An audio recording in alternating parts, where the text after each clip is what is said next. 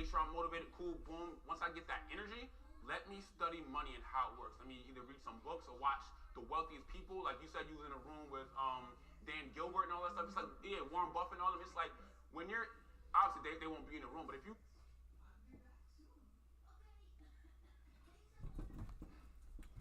all right, let's go.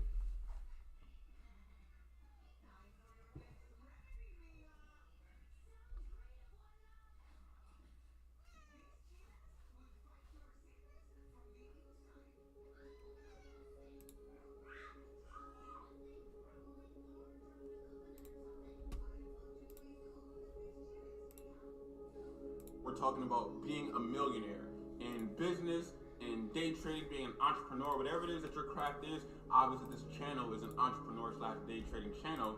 But we're talking about being a millionaire and getting to that level. And people come into this market with that mindset out the gate. And it's so massive that after 3, 4, 5 months, they feel it isn't feasible and they just quit because they're discouraged without breaking it down into bite-sized chunks. 10,000, 50,000, 100,000, 500K, a million. We gotta talk today because I'm about to rant. I'm in a bag right now and I need you guys to really, really listen. A lot of you guys will care about something and then stop caring about something months later, and then just to care about it again a few months later, just to go back and forth with that cycle and think that's enough to get to where you want to get to. And then when it doesn't work out, it's the worst thing in America. It doesn't work. It's a facade. You'll never achieve what you want to achieve. And they project their feelings and emotions onto other people and discourage them out the gate. And I'm not talking about those who are trading and then they want to take a month off to recenter their brain and then jump back into trading again, because that's perfectly normal. After a string of losses or a consistent winning streak and you want to withdraw that money and enjoy yourself or learn from the losses and pick back up a month later, that's fine. I'm not talking about those type of traders because we are like that. I'm like that. Sometimes you got to take 2 weeks off, 3 weeks off. That's cool. I'm talking about those who will be locked in for 2 months straight and take 5 months off and not even have a plan to recenter their brain. They're focused on a whole nother craft, and then when that craft doesn't work out, they try to come back to this as if like, oh, let me just give it an extra month and I think it's gonna work. You just missed 5 to 6 extra months you could have been locked in, and you go back and forth and back and forth and you get discouraged. And that is the greatest part about this job and the worst part. Being an entrepreneur and being a trader, sorry, I'm hitting stuff, I'm locked in right now. Being a trader and being an entrepreneur is because it's all on you. Freedom, right? You have the freedom to do whatever it is that you want. That's the pro, and the con is everything falls on you, good or bad. And that's why I think a lot of people settle for actual jobs who are natural entrepreneurs who were selling stuff when they was 10 years old and 15 years old. They're natural entrepreneurs, but now they are at a 9-to-5 job because they're scared of the risk, because they like that you work into a workplace, you go there, you get a guaranteed check, by year 4 you have it all automated. It's easy to blame other people. Oh, this person got a promotion because she's sleeping with the boss, or this guy got a promotion because he's best friend with the boss. Like all that, it's easy to put blame on others. When it comes to this market and you're not making money, it's all on you. Period. End of story. For me, I think that's the main reason why I became successful. Like the only reason is my ability to adapt. And I call it quitting, like simple as that. Like people have a hard time when it comes to quitting. And even I do as well, but like I kind of use adjusting and quitting as the same thing. It's like I basically quit college to chase a dream. I quit playing basketball to go somewhere else. So I think that's the reason why I became successful, is my ability to, audit a situation, when it came to basketball. Like when I left high school, I went from 2 points per game to 15 my senior year. And then I was like, all right, cool. I can go to this school, and then eventually find my way to a D1 school. And then that's when I realized, okay, everything's advanced. All of these people are good. Like every single one of them was the best player on their team in high school. And I wasn't even the best player on my team in high school. I felt like I was the second best. And I realized, like I said, that the people who were starting and averaging 20 weren't going to that. It wasn't like we were Kentucky. We were St. Peter's, a mid-major or a low D1 school.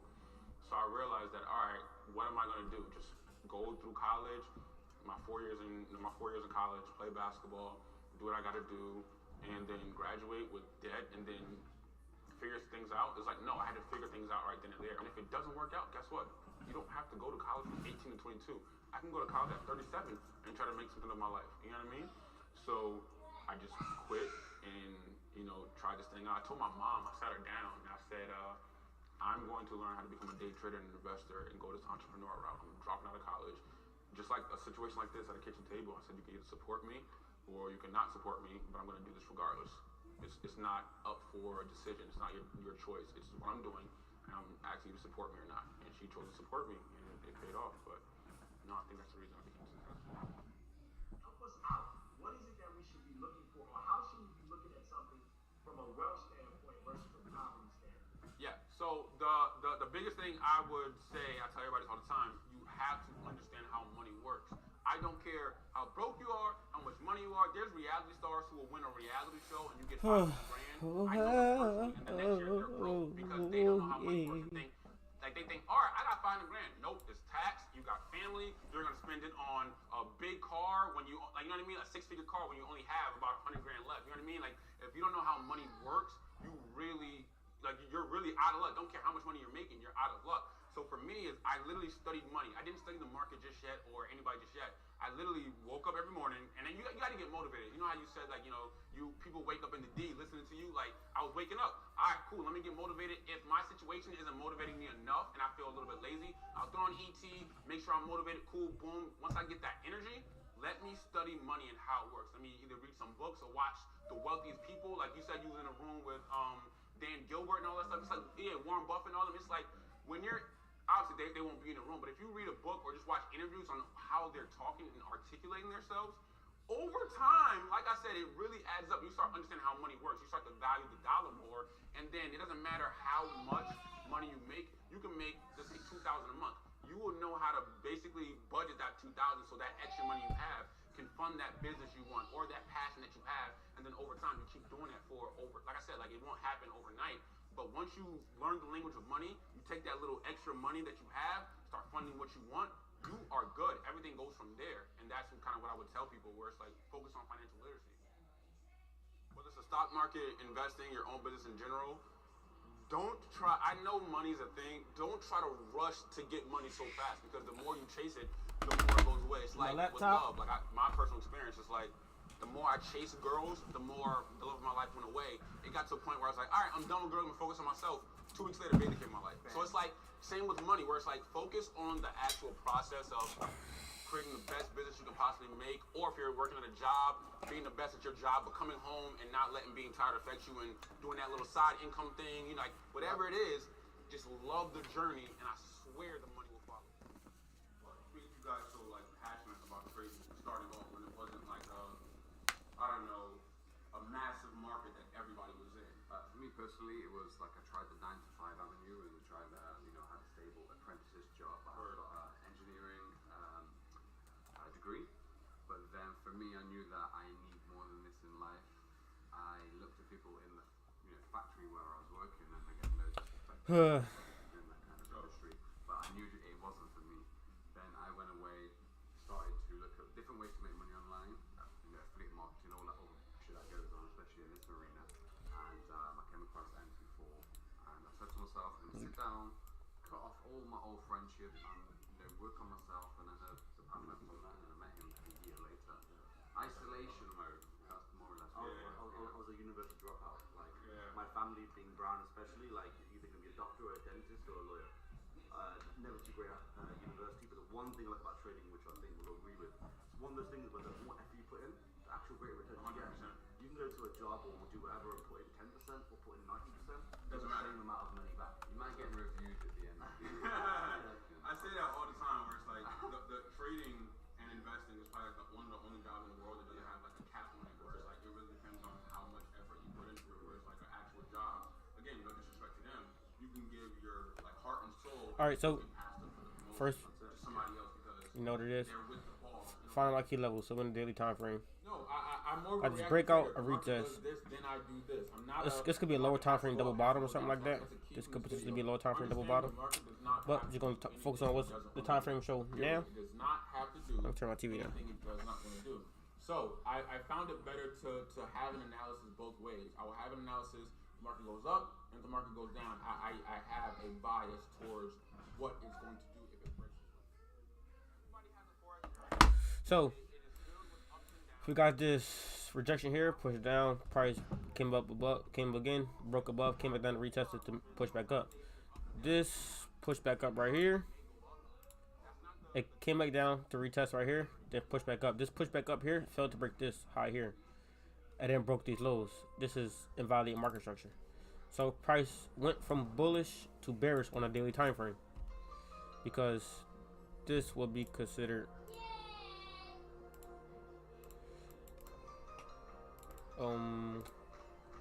change the character, right? So daily shows bearish movement, right? See if I can find where I be targeting. If I were to take these cells below here, where could I see price would go into before rejecting off again? Let's identify that.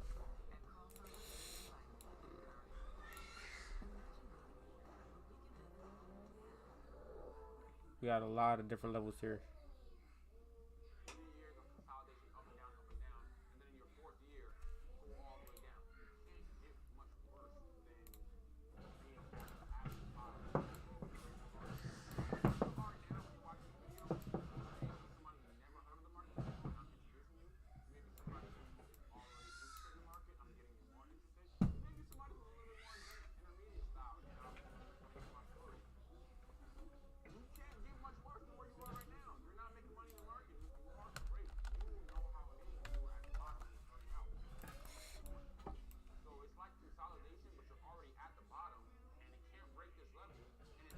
I don't like this. Don't like that. So we're gonna base it off of here. I don't know if y'all can hear that or not, but if y'all can, my bad, cuz. We're gonna keep it going. Let's go base it off of here. Boom.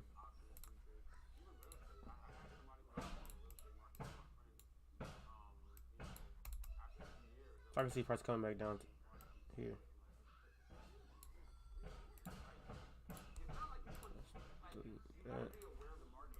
That's the daily time frame, okay? So I see sales. I can see price coming down to here on the daily time frame. You see the 4 hour showing me. On 4 hour we have lower lows and lower highs being created. As you can see here. Lower low, lower high, lower low, lower high. So what I want to see is for price to break, according to the 4 hour, what I want to see is for price to break this low here. Come back up to retest it for me to take sales on a small time frame.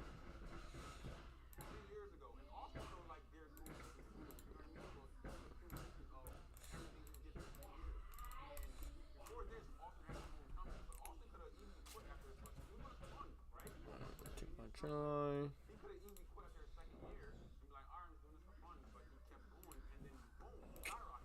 No, we're going to wait for the third pullback.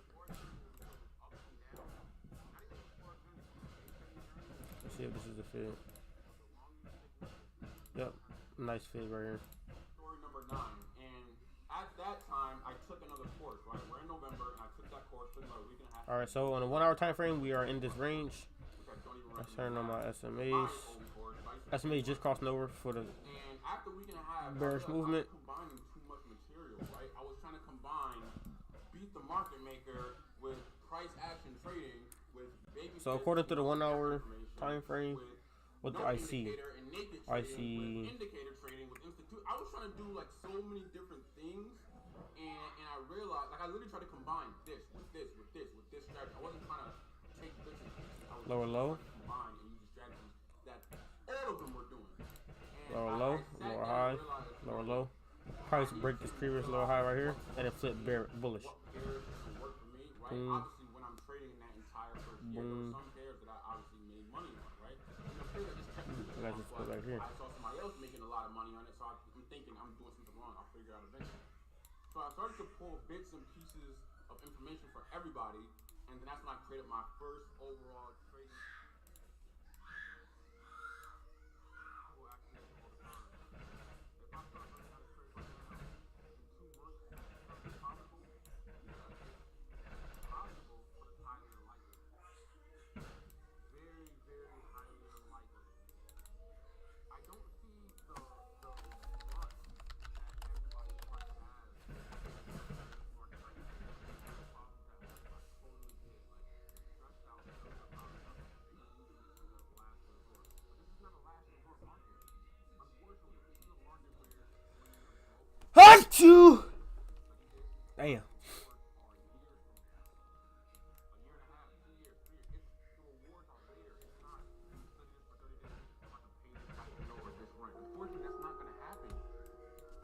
can't just roll into the market and expect to just rock with the big dogs automatically. It takes time. You have to put the work in. I don't know how many times I have to say this. Put the work in, and you'll reap all the benefits and all the rewards from it. Period. Simple. End of story. Like, I said this, like, in my... I can actually get it on sales right now, literally. Let's see how this line up. You guys will go to medical school for 8 years and not even blink an eye. Not even have, you know, a position at a hospital or anything in general and not care. You guys will go to college for 4 years without even knowing what degree you guys... Trying to see how that horizontal line up in a hard time frame. Yes. This is a nice level right here. Rejection, rejection. Fake out right here. Rejection. Rejections. Yes, this is a nice level right here. Let's go right down to the 1 hour. I actually could take sales right now, literally. Am I going to take it? I don't know. We'll see. If I do take these sales, my stop loss will have to be like a 50 pip stop loss.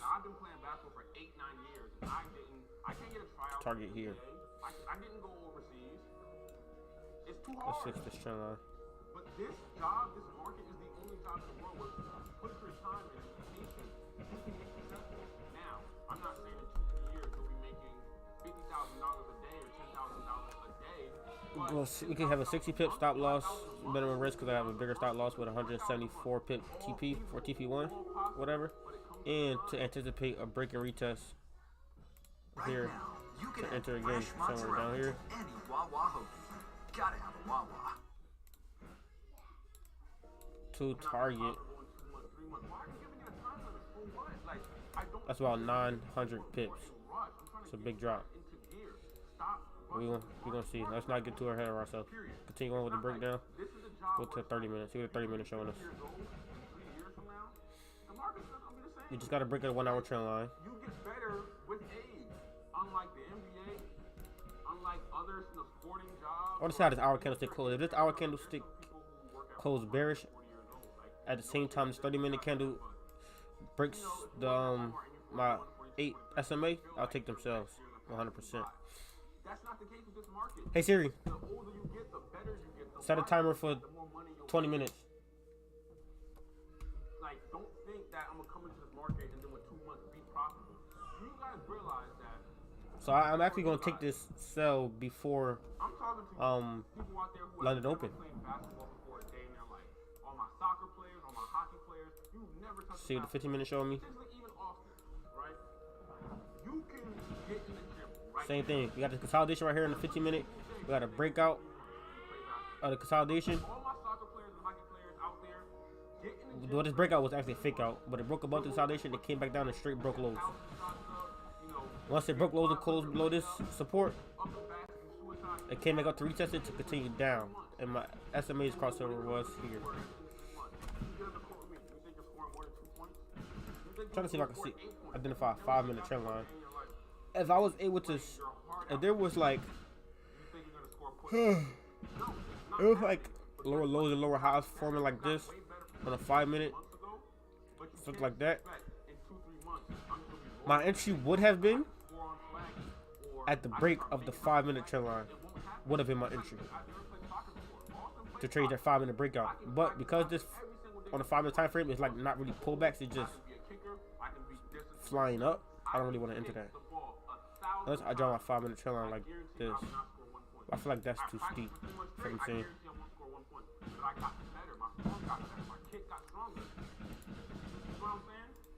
I can't expect to just roll with the big dogs from 3 months of practice. On a 1-minute time frame, this high was created, then this low was created. Basically,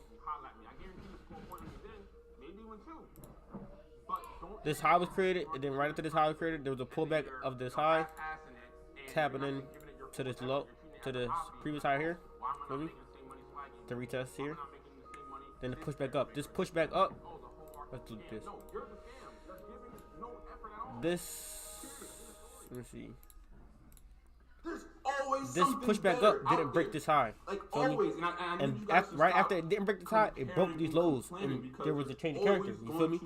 So you got this higher high, lower high, higher high, lower high. This high fell to break this high, a lower low was created, flipping the of them.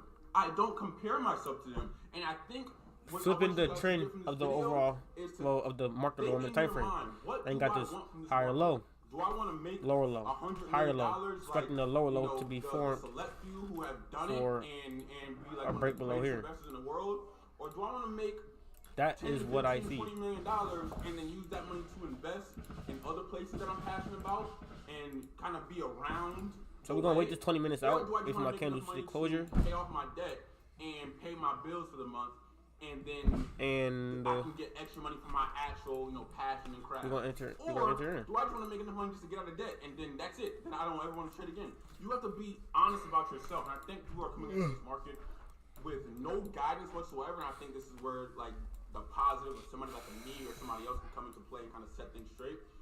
Figure it out what it is that you want, because I know what it is that I want. I don't want to be somebody who's a day trader 10, 15 years from now, and my goal is to make 200, 300 million. That's not my goal. Like, that's not my personal goal. So I can see Chris Williams. My goal is to always be a day trader, always be an investor.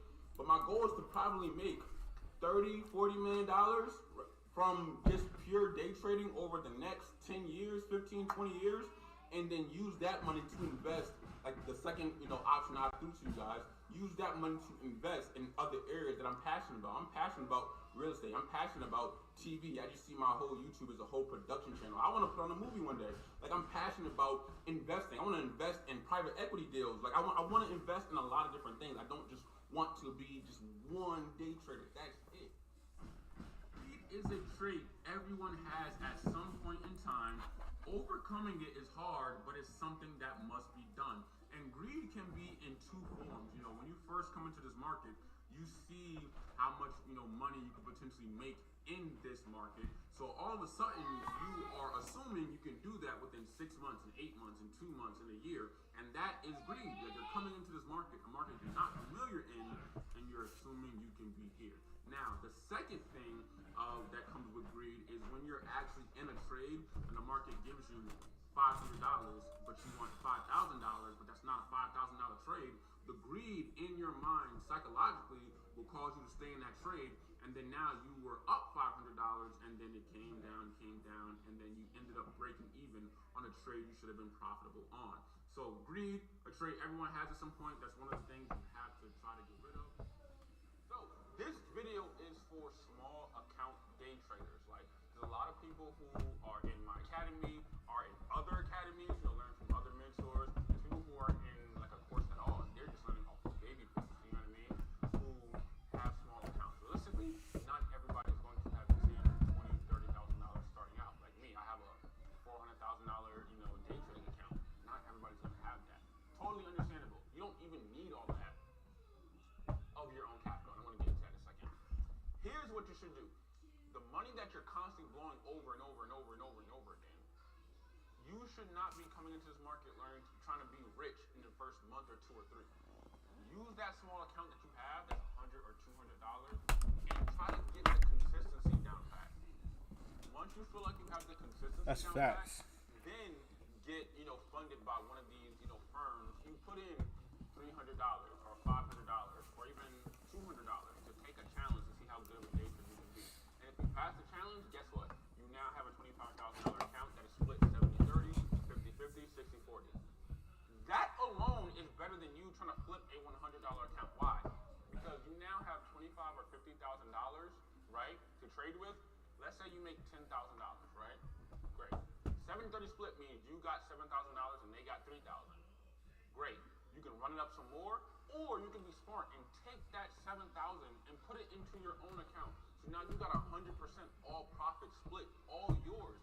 And that's only going to come when you manipulate the system, like I keep saying all the time, and use those fully funded companies. And people don't look at it that way. Now, you can keep, whether it's FTMO or all these other companies, forever.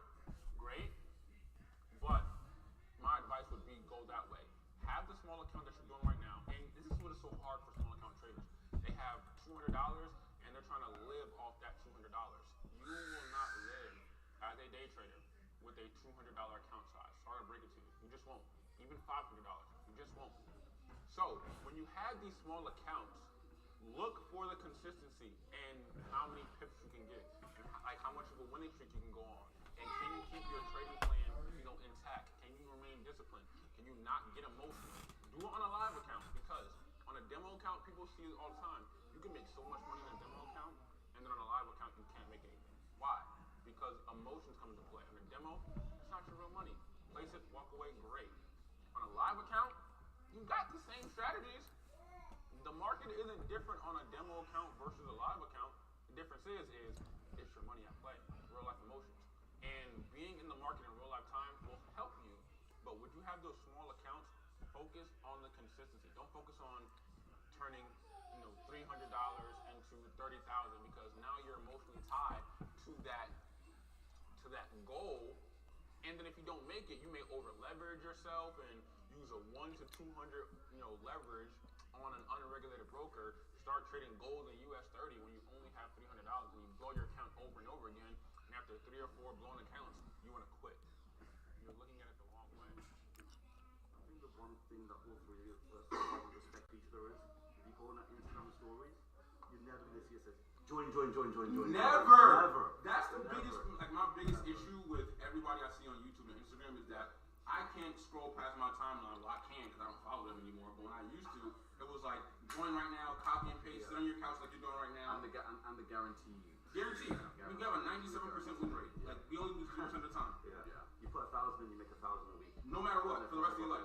And even if they did have a 95 guaranteed win rate, if they were super geniuses, then the clientele aren't, because of psychology and stuff. So Correct. it's a very open field to play with. And that's kind of when we started Astro. I think that we never wanted to like financial freedom. I've never said it. Never. I've never said it. Shoot me before I When it comes to trading, it's like you have to have passion. Yeah. One thing I always say to people, you like sitting in a computer. Do you see yourself doing this? If so, do it. Don't do it because your friends said that they have a castle which no one's ever seen somewhere. Yeah, and I feel just from my perspective, I'm sure you guys know I'm heavy into the chart. I was always trying to better my material, myself, and my mentality. And I actually learned a lot from the psychology of the other people as well. I always have like a secret formula for this. It always works. I always say, whatever pairs you're looking at, what's the price right now? Yeah. And if you can't name it, you're not really looking at it. And that's why you have 2 or 3 pairs. And then I always ask that question to students. Alright, cool, you got 10 cards open. Tell me where that is. Tell me where that was last year.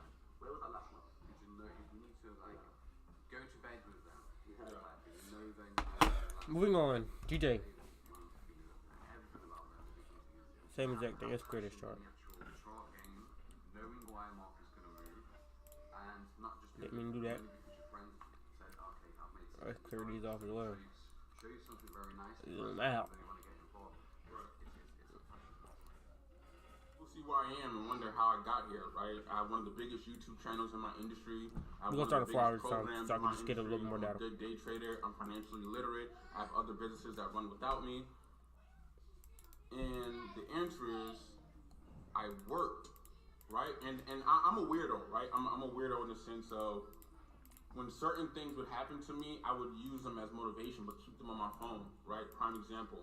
I have a bunch of voice memos from me in 2012 and 2013 and 2014. Like, I literally would record voice memos of how broke I was, of how, I was in such a bad situation, record it in a voice memo, right, on my Android or on my iPhone, and send it to my old high school email, and I still have it to this day.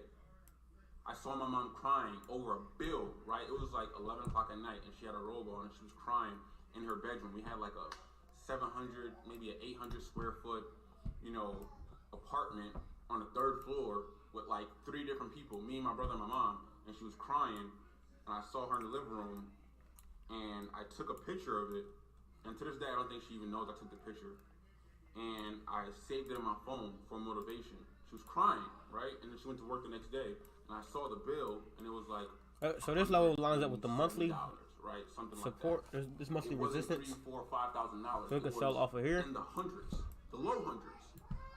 Feel me? And seeing stuff like that, Resistance, keeping them on my phone, it resistance. made me go to another level, right? Why am I look on going a too weekly. hard? My situation is not right. I'm not happy where I am. It's right? trading below. You guys, my friends at 18, 19, Weekly fake you guys out. may be happy, right? You probably got both parents, right? You probably, have a little bit of money in your bank account. You Resistance guys are with the good. fake out here. Not me, right? And I was always a firm believer that my mom literally woke up like at 4 o'clock in the morning and didn't get home until like 9 o'clock at night, right? She had to, get up, walk, to the bus station in the snow, which was like 2 miles, because the buses didn't run that early in Connecticut, and take the train, and go to work, and do the same thing back. It was a lot. I used to see that every day. My dad struggled, right? We were homeless twice. I was living in the car at 7 years old, right? I was blessed to be in these situations because when I got to high school and even 18 years old when I'm an adult, I told myself I'm going to figure out how money works because it's not going to be a crutch in my life no more, right? Started studying day trading, started studying investing, started studying overall like finance as a whole. And I don't regret a single second of it. I have so many Snapchats and Instagram stories of me literally looking at the charts in 2014 and 2015, reading finance books back then. This is just hella fake outs right here. Because Oh cap. that is what propelled me to get to where I am today. There was absolutely no reason for me to be at every holiday function. For what? It's not a Merry Christmas for me, right? It's just not, right? What am I celebrating the 4th of July for? For what? We were not free, black people, and that's a whole conversation for another day. But these are the things I'm thinking of, right? Why is everybody, all my friends, celebrating Cinco de Mayo when all of Mexico don't even celebrate it? It's regional. These are the things I'm thinking about, right? And I'm using those extra days to work, right? Because I know people in my industry back then weren't doing that because I'm watching their stories.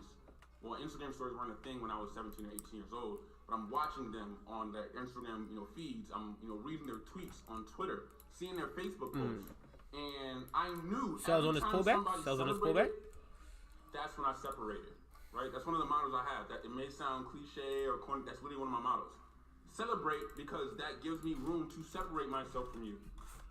Christmas, holidays, I literally worked. And Sells on this pullback?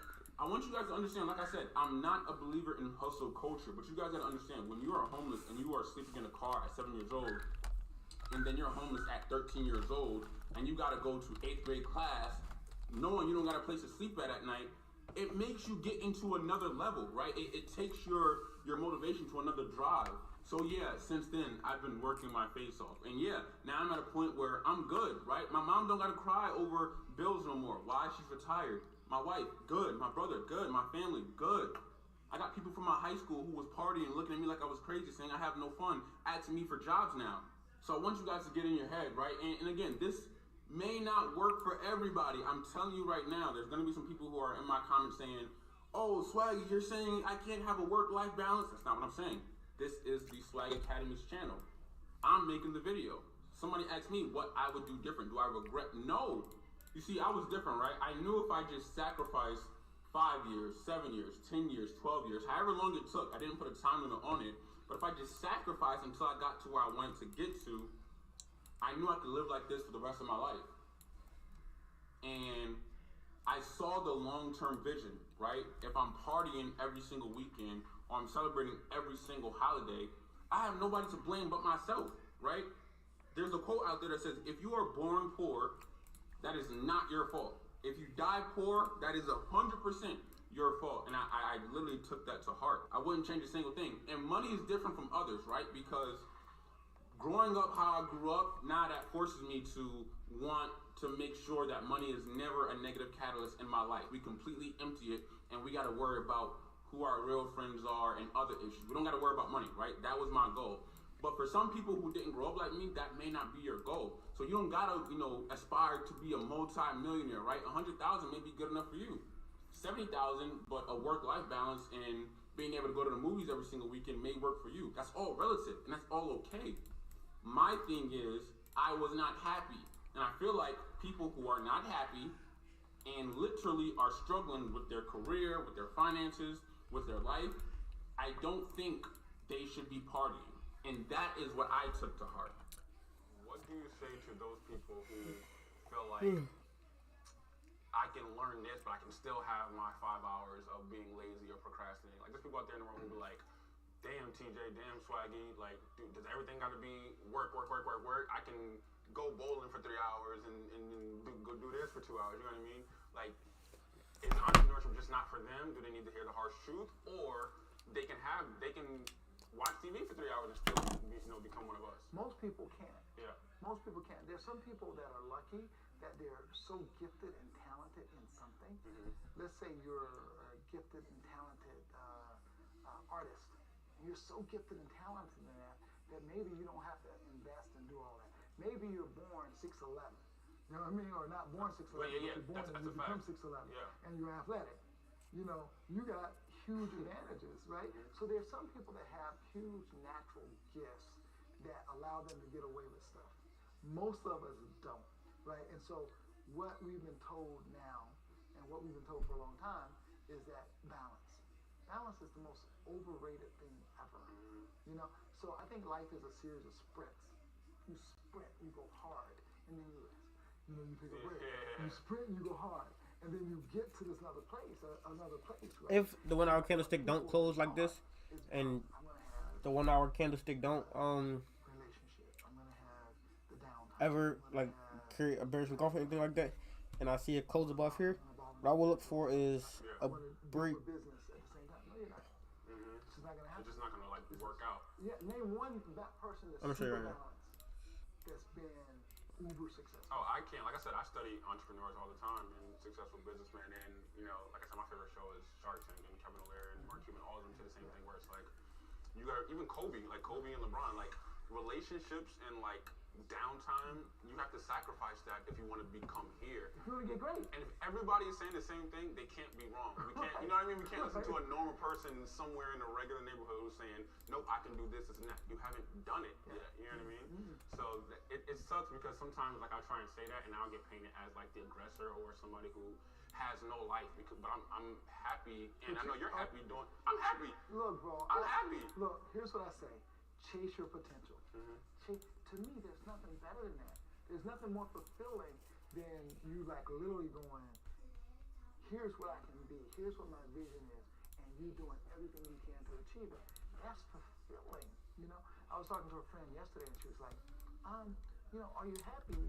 Or how was your day? Were you happy and joy? I said, I don't know. Like, I wasn't even thinking about that, but I got this vision, and it's hot, and I'm like, I'm trying to make it happen, I'm trying to figure it out, and that is, amazing feeling. The point of Right now, you can add fresh mozzarella to any Wawa hoagie. Gotta have a Wawa. The point of trading in the market is to get an income so you can be free, so you have all the time in the world to experience with your family, your kids, your mother and father, and go on the vacation that you want to. And if you are a part of that small majority who actually excel at trading or have some type of income from trading or have this as a full-time job, then yeah, like stop looking at the charts 24/7. It's okay to take a month or two off if you're really good at it, to be with your family, be actively present, to get that, recharging back inside of you, and then come back on the charts and try to, kill it like you used to do in the past. But I'm not trying to be the greatest trader of all time. I'm trying to be the greatest trader for myself, to where I can provide an income for my wife, myself, my family, and that's it. I started out broke, obviously was in college, dropped out of college. My third year, I had my aha moment. And what an aha moment is basically the eureka effect. Basically when you realize, like a light bulb goes off in your head, like, wow, it finally hit me. Like, you guys gotta realize, when I had my aha moment, it wasn't that I learned brand new information. Like, I took that 5th course, obviously, within my 2.5 year. But my 3rd year, it wasn't like I learned any new information. It was just, relax, stay calm, stay consistent, do the same strategy over and over. I seen a Forex video on YouTube saying, the Forex cycle of doom, which is why you'll never make money in Forex. And I watched the video, and he's actually quite right in the video. I haven't watched it in a while, but when I did watch it, he was saying, many of you guys won't ever make money in the Forex market because you start trading, you have a strategy, you lose money after about a month, and then you find a new strategy, test it, lose money, and you keep going through this cycle trying to find new strategies as opposed to honing in on your one strategy and making it work for you. If you're a scalper, hone in. If you're an intraday trader, hone in. If you're a swing trader, hone in. And that is the reason why a lot of people won't make money in the markets, because they keep switching and switching and switching as opposed to sticking. Like, when I bought those 3 to 4 different courses, they were all the same. One wasn't price action market structure course. The next one wasn't an indicator-based course. The next one wasn't a psychology-based course. The next one wasn't, a beat the market maker course. No, it was literally all together. All of it was pure price action. All of it was pure market structure and psychology. It's just people just taught it differently. But it wasn't indicator I learned and then no indicator. It wasn't, one extreme or the next. And saying all of that, I didn't have a Forex cycle of doom. I was on the same cycle, learning the same strategy, just from different people to see, okay, does it make sense now? Okay, this is his perspective, this is her perspective. Okay, all right, it's starting to make sense now. And then boom, it comes together, the aha moment, the eureka effect. Join a community is so important, whatever that community may be, because basketball players hang around basketball players, the Drew League, NBA, even these Instagram hoopers who make funny videos, they only hang around other people who do the same thing they do. Why? So they can better their craft and see what they're doing, right? Actors hang around, other actors and actresses so they can better their craft. You as a trader or an up-and-coming trader, who do you hang out with? Tell me right now, who do you hang out with? People who don't trade, who think trading is a facade, and you're wasting your time. How do you think that's going to impact your mind? How do you think that's going to impact your mind? That is all you hang around with. You think that doesn't influence you? It does. So I need each and every one of you guys to hang out with people who are traders. I mean, I hang out. It doesn't be physically. I don't hang out with physical traders, but most of my time is spent around that. My community, my YouTube community, my DMs and Swag Academy, and the webinars, and everything is centered around that. And once you guys do that, you guys may feel a sense of relief that, all right, I'm really doing my thing. I'm not spending my time and hanging my time with people who don't believe in what I'm doing, don't care about what I'm doing, not interested in what I'm doing, and somehow you think you're going to manage and beat all the odds and still be a trader.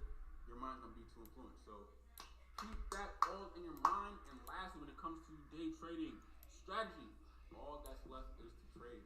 That's it. Just trade. And you guys may wonder, like this all ties into strategy. Trading, knowing the sessions, having your actual broker, ready and lit up, knowing the pairs you're trading, having the music you listen to ready and active, have your alerts set up, spend Saturdays back testing, write your notes everywhere. Like everything is centered around that. Once you do that, you'll be in a way better position, in my opinion, when it comes to this market. But I place success on happiness, meaning somebody can make $50,000 a year and be this video game player or something, a teacher, and be so happy in life. Like, I mean, they don't have a single complaint. They're just happy. They're just, just as happy as ever, ecstatic every single day. And somebody can make $500,000 a year and be miserable. I would say the person making 50 grand is way more successful than the person making 500,000.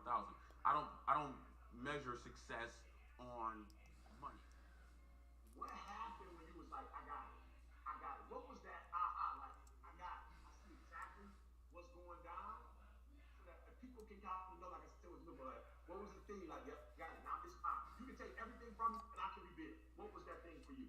I think for me, this may go underrated. It may be a lot of I had to take a motherfucking piss. Agree or understand it. It was confidence. Like, it was my ability to really be confident. I was like, yo, I've studied this for 2-3 years. Why am I still hesitating or still wondering how it works or if I'm even good at it? I've studied this for 3 years. I can accurately call the market out or do X, Y, and Z, or if somebody brings a topic up, I can talk about it all day. But when it goes to the actual market, I'm hesitating. No, you're confident. Live, die by it. Be robotic. Whether you win or lose, just be robotic. You're executing a job. You're a master at your craft. Act like it. And once I acted like it, like I said, it sounds like you need to understand more and read more. No, it's literally a switch in your brain.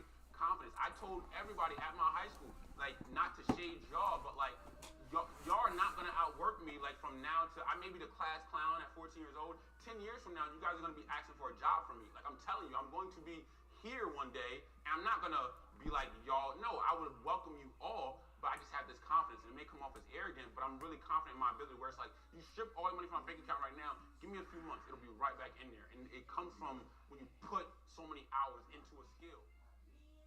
The close friends I have right now who watch my life will write me all the time saying they admire me, not because of what I did, but because I took the risk. Right. You know what I mean? Like, people know me, I'm never scared to fail. Like, I took a piss, love cuz. failing, but I am one of those people who believe that if you fail, it is a lesson. Like, I read a book in School of Titans of, I forgot, some entrepreneur who said, I think it was the guy who created PayPal, not Elon Musk. I know he started PayPal, I believe, but somebody else. He said, why do you think failing gives you a lesson? It's just a waste of time. You don't learn anything, and you just all that stuff. I don't believe that. I really feel like every time I failed, it taught me something that I could, make sure to avoid the next time over. So when people write to me saying they admire me because like I took the risk, I try to teach people, hey, take the risk. It doesn't have to be trading. It could be anything in general, but take the risk on your dream. Because what do you want to do? Like work a 9 to 5 or something that pays the bills that you hate until you're 70? No, like it makes no sense to me at all. So I think 90% of people are scared, maybe 95, to chase their dreams, and that's when we made that execution video. I made that a priority to be like, hey, what is your strategy in terms of being successful? It's not day trading. It's not, it's literally execution. I executed on day trading. I just went 100% all in. That's it. Like it's as simple as that. And people are scared to just go. I made my first, 100 grand or 200 grand. I'm thinking, I'm balling, I'm rich. I'm like, all right, it's lit. Yeah. And then I'm like, okay, rent, okay, cool. But rent, I got family to take care of, taxes. And then after that, it's like, I want to do some things for myself. Then it's like, damn, I only got like 50K left. 50K left. That You know what I mean? 6 figures Damn. was gone quick. You know what I mean? Gone real quick. Like I'm only at 5. Yeah, exactly. So it's like, for me, at a very, early age, I realized that, okay, if you ever come across a large lump sum of money or it's steady, you always have to be on offense. You can't be on defense where it's like you get a large sum of money or it's over time and you're literally just saving all of it. You know what I mean? And you have to attack. You gotta be like have a certain level of risk to you where it's like, all right, I'm gonna start this business and do X, Y, and Z because they don't know too much, but you have several businesses you started, you put your hand in and they're all successful right now. And if you were on the defense and just holding all that money and just money, be like, oh yeah, I'm rich. You're not really rich if you're, this is my opinion, if you like are like having a bunch of money, you're saving it, but you can't really, you know what I mean? There's a difference in wealth. The difference in wealth and rich, you know what I mean? And that's what I've had to like learn for just listening. When you get into these rooms, when you start making a little money, it's weird. You start getting in these rooms and you can start hearing people talk and you pay attention to people and hear the problems that they have and know that you're going to get there. Correct. Or figure out how to avoid those. Correct. And it's always, you have to have multiple things going. Mm-hmm. Every wealthy person out there, they have more than one thing going. Easy. You have built successful businesses. Yeah. There are people who are turned away by failure and they're hinged by it. I'm pretty sure there's probably a business or two that you failed. Oh, absolutely. How did you get over that and that never set you apart and be like, all right, maybe this business thing and this route isn't for me? I never thought about like this business thing isn't for me. Mm-hmm. For me, I think I've always had confidence that if you can see something, you can build it. And so for me, it's just a matter of saying, okay, I got a vision for this thing. I'm going to build it out. And there's been mistakes, right? Like I built I call it the $750,000 car wash. Mm-hmm. I built a car wash mobile detailing business. I had kiosks in the Washington, D.C. area. I had a warehouse with a bunch of mobile trucks. I had people going out and doing all this business, right? And I spent $750,000 didn't make a dime, really, and lawsuits and everything, because like the signs that you put up, like the realtor signs for car wash, with the wind would blow, hit somebody's car. You tell somebody how to wash the car, but then they would, spray it on a rag and then do their thing, spray it right in it. The guy's Ferrari not working anymore. So I had all types of issues that caused problems in that. But you take that and you learn, right? And that's why, like, as a coach, it's so much easier for me to look at your business or his business or his business or their business and say, look, here's how you can improve that. Because I've had this experience, I've had failure in that stuff, and I've had things like that. Now, if I start something, I can spin that up a lot.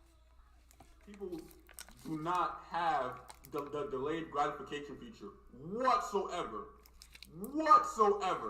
Like when it comes to an actual job, like a 9 to 5 job, yeah, you do, because you guaranteed check every single 2 weeks, so you're not really worried about it. When it comes to market, there's some days you win, some days you lose. And that is why I tell people you should not be relying on market money as your rent money, as money that the only money you have left, because it's too much emotions involved. The market is very crazy, it's very volatile. It can't guarantee you, there's no strategy that's guaranteed, there's no formula that's 100% like out there and everybody can use and everybody will make money. That's not how it works. Like, I want you guys to understand, and I'll make a video on it later. Every strategy you see on YouTube and online works. Keep that in your mind. Like, it all works, but it's not 100%, and it won't work for everybody. It won't work for most people. Somebody came out with price action trading. Somebody like studied it, man-made, was profitable, was good. Several people were profitable, and now there's people coming into the market in their first year saying, "Don't trade. You trade price action." This is their first year in the market. "You trade price action, blah, blah, blah, blah." Like, I'm trading smart money. You're never going to make money over there. You just started trading. Shut up. And this is what I'm saying. Like, smart money, that works too. There are so many different strategies that work. Figure out what it is that works for you and stop bashing other people. Stop comparing other people for the path that they take. Focus on you and give yourself the time. Like, if I was still a babysitter right now, like right this second at 26 years old, that means I would have 7 years in the market, and guess what? I wouldn't have quit. I would not have quit whatsoever. I think, and mind you, I don't want to hear about conditions. I was in just as poor as conditions as somebody watching this video. Maybe not the super poorest, like maybe people in other countries who like don't have anything. I'm not talking about that. And that I understand and feel sorry for and wish the best for. But we were struggling with rent every single month, and we didn't have food all the time, and I was homeless a couple of times, so I know what it's like. And if you're telling me from 19 when I first came across the market to 26 right now, if I was still a babysitter, would I have quit? No. It would just be my 7th year in the market. I'd hope this year would be my aha year, my crazy year. I just hope. Like, I'm putting the work in. And that's why I think the issue with you guys is you guys won't do that. Do what you want to do. Be a trainer. Be an artist.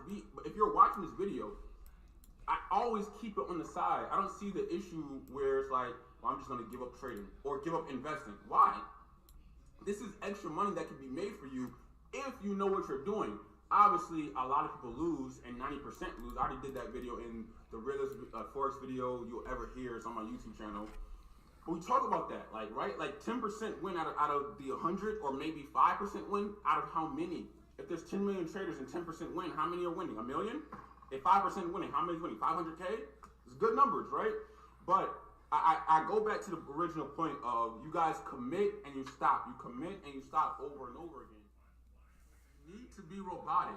You know, if losing a trade causes you to cry, stress, or go into deep thought on if trading is for you, you shouldn't be in that trade. You are risking entirely way too much. And a lot of the times that happens with people where they lose one single trade, one trade. Like, they forget that everybody in the market loses. The best, the worst, the middle, everybody loses. They lose one trade, and now they're in a bathtub crying with candles everywhere because they lost that trade and they blew their account. No, you risk way too much. You have to be robotic when it comes to this market. You win, you lose, you lose. You're trying to win more than you lose, but you have to be robotic. You're here to do a job, just like with, you know, actual career jobs in the world, or sporting jobs, and NBA, NFL, MLB. You're here to do a job. You can get excited when you hit milestones, but you should not be, you know, crying when you lose one single trade. That clearly shows you're risking way too much, and that messes with you psychologically, and your emotions are all out of whack. It's okay. We're talking about being a millionaire. Like, you could make 50,000 from this market, and then take that and invest it somewhere else, or invest it into an idea you had, or invest it into your physical training program, and then make $1 million from there. Guess what? You made $1 million. You made $1 million, and it all started from what? From this. So again, this video is wrapped around making $1 million, being an entrepreneur or being a day trader. But if you made 100K from day trading, and you took that money and invested it somewhere else, whether it is on your personal development or into a company, and you made $1 million from that second thing, it all started from here, right? So you can classify yourself as that, as a millionaire, as somebody who has built something who's done something, done well for themselves, but it all started with the focal point of here. Or if you're somebody else who works a job and you have extra money, you put it into here and you make some money from here, great. But take it down, put it into bite-sized pieces. Try to make your first 1,000, then try to make your first 5,000, then 10,000, then 25, then 50. And if you make it to $25,000 or $50,000 and you feel like trading is good, I just want to keep it as a side hobby for now, like a legitimate side hobby that I'm focused on. But my real life passion is this, whatever it is, and you want to take some of that money and put it into this, do it. You do not need to try to compound your account to $1 million, because guess what? There are some losses in the market. Your win streak right now may not be your win streak next month. If you can come across making X amount of money, take it out. Take some money out and focus on what it is that you want. There are select few that are, all in. Day trading, Forex is their number one thing ever.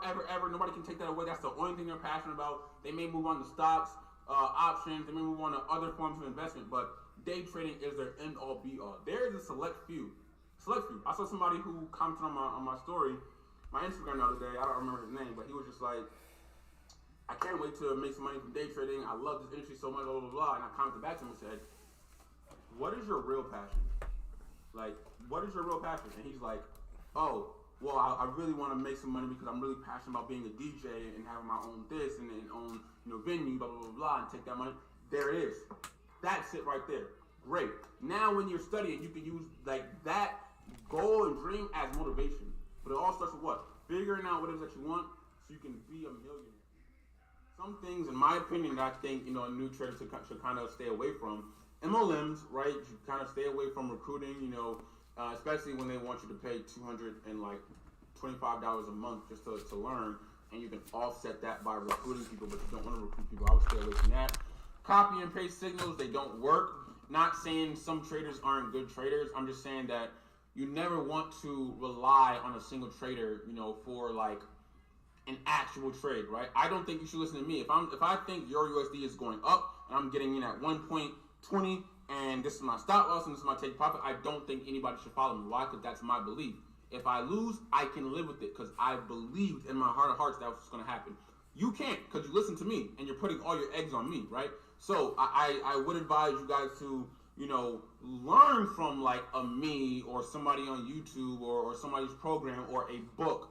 Or like I have, like if you can see over here, I have a bunch of books over here and go all the way down there, right? What did you learn? What was the patterns that you saw to go, oh, I don't need to just be working hard no more. I need to turn these hours into being able to buy baby 2 bags. Yeah, so working for me, I realized, man, in high school, you had to work hard. And then when I got past high school, it was like, oh, everybody people in 9-to-5s work hard. People unfortunately, like, who are lower than us and financially, they work hard every single day. It doesn't show for it. Teachers teach the world. It doesn't show for it. You have to work smart and diligently on your craft and really be passionate about it. You know what I mean? So like people who are in poverty and trying to go from poverty to, wealthy or even rich in general, it's like several things. You got to be passionate about it, but you also have to have patience. And I understand how hard it is and counterproductive it is to tell somebody who is poor, hey, don't focus on the money, be patient and love the system. And it's like, nah, I need $100 right now. You know what I mean? And it's like the streets is calling, or I can get a 9-to-5. So it's like, I know it's very, very, very tough, but I'm telling everybody out there, figure out what you would want to do. I'm an investor. I like investing. Like I said, you got to be rich to be an investor. I was dead broke. $2 in my bank account as I was 19 years old in college, broke. And I started trading for the first time. I just started studying. I was babysitting, so I started saving up money from babysitting, and then I put that into the stock market. Like, you know what I mean? So it's like, you gotta find different ways to make things happen. Just like you said, you're not a victim. Like, I think you said this quote, people said this quote all the time. If you come in this world poor, not your fault, you die poor, that is your fault. You know what I mean? You got the chance to turn it around, Right now, you can add fresh mozzarella to any Wawa hoagie. Gotta have a Wawa. The chance to turn it around, There's always going to be somebody that's better than you, and there's always going to be somebody who wishes they could be in your position. There's a bunch of people watching my video right now saying, I wish I could make $3,000 from this market consistently. I wish I could. and you don't see that. He's not grateful for that, but you would rather be in a 9-to-5 job where you get $36,000 for the year and it's consistent because you go in 9 and you come out of 5 and it's guaranteed every single 2 weeks, bi-weekly. When it comes to this market, no, I don't want to put the extra time in or wake up early in the morning or sleep late nights, X, Y, and Z to make the same amount of money.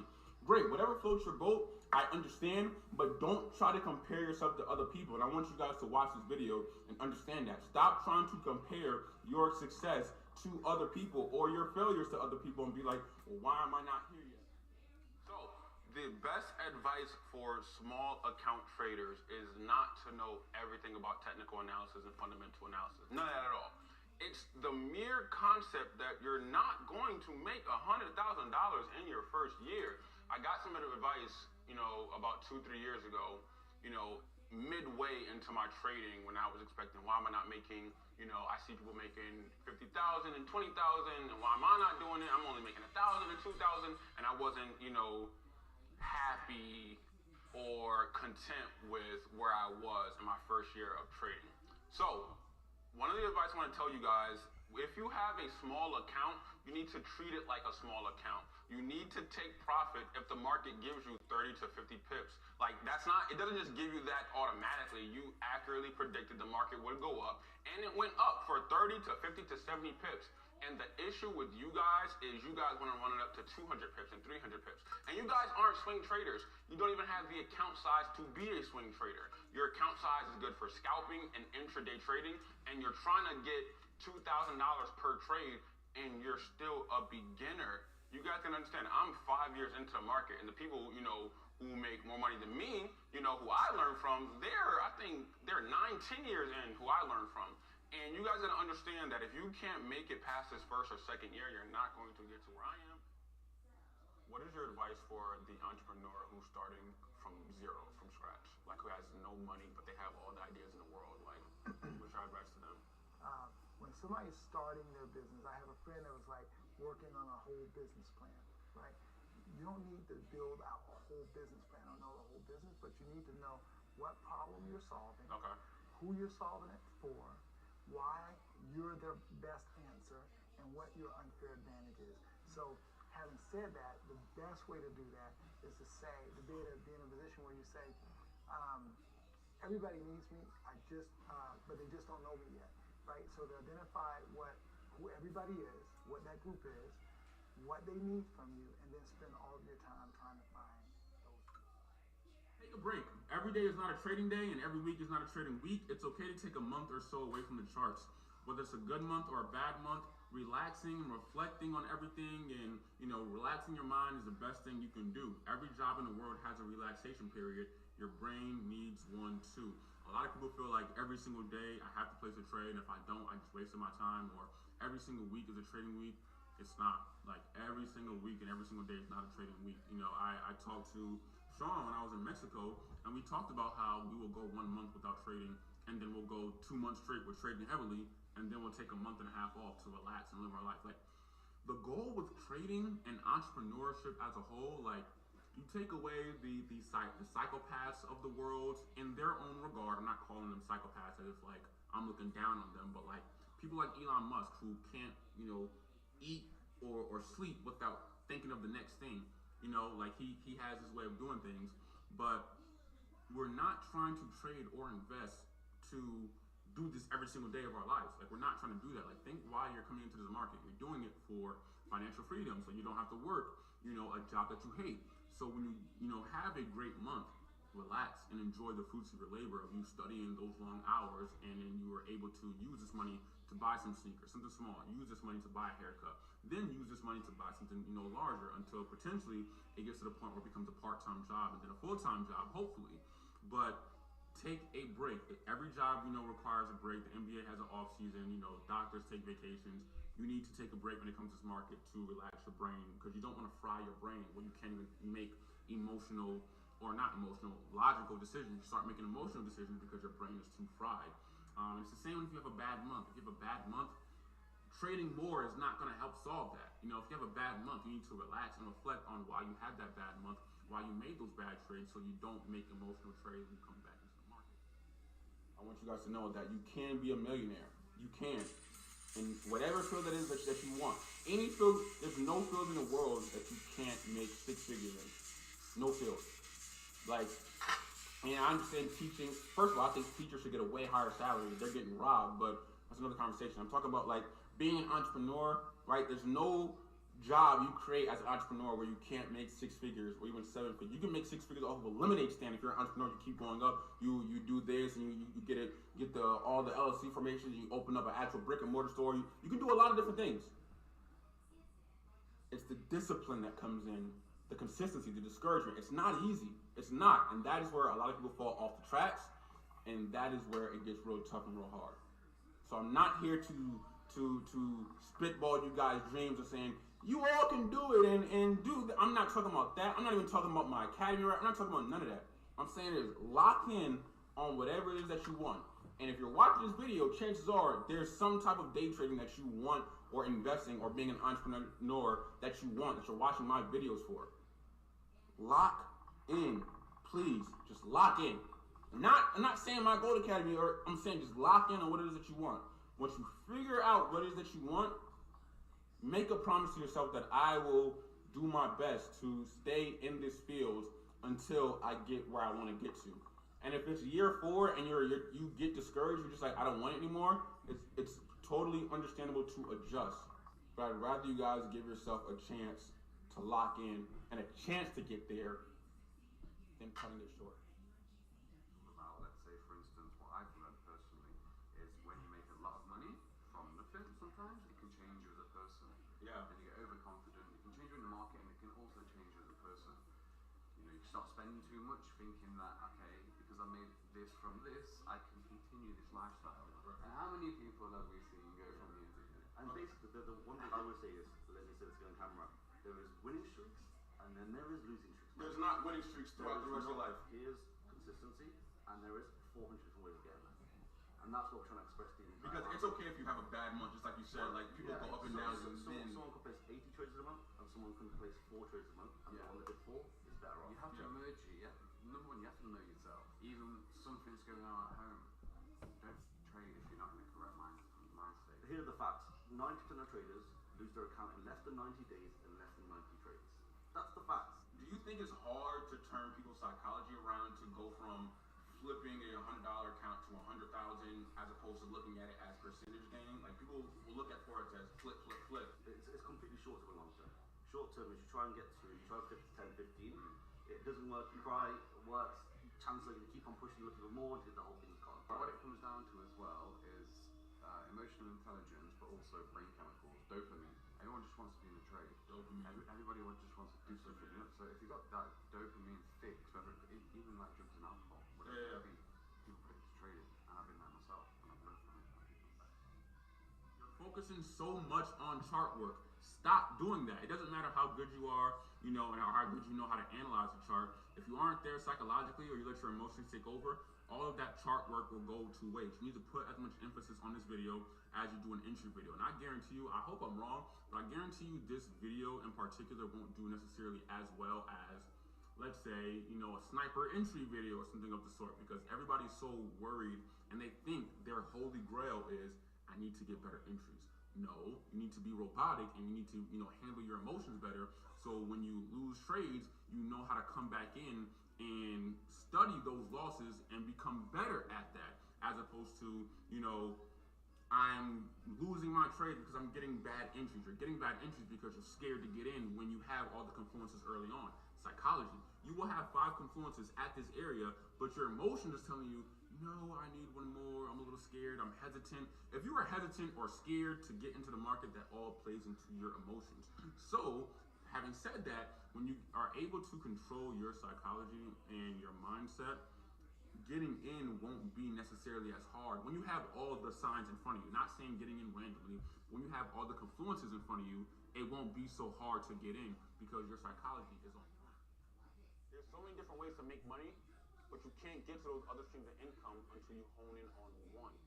And this is a video for another day, but here's a key advice for you guys. Stop trying to chase 5 different streams and focus on one thing. If you haven't done the 5, cool. Like, you can do that in your sleep, obviously. That doesn't require learning new skills.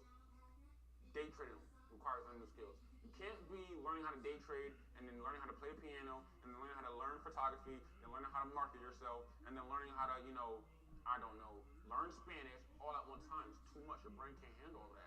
Doing a 9 to 5, you can do that in your sleep. You can do customer service in your sleep. You can work at Target in your sleep. You can be you know what I mean? But you can't day trade in your sleep. That requires actual learning. You can't, like the person who chases 2 rabbits catches none. And I didn't have those 5 streams of income until I mastered one. Data entry at a basic, 9 to 5 job, or you're an assistant somewhere. It's easy because you're getting a check once a month or bi-weekly or even every week. You're getting a consistent check. In this market, you're not, which is why I keep telling everybody, have your 9 to 5 or your side hustle while you're doing this, because if you don't, then you're gonna expect to make money by next week, and if you don't, it's a scam. It's not a scam. This market is a real life thing. It's real. It's just you guys want so many rewards right now. So I want you guys to understand that this is the only job in the world that people will look at it and expect money so quickly, and I hate that. And that shouldn't be the thing. But back to the overall point, what I wanted to say is Saturdays is for back testing and studying. Like I said, you gotta love it with everything that you're doing. The reason I got to that point is because I felt like people give half effort and expect to do something crazy. No, I'm writing notes down in my 7th year and I'm still back testing on Saturdays. You guys saw my story from a few days ago that it was like 2 o'clock in the morning and I was still studying. Like, that's just the life of a trader. Even when I played basketball.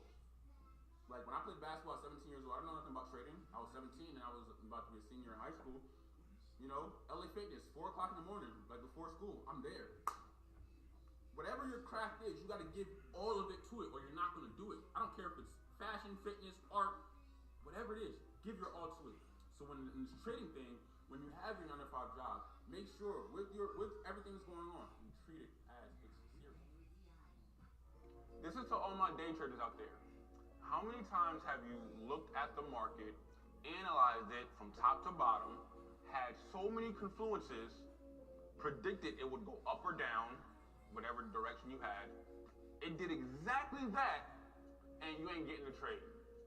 Probably most people watching my video, if not all of them, have experienced that, but the majority of them still are experiencing that to this day. Like, there's no gift for being right about the market on where it's going and you didn't get in. You're scared. Point blank period. That's all I can say. You're scared. Like, posting on Instagram that I told y'all Euro USD was going down and you didn't get in the trade, does absolutely nothing. Texting your friend, I told you GBP, listen, I told you skyrocketed. What do you have to show for it?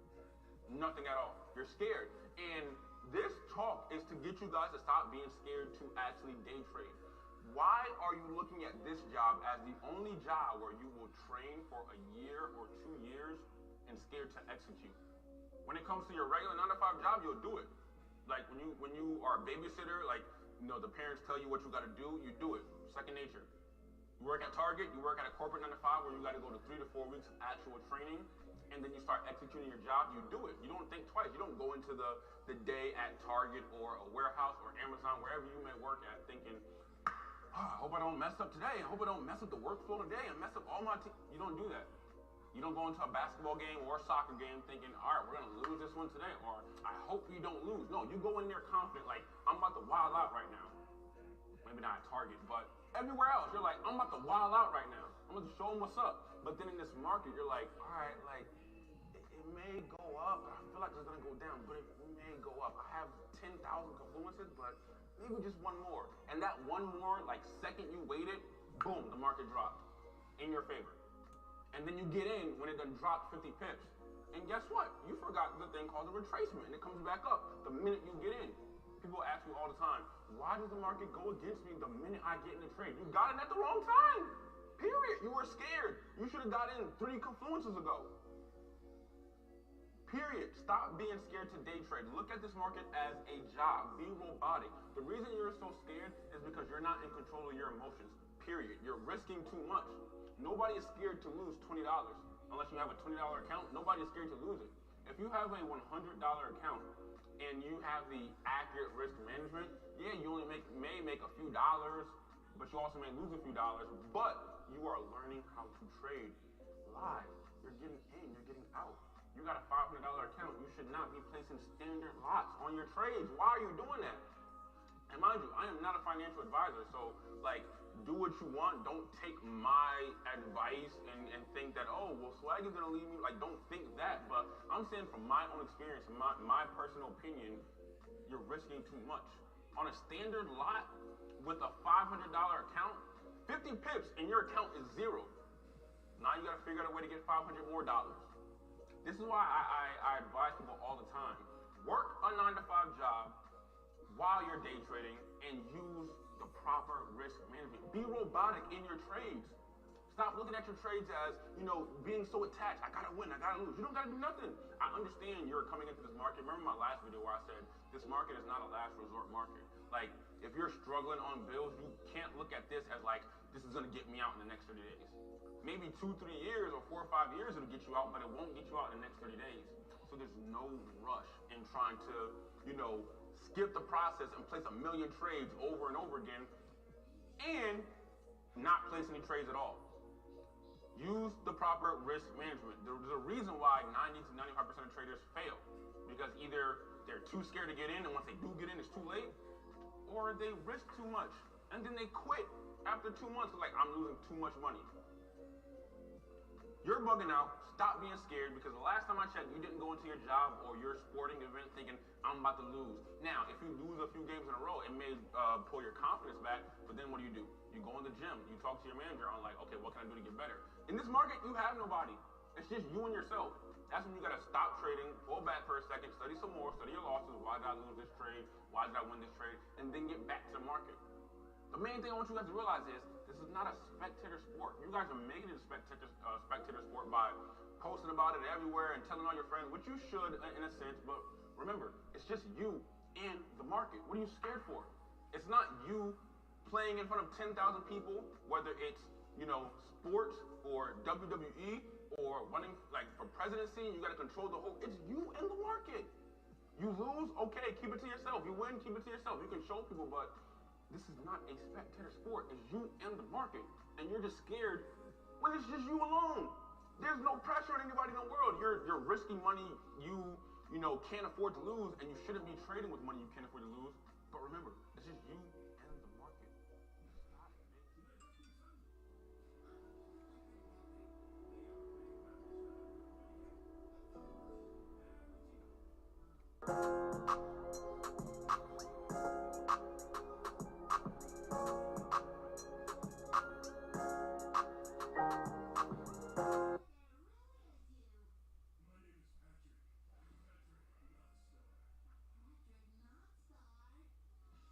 Hey, what's up, my friends? So welcome to the Ultimate Technical Analysis Trading Course for beginners. And here's a true story. When I first started the financial markets, I wasn't a technical trader. I was actually more of a fundamentals guy. I was trying to emulate Warren Buffett to find the next stock, right, that I can hold for the next 30, 40 years.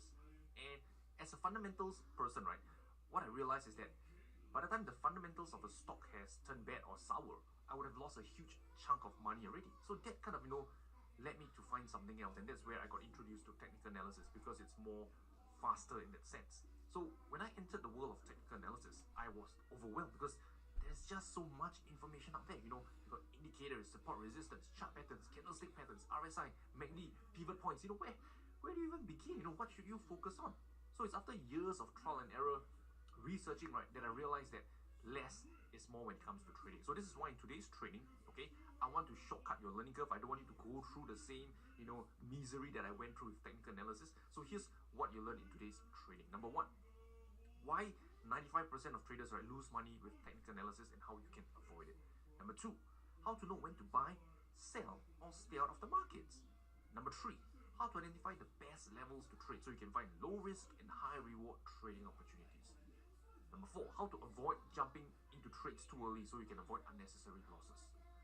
Number five, when to take profits before the market turns against you and wipe out, right, all your open profits. And you hate to watch, your trade, right, going to the moon after you exit the trade. Then, I'm going to share with you this one technique that you can implement, right, that prevents that from happening. And along the way, I'll share with you a ton of charts, examples, and much, much more. Sounds good? Then let's get started.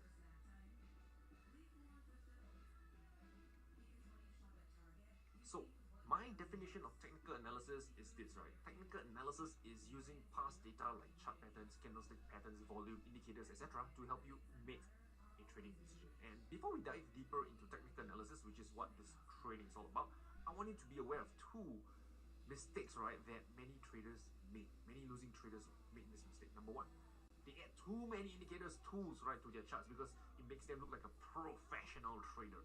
But here's the thing, if you have a chance to look at the screens, the monitor of pro traders, you will realize that their charts are actually quite empty. They have tools on it, right, but it's not a lot. It's usually relatively little compared to new traders who just got started in trading. They add the moving average, RSI, MACD, make their charts look so complicating, thinking it makes them look like a real trader.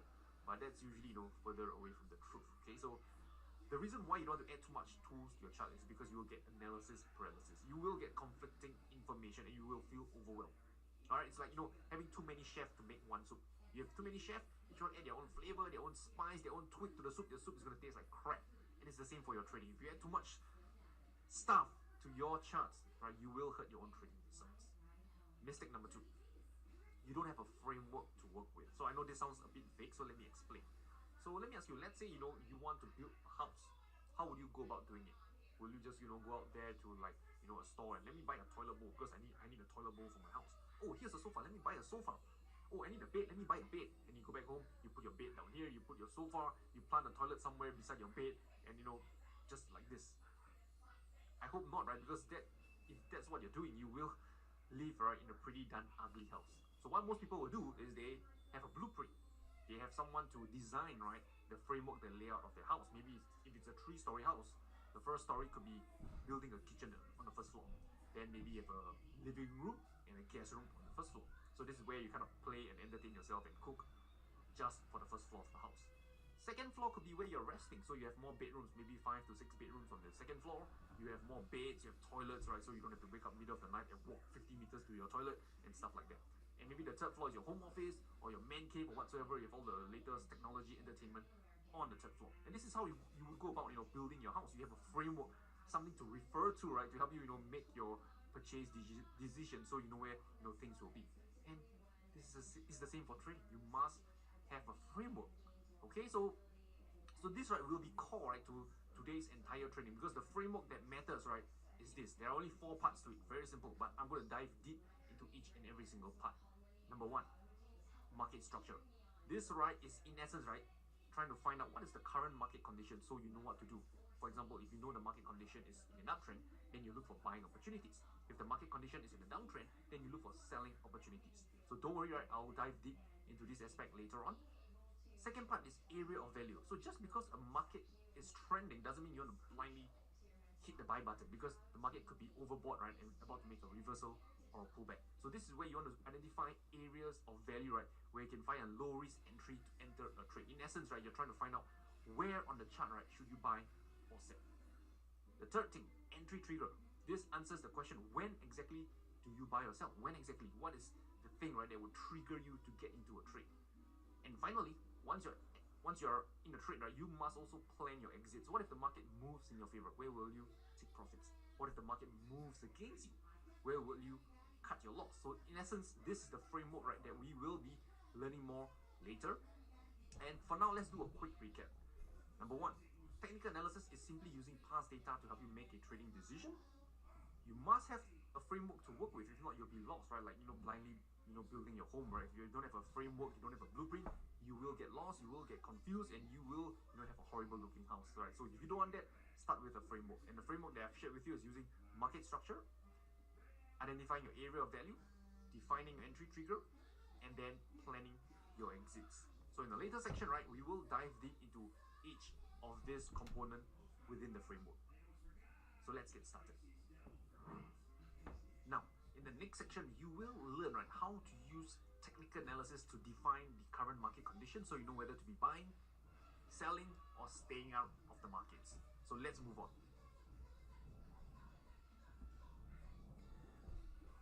So let's talk about market structure.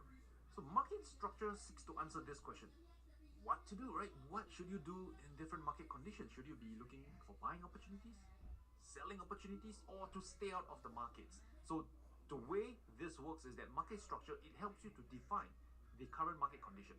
So you know whether to be buying, selling, or staying out of the markets. Make sense? So how do you identify, right, market structure, or if you want to phrase it right, how do you identify the current market condition? Well, to do it right, there are two techniques I want to share with you, and bear in mind, there are more than two ways to do this, but I just want to share with you two useful techniques, because if I share with you too many techniques, you get overwhelmed, get confused, and you give up. So I'll just share with you two useful ones. Number one, candlestick chart, and number two, moving average. So let's have a look at this two, right, in more details. So first and foremost, right, let's talk about candlestick chart. What exactly is this? So candlestick chart is a method of reading a price chart. So it's not the only way to read a price chart. You can use things like bar chart, Renko chart, etc. But we'll stick to candlestick chart for this training. And a candlestick chart, it consists of individual candlestick patterns. So candlestick patterns is something that you are probably familiar with. It looks something like this. This is one candlestick pattern. Could have a little bit of upper shadow and lower shadow.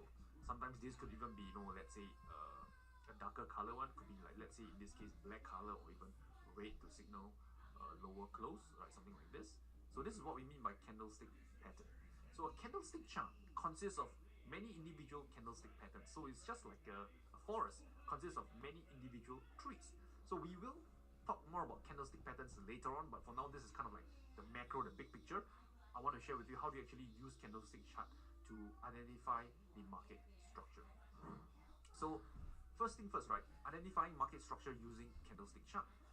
So there are three types of market structure you want to pay attention to. Number one is an uptrend. This consists of a series of higher highs and higher lows. So it looks something like this. Price hits higher, makes a pullback, breaks up higher, makes a pullback, and then breaks up higher. So when you take a step back and look at this, you can see a series of higher high, and higher low, higher low.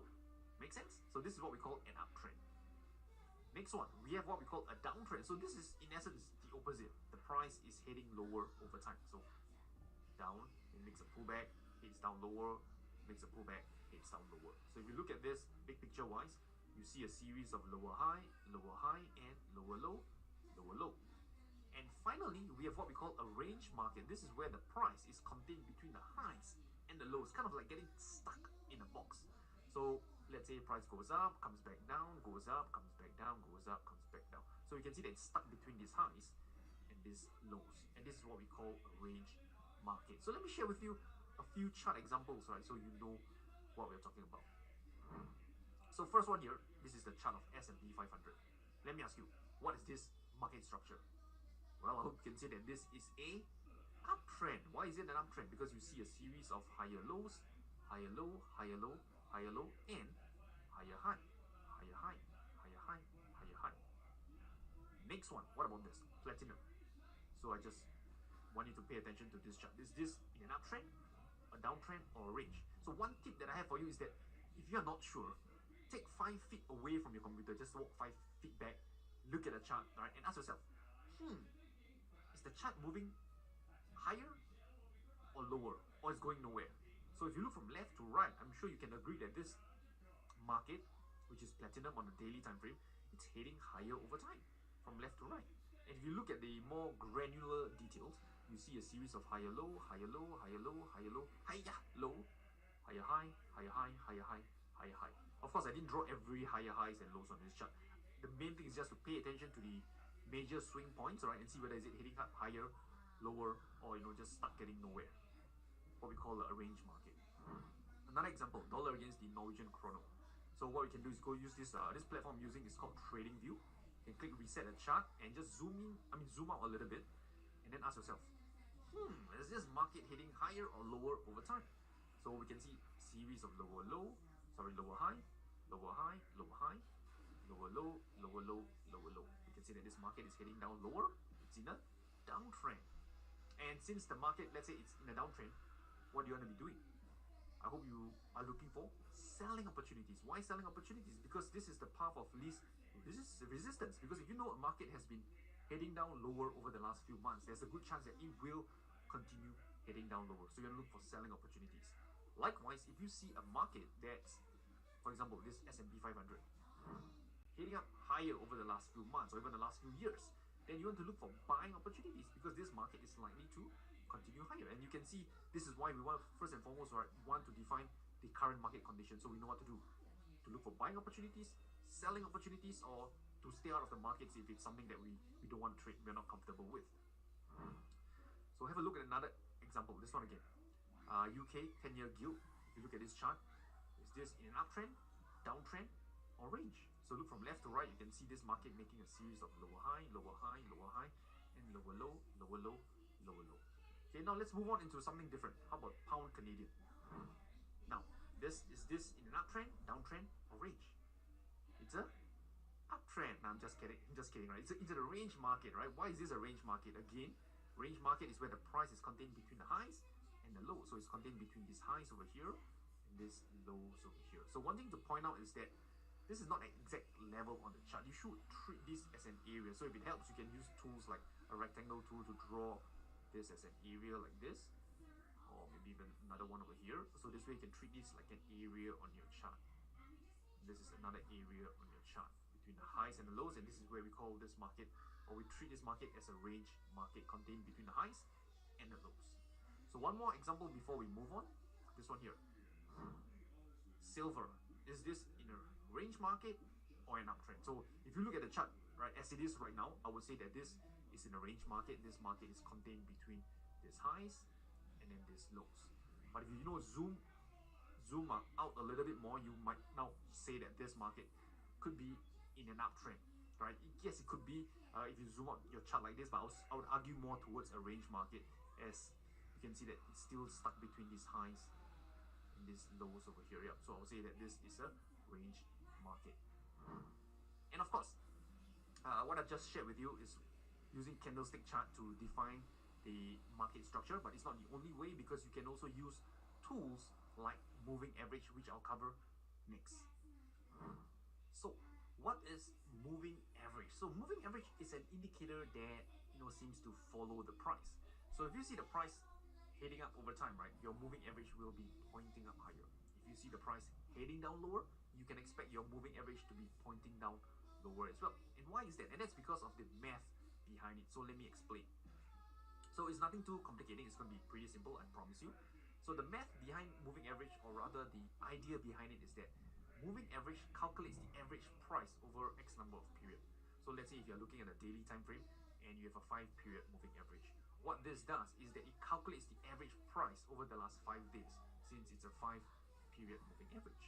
So let me show you how this works. So let's say you're looking at the chart and you have bars like this. This is the first candle, this is the second candle, this is the third candle, this is the fourth, and let's say this is the fifth, right? 5 candles on the chart. And let's say the closing price of these 5 bars is $1, $2, $3, $4, and then $5. So this, right, the first candle means the price closed at $1. Second candle means the price closed at $2. This one closed at $3, this candle closed at $4, and this candle closed at $5. So let's say you overlay this chart with the 5-period moving average, right? What will the value of your moving average be? Well, it's going to be pretty simple, right? What you're going to do is to add the total, right, of this closing price. So 1 plus 2 plus 3 plus 4 plus 5, and you divide by 5, since we are calculating the average price over X number of period, or X number of period in this case is a 5-period moving average. So you take 1 plus 2 plus 3 plus 4 plus 5, divide by 5. And if you do that, okay, your answer will be along the lines of divide by 5 equals to $3. How do I know that? You can just pull out your calculator and you'll see that this average of this 5 candle, the average price is 3. So let's say we add 1 dot over here, right, this price point. I'll explain what this dot means shortly. So now let's say a new candle has formed, right, price is closed higher on this 6th candle over here. And let's say it closed at $6. Now, what is the new 5-period moving average value? So what you're going to do is you will now, okay, take the most recent prices, right, over the last 5 candles. So 1, 2, 3, 4, 5. So you take 2 plus 3 plus 4 plus 5 plus 6. You divide by 5 and you get the value of 4. Now you might be wondering, hey Rena, what about this first candle number 1? Well, we'll ignore it because we are calculating the 5-period moving average. We are just looking at the 5 most recent candles. So in this case, right, we have 6 candles over here. We will ignore this one the oldest one. So this is the 5 most recent candles from here all the way to here. So again, we just calculate the average of this total value here, 2 plus 3 plus 4 plus 5 plus 6, divide by 5, and you'll get $4. And what you'll do is you add it, let's say you draw another dot over here. So if the price keeps, going up higher, what you can do is you realize that your dots gets higher, and you connect the dots, it will appear as a moving average on your chart. That's how it works. Okay, so hopefully you got some aha moment down here. Okay, so this is just some simple calculation which I've shared with you earlier. So now the key thing is this, right? How do you actually use moving average to define the market structure? So let's find out. So for an uptrend, what you can do is when the price is above the 200 period moving average, you can say that the market is in an uptrend. In a downtrend, right, is when the price is below the 200 period moving average. So some of you might be wondering, hey, Rena, why 200 period moving average? Well, there's really nothing magical about this, but when we use 200, right, it will take into consideration, right, 200 bars on your chart. So it will give you like a long-term guideline to whether this market is heading higher or lower. So this is kind of a way to help you define the long-term trend. And finally, the market is in a range, right, when the price chops up and down the 200 period moving average. So let me just show you. So for example, Euro against the USD, I'll add in the moving average here. So if you're wondering how to do it, right, just go to indicators, you look for moving average.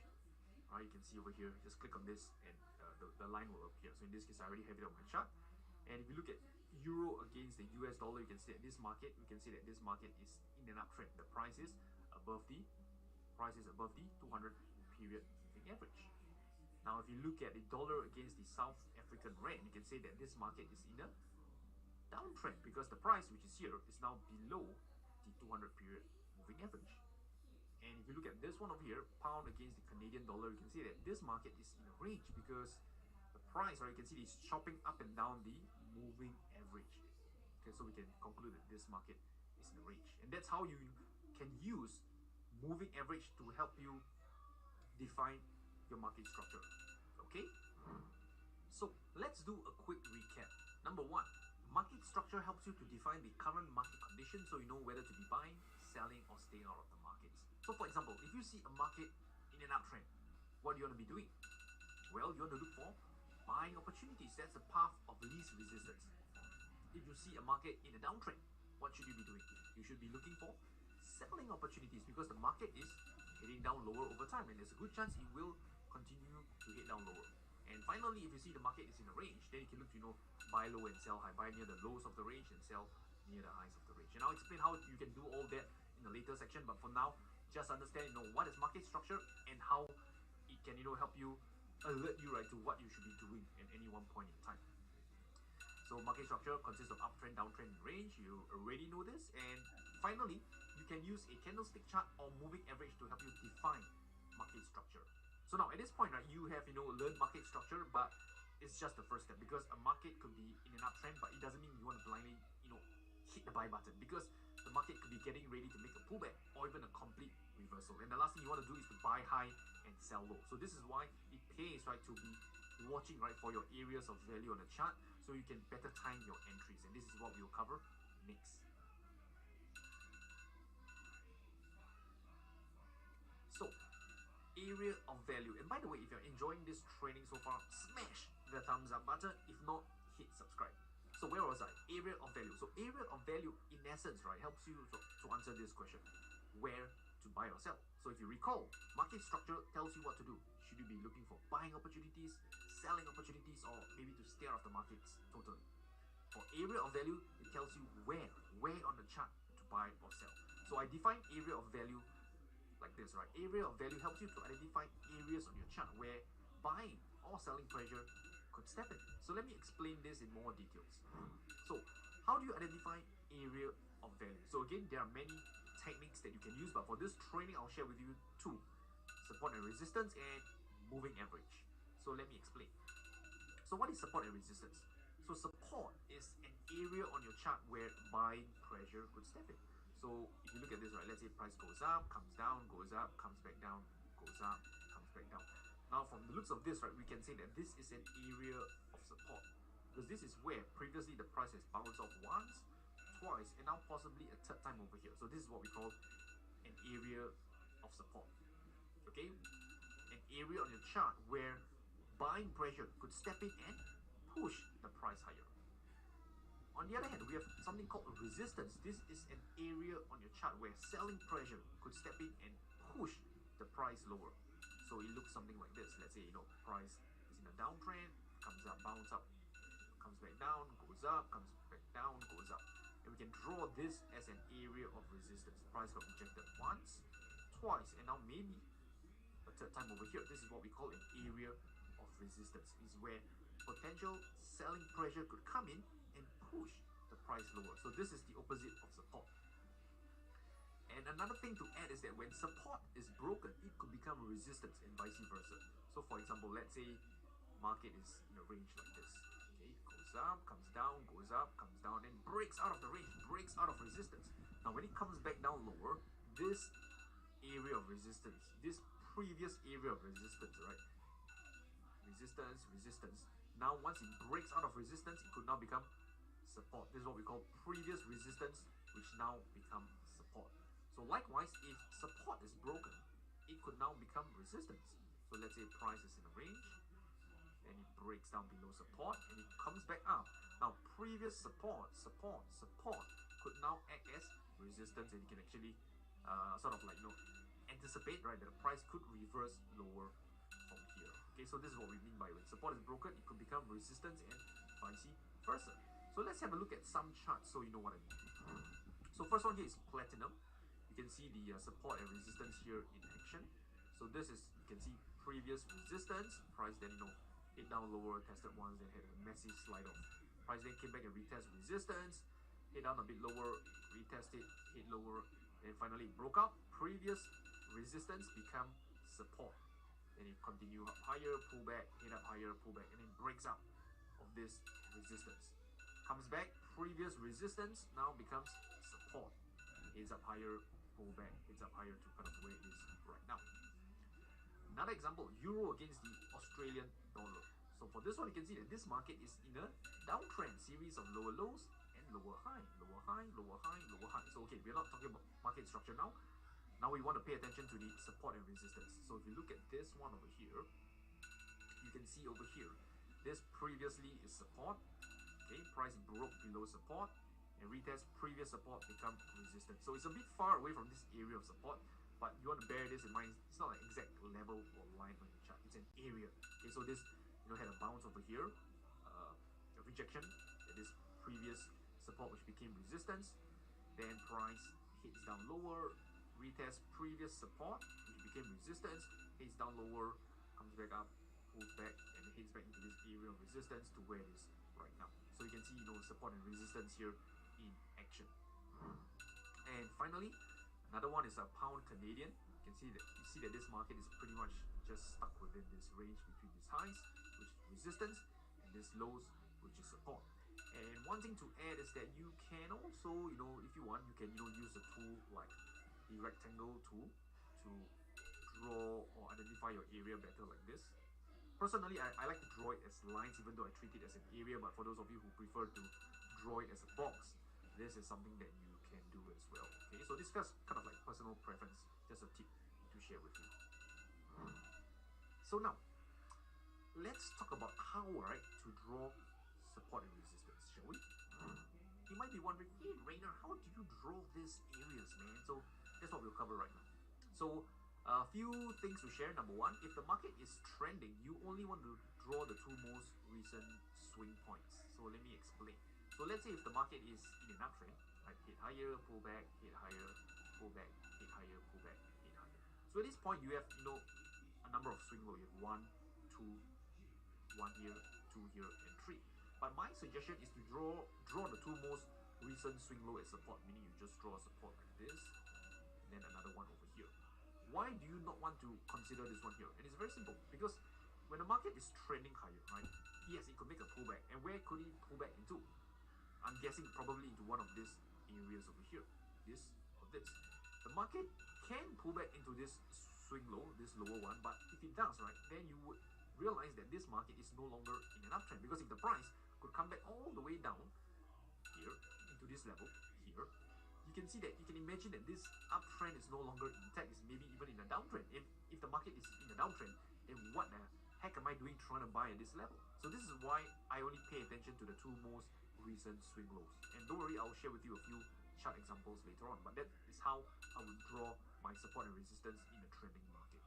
So likewise, if the market is, let's say, heading down lower, and you have numerous swing highs to reference, I would just draw my resistance possibly at this one here and at this one here. And of course, right, if this is a previous support which could become resistance, I would also highlight it on the chart. But in terms of swing points, right, the swing highs, this would be the two most recent swing highs that I would pay attention to. On the other hand, if you have a range market, then it's pretty simple. Just draw the highs and lows of the range and adjust it, right, to get the most number of touches, right? So I'll explain that shortly. So let's have a look at a few charting examples. So this is Euro against the Japanese yen. This is the daily time frame. Just reset, okay? So you can see over here, where should we draw our area of support? Now the way I will do this is here. I will take this level here and draw one here. This is the most recent swing low. And another one over here. And that's it.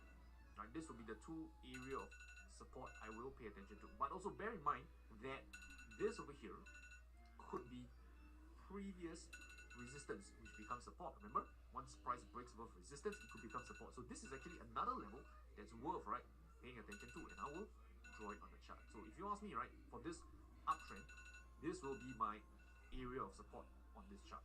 Why don't I draw, let's say, over here or over here? Very simple. If the price can come back all the way down into these lows over here, this could be in the downtrend already. So instead of wanting to buy at this support, I would rather be looking for selling opportunities at this previous area, where previous support could become resistance. So I'm going to shift, right, my dynamics, right. I'm no longer looking for buying opportunities, because if the market is in a downtrend, we should be looking for selling opportunities. So this is why I just pay attention to the most recent swing points in the market. Another one, dollar against the South African rand. So same thing. What is the market structure? If you look at this market is in a downtrend. So pay attention to the two most recent swing points. It will be this one here, and possibly this one over here. Okay, so this will be the two areas on the chart that I will pay attention to. This is where previous support could become resistance, and this, right, clearly is an area of resistance, right, tested once, 2 times, 3 times, and 4 times over here. So the previous example, I had 3 levels. This one I have 2, so there's some kind of discretion over here. It's not like an exact science where you can only have 2. No, if the chart, right, makes sense, if it permits, right, I can have 3 potential support resistance areas on the chart. Okay, and one last final example. Okay, so this one, dollar USD against Singapore dollar. So if you look at this, you would see that is this in a downtrend or is this in a range? So if you zoom out your charts, right, you can see that this one long-term wise, it's in a downtrend. But if you zoom in a little bit like this, right, you would say that, this is not exactly like a downtrend. This seems like a little bit more of a range. And I would say you're not wrong. So the way I would do this is, again, I would draw, right, the key areas on the chart. So as of right now, which is the nearest swing point, right, relative to the price right now. So if you see the price right now, it's over here. The nearest major swing points on the chart is here, between these highs and these lows over here. Okay, so you can see this is how I would draw my support and resistance for this particular chart over here. This is the highs and this is the lows. So one thing to point out is that, recall earlier I said that I would adjust it to get as many touches as possible. So if you look at this, right, I can actually draw my resistance smack, right? Okay, I'll say I could draw it. No, this is actually okay. So let's talk about this one. This lows, right, I could actually draw it maybe at this extreme point, okay, at this extreme low over here. But why don't I want to do that? Because I mentioned earlier, I want to get the most number of touches. So if you just look back here, if I draw at this extreme point, I will neglect this low over here, and I don't want that. So let me shift it up slightly higher, so I can also take into consideration this low. Okay, so I have 1 touch, 2 touch. Make sense? So same for here, right? If I were to draw at this level, I have 1 touch, 2 touch, and 3 touch. Compared to, let's say, I were to only, shift it up higher. The reason why I said this is fine, because if you look back here, you get a number of touches here and here as well. But for me personally, I want to take into account the most recent touches. I want to get the most recent touches together. So I'm going to adjust this slightly lower and take into consideration this as well. This one here, 1 touch, 2, and 3. Okay, so let's have a look at another example. Pound against the Aussie. So again, this one here, the way you draw your support and resistance, you can draw at this extreme high. But if you were to do that, then you would neglect quite a bit of levels. You actually this one here, and so what I'll do instead is that I would prefer to adjust this slightly lower to get the most number of touch. So when I do that, I now have this over here, 1 touch, 2, 3, 4, and 5. Great. So same for this one and the lows over here, drawing this area of support. I don't want to draw it at the extreme level. I want to adjust it so I can get the most number of touches. So I'll adjust this slightly up higher, and now I have 1 touch, 2, and 3. And this is my area of support. Okay, and this of course is my area of resistance. And that's how you go about drawing your support and resistance on your chart. And of course, right, this needs practice. It's not like watch a 5-minute video and become a pro. No, you got to practice it and watch how the market reacts to your level in real time, and from then on you will get better at drawing support and resistance. And of course, right, this is only one way to draw support and resistance. In the next section, I'll share with you how you can use moving average, right, to do this, to identify your area of value as well. Okay, so moving average again. So how can you use moving average to define an area of value? So here's how.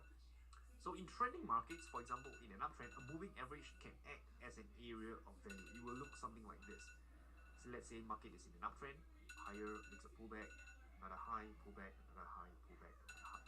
When you overlay with a moving average, let's say the 50-period moving average, you would realize that the price, right, has bounced off the moving average a number of times, once, twice, 3 times, and if they come back for a 4th time, okay, we can say that, hey, this is an area of value, and this is where buying pressure could step in and push the price up higher. So which moving average do we use? We have 1 to 1,000. For me personally, I like to use the 50-period moving average, because for 50-period moving average, the trend usually tends to be a healthy trend where you can see the ebb and flow of the trends very clearly. Here you can see the pullback. It's not very shallow, it's not very deep. To me, it's just nice, right? The sweet spot. Of course, you don't have to use the 50-period moving average. Some people prefer shallower pullback, then they use the 20-period moving average. Some people prefer, a deeper pullback. They use the 100-period moving average. So there are, different types of moving average you can use. Ultimately, right, you have to find, right, the type of trends that you want to trade. And you might be wondering, but Rainer, how do I know whether, the moving average holds up? Sometimes I look at different charts, the price just slices and dies through the moving average, right? Doesn't respect it. I get it. So this is why, before we use moving average as an area of value, we want to make sure that the price, respects the moving average. And we use these 2 tests, right, to confirm it. So let me explain. So let's say market is in an uptrend, it makes a pullback, goes up, makes a pullback, and it goes up. And you overlay with a moving average, it has to be tested at least twice. So this is 1 test, this is the 2nd test. So this way, if the market comes back for a 3rd time, right, I know that, hey, this market seems to be respecting this moving average. I have more confidence, right, to use the moving average to define my area of value, having, proven itself 2 times previously. So this is what I mean by, at least 2 tests to confirm it. So let me walk you through some charts so you know what I mean. So you can see over here, this is Brent crude oil. Over here we have 1 test. Price test the moving average once. Then it breaks above this swing high, tested a 2nd time, breaks out above this swing high, and then tested here a 3rd time. Okay, so we have 3 tests over here. So this means if in future, maybe for a 4th time, the price comes back to this 50-period moving average, I can say, hey, this is an area of value for this particular market, and on this time frame, I can look for buying opportunities at this 50-period moving average since it's acting as an area of value. Okay, and then in this case, right, yep, it came back and tested, I would say, a 4th time over here. So now some of you might be thinking, Rainer, why isn't this a 4th test? And that's a good question. And the reason is because for me to define a test, the price must break above, the swing high or the swing low. So in this case, this was already the 3rd test. But the price, when it tested here, it did not break up this swing high over here. So I don't consider this a 4th test. The price has to break out of this swing high. Only then, when it breaks out of it and retest, would I consider it a test. Okay, so that's the way I define my test. Dollar against the Japanese yen. Same thing. If you look at this, price tested once, bounce up, tested twice, heads up higher, came back a 3rd time. We have 3 tests over here. So again, on this market and on this time frame, dollar against the Japanese yen, 8-hour time frame, I would say that, hey, the 50-period moving average, right, is acting as an area of value. I can look for buying opportunities if the market pulls back towards the 50-period moving average, since it's respecting it. In this case, I tested a fourth time and then just collapsed and break down. Aussie against the Japanese yen.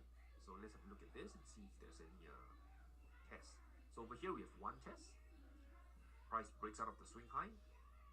Second test, price breaks out of this swing high. Came back a third test. They start to chop. Hits higher, but eventually I think you saw what happened, right?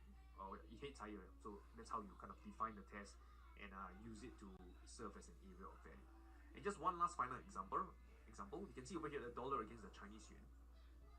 You don't have to use the 50 period moving average. For this one over here, you can see that the 20 period moving average can serve as an area of value as well. So you can see one test is down lower, second test hit down lower, third test hit down lower, there's another fourth one over here, and fifth, and so on. So one thing to point out is that when you see this chart that is respecting the 20 period moving average, if you look at the depth of the pullback, this one is much shallower compared to the 50 period moving average. If you look at the depth of the pullback, it's usually quite shallow compared to the 50 period moving average one, like on the, let's say, the dollar yen in hour. You can see that the depth of the pullback is much deeper, right? This one you can see is much deeper, and much deeper. So this, right, gives you more time, right? If the depth of the pullback is, I would say, longer, in this case of the 50 period moving average, you have more time to plan your entry, right, compared to a 20 period moving average where you need to scramble and act fast. So this is why I prefer, right, using the 50 period moving average to define, right, the area of value in trending markets. Okay, let's do a quick recap to what you've just learned. Number one, area of value helps you to decide where to buy or sell. You know exactly where on a chart, right, you can look for buying opportunities. Where on a chart exactly you can look for selling opportunities. And to accomplish that, I share with you a couple of tools and techniques. You can use support and resistance or moving average, right, to help you identify your area of value. And in fact, you can actually use both as well, support and resistance and moving average, to define your area of value. Okay, I'll cover more later on. So that's what we've just covered. So at this point, right, you know market structure, right, tells you what to do, whether to be looking for buying opportunities, selling opportunities, or to stay out of the markets. There we have talked about area of value, where to buy, where to sell. Now the next question is, when exactly do you buy or sell? When is the right time to click the buy button? When? Right? That's where we will talk more about it in the next section, which is called entry trigger.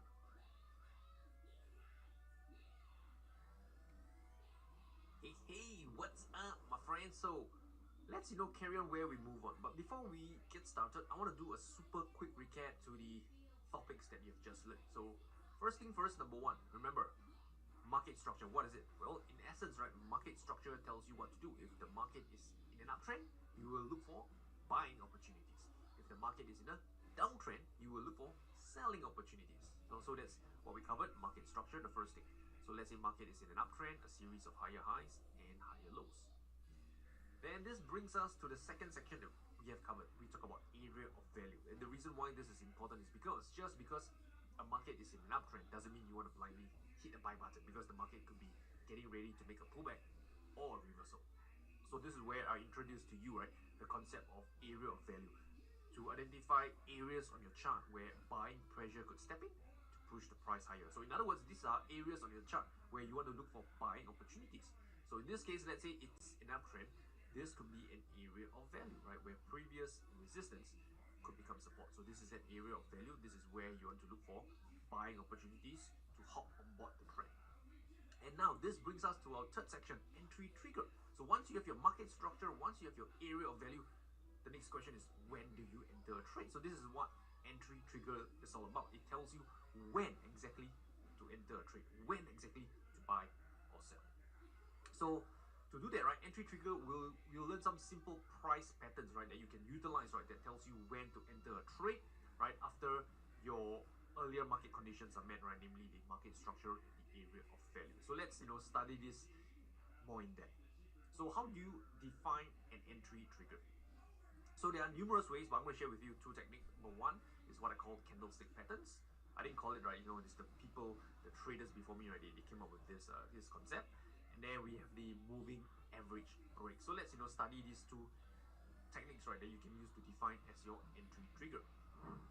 So let me first and foremost explain what candlestick pattern is all about. So candlestick patterns is something that you might be familiar with because most charting platforms offer this type of candlestick charts. So it has 4 data points: the opening price, the highest price point of the day, of the candle, the lowest price point, and the closing price. So I'll explain this in more details shortly. So I want you to know is that candlestick patterns can be utilized across different time frames. You can use it on the daily, the 4-hour, the hourly, the weekly time frame. And depending on the time frame that you're using, how you can interpret it is that on the 1-hour time frame, right, one candle will be formed every 1 hour. If you're on the 4-hour time frame, then one candle will be formed every 4 hours. And likewise, if you're on the daily time frame, one candle will be formed every single day. You get my point. So now this brings me to this section, right? How do you read candlestick patterns? Okay, so remember there are 4 data points. I'm going to explain to you step by step. So when you deal with candlestick patterns, right, you will likely see one of 2 types of candles, either a green candle or a red candle. Sometimes it could be a black candle or a white candle. It really depends on how you set your chart settings for. But for most charts, right, it's either green or red. So for a green candle, it simply means that the price has closed above the opening price. Okay, so in this case, right, you can see the green candle. This over here will be the opening price. This over here will be the closing price. What about these 2 black line over here and here? Very simple, right? The one at the top is the highest price of the candle, and this over here is the lowest price of the candle. Now you might be wondering, hey Rainer, what do you mean by of the candle? So this depends on the time frame that you're using candlestick pattern. So let's say, for example, you are on the daily time frame. Let's put it daily. Okay, so how do you interpret this on the daily time frame? Very simple. This means this is the highest price point for the day. This over here is the lowest price point for the day. And this over here is the opening price of the day, and this is the closing price of the day. So this only holds true if you are, looking at this candlestick pattern on the daily time frame. If you change this to the weekly time frame, then this is the highest price point of the week, this is the low of the week, this is the open of the week, and this is the closing price of the week. You get my point. Okay, now let's have a look at the other inverse, the inverse of the green pattern, which is actually this what we call a bearish pattern. This is where the candle has closed below the opening price. Okay, so for this one over here, the opening price will be on top, open. This is the closing. This again is the high, and this is the low. So the way to interpret this bearish candle is the same. The only difference between a bearish and a bullish candle is their opening and closing price. For bullish, the open is below and the close is on top, right? Because the bar, right, has closed above the opening price. This is bullish, right? This is like a sign of strength, where the buyers are in control. They push the price and close above their opening price. Whereas this one is a bearish candle, where the sellers are in control, where they actually close right below right where the opening price is. So this is what we call a bearish candle. So this is actually how you read a candlestick pattern. And to sum up what I just said, this diagram will be useful. So you can see over here, this is like a quick summary to what we've just covered. This is the opening price, closing price, because this is a bullish candle. This is the high, and this is the low. Likewise, on the opposite end of the spectrum, this is a bearish candle. The opening price is here, closing price is here. Because this is a bearish candle, this tells you that the bar has closed below the opening price. So that's why the close is below the opening price. Open is here, close is here. This is the low of the candle, and this is the high of the candle. Actually, the low of the candle is actually here. Okay. So another terminology to explain is sometimes you might have heard of things like body, wick. So the body refers to the colored segment of the candlestick pattern. So you can see that this colored area from here all the way down to here. This is what we call the body of the candle. And you see the 2 black lines sticking out. We call this the wick or upper shadow. Since this one is the top of the wick, we call it upper shadow or upper wick. The one at the bottom, we call this a lower shadow or lower wick. And that's pretty much how you read a candlestick pattern. So now moving on, right, I want to share with you some really useful candlestick patterns, right, to help you time your entry so you know when exactly to buy or sell. So let's move on. So if you look at this one over here, let's first talk about the bullish reversal candlestick patterns, right? It looks something like, there are a few variations to it. I want to explain to you 2 that I find useful, right, in your trading journey. First one is what we call a hammer. So let me explain to you the story, right, behind the hammer. So the hammer, again, it's a bullish candle, so you know the opening price is here. Where is the low of the candle? It's here. Where is the closing price? It's here. Where is the high of the candle? It's here. Okay, so let's say this is like, a daily time frame candle. So this is the opening price of the day, closing price of the day, high of the day, low of the day. So let me explain to you, what's going on with this hammer pattern and why is it so significant. So if you think about this, right, this actually tells you that, you know, when the market opened over here, the sellers, they quickly dive in, right, and push the price lower all the way down, you know, near these lows of the day, right? And when things are looking doom and gloom, right, when things are looking so bad, right, suddenly the buyers, right, you know, they got revived, right, they, you know, inject themselves with, you know, maybe some steroids and push the price all the way up higher, you know, and finally closing near the highs, right, of the day. So it's kind of like, you know, you watch movies, right, the good guy get beaten up, get trashed, and then suddenly, you know, they think of some of their loved ones, you know, it's hurting them, you know, they got to gain strength to overcome the battle, and then they win the battle in the movie. And so it's kind of the same story, right, where the sellers are in control, pushing down the price, and then sellers, you know, kind of like get strong, you know, those cheesy movie lines, and they revive, and they, you know, beat the bad guys, and they're victorious. So same as this hammer over here, right? So basically the sellers got overwhelmed by the buyers, and the price, right, closed bullishly, closed near the highs of the day. So this is a sign of strength, telling you that the buyers are in control.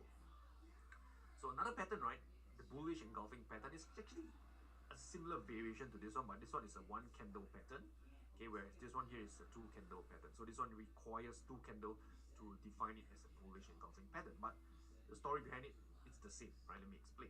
So if you look at a bullish engulfing pattern, you can see that on the first day, price opened here, and then the sellers took control and closed right near the lows of the day. So the sellers were celebrating, right? Hooray! You know, we're victorious. If you watch Avengers Endgame, right, you know how is it like, right? Where, you know, the bad guys, they were winning the war. Then what happened is that, you know, all the good guys started to assemble, right, and then push back, and then they win the war. You know, so in this case, it's the same thing, right? You know, the sellers thought they were winning, and then the good guys suddenly come in, right, reinforce together, you know, Avengers assemble, and then, you know, they push the price up higher, right, and close near the highs of the day, and the buyers, you know, they pretty much, you know, won this battle between the war between buyers and sellers. So in this case, bullish engulfing pattern, similar to the hammer, you know, sellers were in control at first, then they got overwhelmed by the buyers, and, you know, they pretty much won the war temporarily. So this is what we call a bullish reversal candlestick patterns. Hammer and bullish engulfing patterns are useful ones to know. So if you know, are trading the markets, right, you notice the price is in an uptrend, it's at your area of value, like at support, and then the hammer forms, right, this tells you, right, that it's time to enter a trade. So a quick illustration could be something like this. Let's say, let me just get rid of the bars here first. Oops. Okay, so if you look at this, right, let's say market is in an uptrend, comes back to your area of value here, okay, then you got your entry trigger at hammer.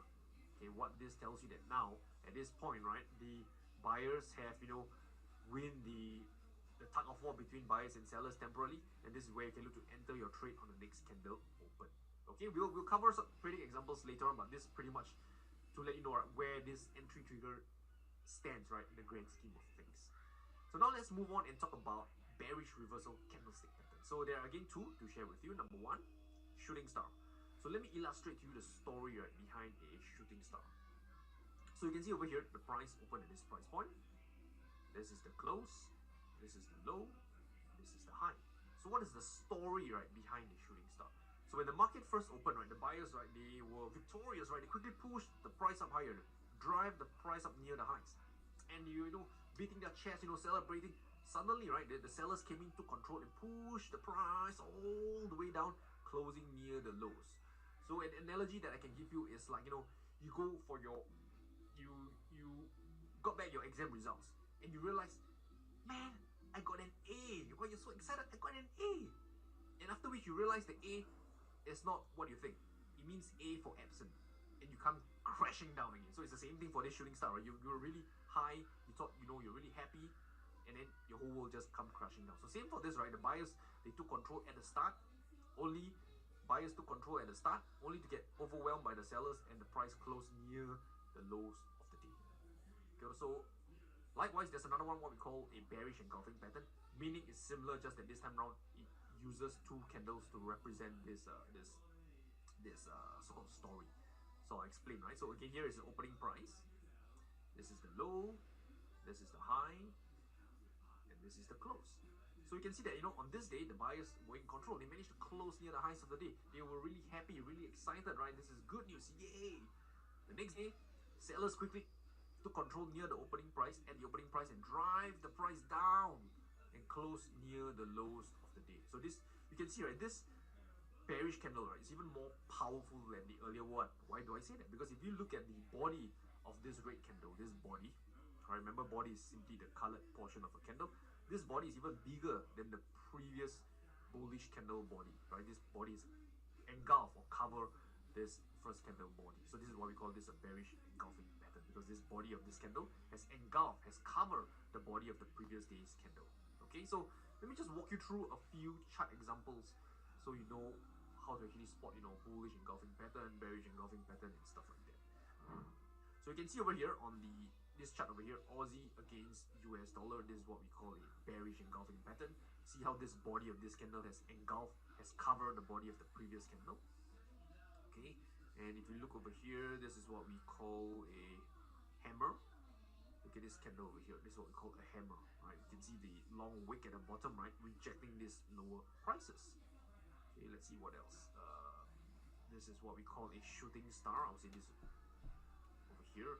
Notice this long wick up higher, right? In fact, some of you, if you want to call this a bearish engulfing pattern, I wouldn't say you're wrong, because this candle has actually covered the body of the previous candle as well.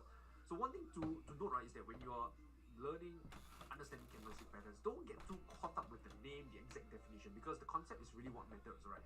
Who's winning the war, right? By how much, right? How much rejection of higher prices are there? How long is the wick relative to the body? This is what matters, not really the exact name and the exact meaning behind it.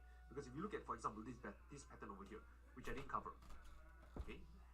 Let me ask you, do you think this pattern over here, is it bullish or bearish?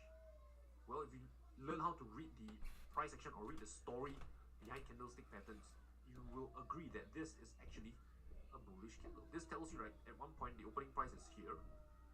The sellers drive the price down lower near this low. Then the sellers took control and pushed the price back up near the highs of the day. So you can see that this is actually a bullish candlestick pattern, and this is what we call a dragonfly doji. I didn't teach that to you, but using the concept of open, high, low, and close, where the price open, where the price close, who's in control, you should know that hey, this is actually a bullish candlestick pattern. Right, so let's have a look at the one or two more before we move on.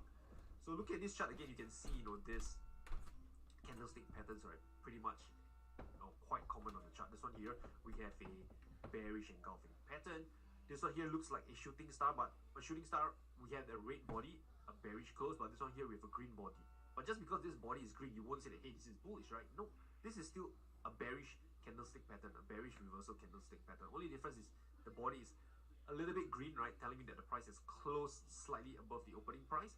But the key thing to pay attention to is this long wick over here, right? This tells you that, the buyers at one point in time were over here, and they got overwhelmed by the sellers, pushing the price near, right, the lows of the day. Okay, so again, remember the story behind the candlestick pattern and not try to, understand or memorize every single pattern out there, because you will get overwhelmed. So, moving on now. Let's talk about the second, right, entry trigger technique that you can use, which is called the moving average break. Okay, so now I want to share with you another technique that you can use to time your entry. This technique is what I call the moving average break. So to illustrate how this works, right, so just imagine if the market is in an uptrend, right, a series of higher highs and higher lows, and then it makes a pullback. So now the question is, at which point of the pullback do you enter a trade? So earlier we talked about candlestick patterns, right, how you can use tools like hammer, bullish engulfing pattern to time your entry on the pullback. So the other technique that you can use is what I call the moving average break. So what you want to do in essence is to overlay this chart with a short-term moving average. Okay, so let's say, let me just get this one over here. Let's say this is a short-term moving average like this, right, heading down lower because the market currently is making a pullback right now. So what you're looking for is for the price to actually break and close above this short-term moving average. So let's say this black line is the price. You need to break and close above this short-term moving average. So when this moving average is broken, when the price is break above it, we call this a moving average break, and this is where you can enter a trade. So the rules that you can use is this, right? For a long entry, you can enter right when the price breaks above the 5-period moving average. And for a short entry, you can enter when the price breaks below the 5-period moving average. And one thing to be clear is that this entry trigger, like the candlestick pattern, is not meant to be used in isolation. It's meant to be used within the context of the market, right? Market structure, area of value, and then finally look at the entry trigger. So let me share with you a few examples of how this moving average break works. So over here, let's say you have this Canadian yen, you can see that this market is in an uptrend and it's making a pullback over here. This pullback. So now you might be wondering, hey, when is is it the right time to enter a trade? So again, you can use the concept of the moving average break overlay with a 5-period moving average. If you can't find an indicator on this platform, just go to indicator, look for moving average, right? Called moving average. Click on this and you'll find it. So I already have it on my chart. I'm just going to release this, and you can see that the 5-period moving average is this red line that you see over here. This red squiggly line on the chart. Okay, this one here. So what we are looking for is for the price to break and close above this 5-period moving average to time our entry to enter a long trade, since this market is in an uptrend. So you can see over here on this candle, this green candle, it has break and close above the 5-period moving average. This tells us that it's time to buy and enter on the next candle open, which can be on this candle here. So you can enter on the open of this candle here. So this is how the moving average break technique works. So one more example. Again, look at this. Market has broke out, and then now it has made a pullback. Okay, so now at which point of the pullback do we enter this long trade, since we know that this market is in an uptrend? It just broke out of resistance over here. This is resistance, price broke out, just made a pullback. When exactly do we enter? So if you don't want to use candlestick patterns, you can use the moving average break. Wait for the price to break and close above the 5-period moving average to get on board the trade. So this actually happened over here. Okay, so this is where this is an entry trigger. This is where you have the moving average break, and you can look to enter on the next candle open, which is entry will be on the opening price of this candle here. Okay, so this is a moving average break technique, relatively straightforward. So let's do a quick recap. Number one, right? Entry trigger tells you when exactly to buy or sell. Then I've shared with you, you can use things like candlestick patterns and moving average break as your entry trigger.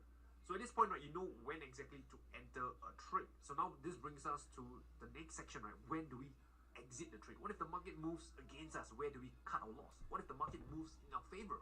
Where do we take profit? All this and more in the next section. Okay, now let's do a quick recap, shall we?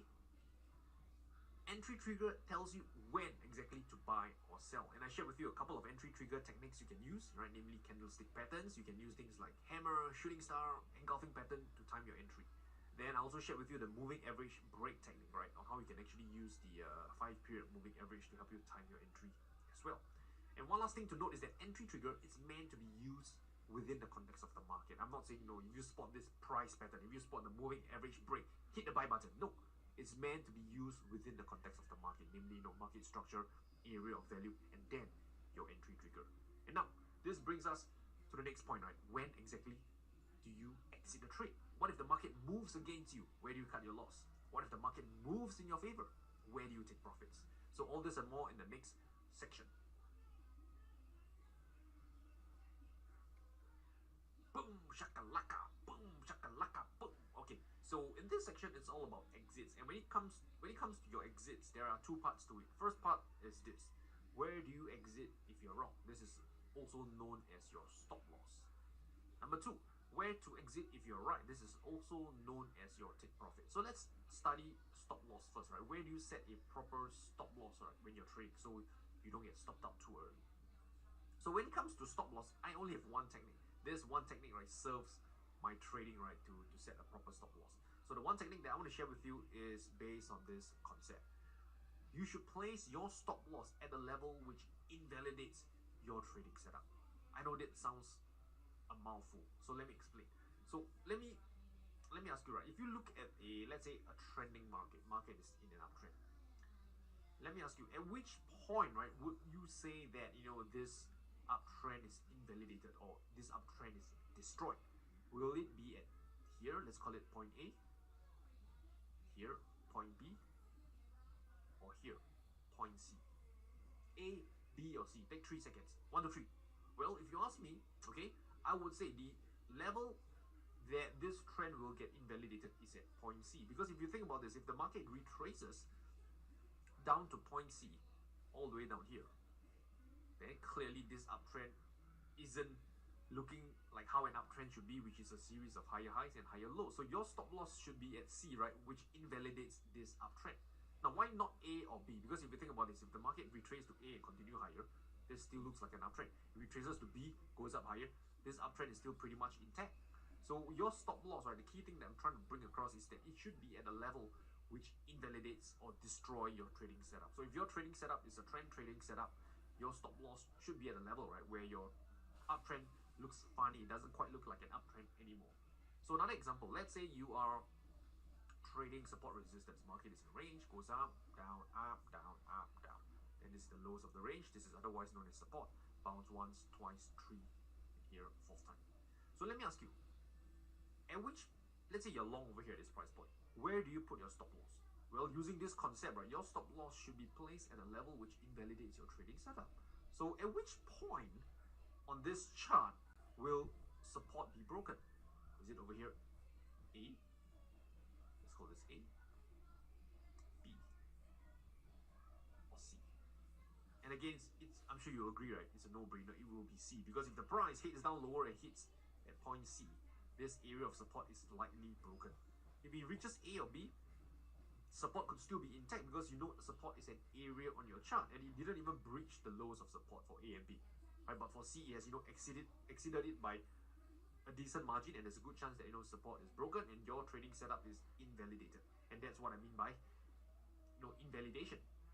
So now here comes the so-called quantitative part of it. How do you make sure that your stop loss, right, is set the proper way consistently each and every time? Because I mean, if you look at the chart, you can eyeball, right, this level, that level, but if you do that over the next 500,000 trades, you can see that your subjectivity might creep in, right, and cause you to not set your stop loss properly in a consistent manner for the long run. So the way to do it, right, is that you want to use the concept of the ATR, which stands for average true range.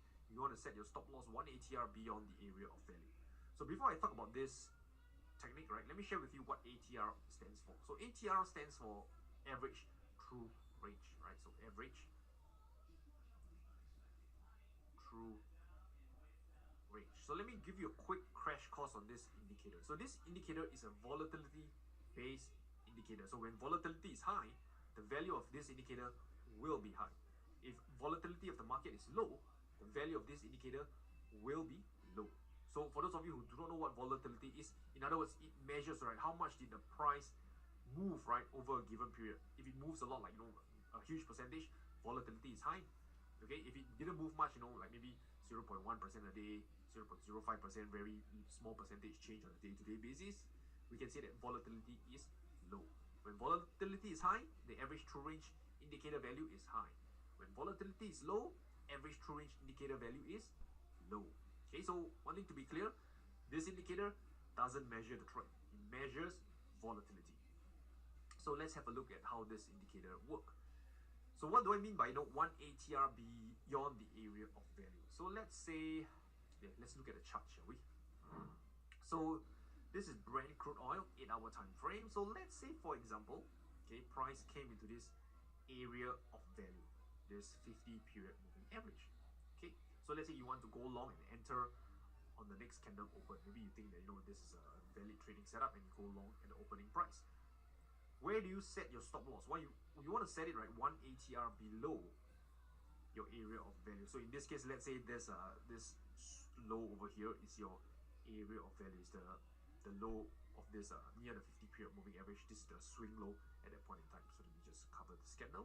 At this point in time, this is the swing low, right, the lowest point of this 50 period area of value. So what you want to do is to pull out the ATR indicator. Just search for ATR, click on this, comes up this one at the bottom. Go to settings. I like to use a 20 period ATR and I like to use SMA. Click OK. So how do you interpret this? Very simple. So remember, ATR indicator is a volatility based indicator. When volatility is high, the value goes up. Volatility is low, value goes down. So if you look at this portion here, this ATR value is increasing over time. Why is that? Because if you look at the chart from here all the way down to here, notice the range of the candles from here to here. What's happening? The range of the candles here are pretty much increasing in size. So when the range of the candles are increasing in size, it tells you that the market is moving more. So that's why your ATR value is increasing higher during this period. And likewise, if you look at this, why is this ATR value here going down? Well, just need to look at the chart. You look at from here to here, you notice that the range of these candles from here to here is decreasing in size. Market is moving lesser. Volatility is decreasing. That's why volatility here is heading lower. Make sense? Okay, so now, how do you use this volatility concept to set a proper stop loss? So this is what we're going to cover next. So I mentioned earlier, you want to set your stop loss 1 ATR below the area of value, right? Since this is an uptrend.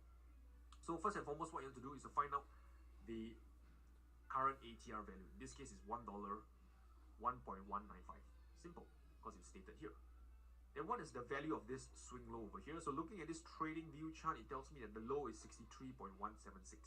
So what I'll do is I'll take 63.176, 63.176, which is the lowest price point here, and I minus 1 ATR, which is this value here, 1.195.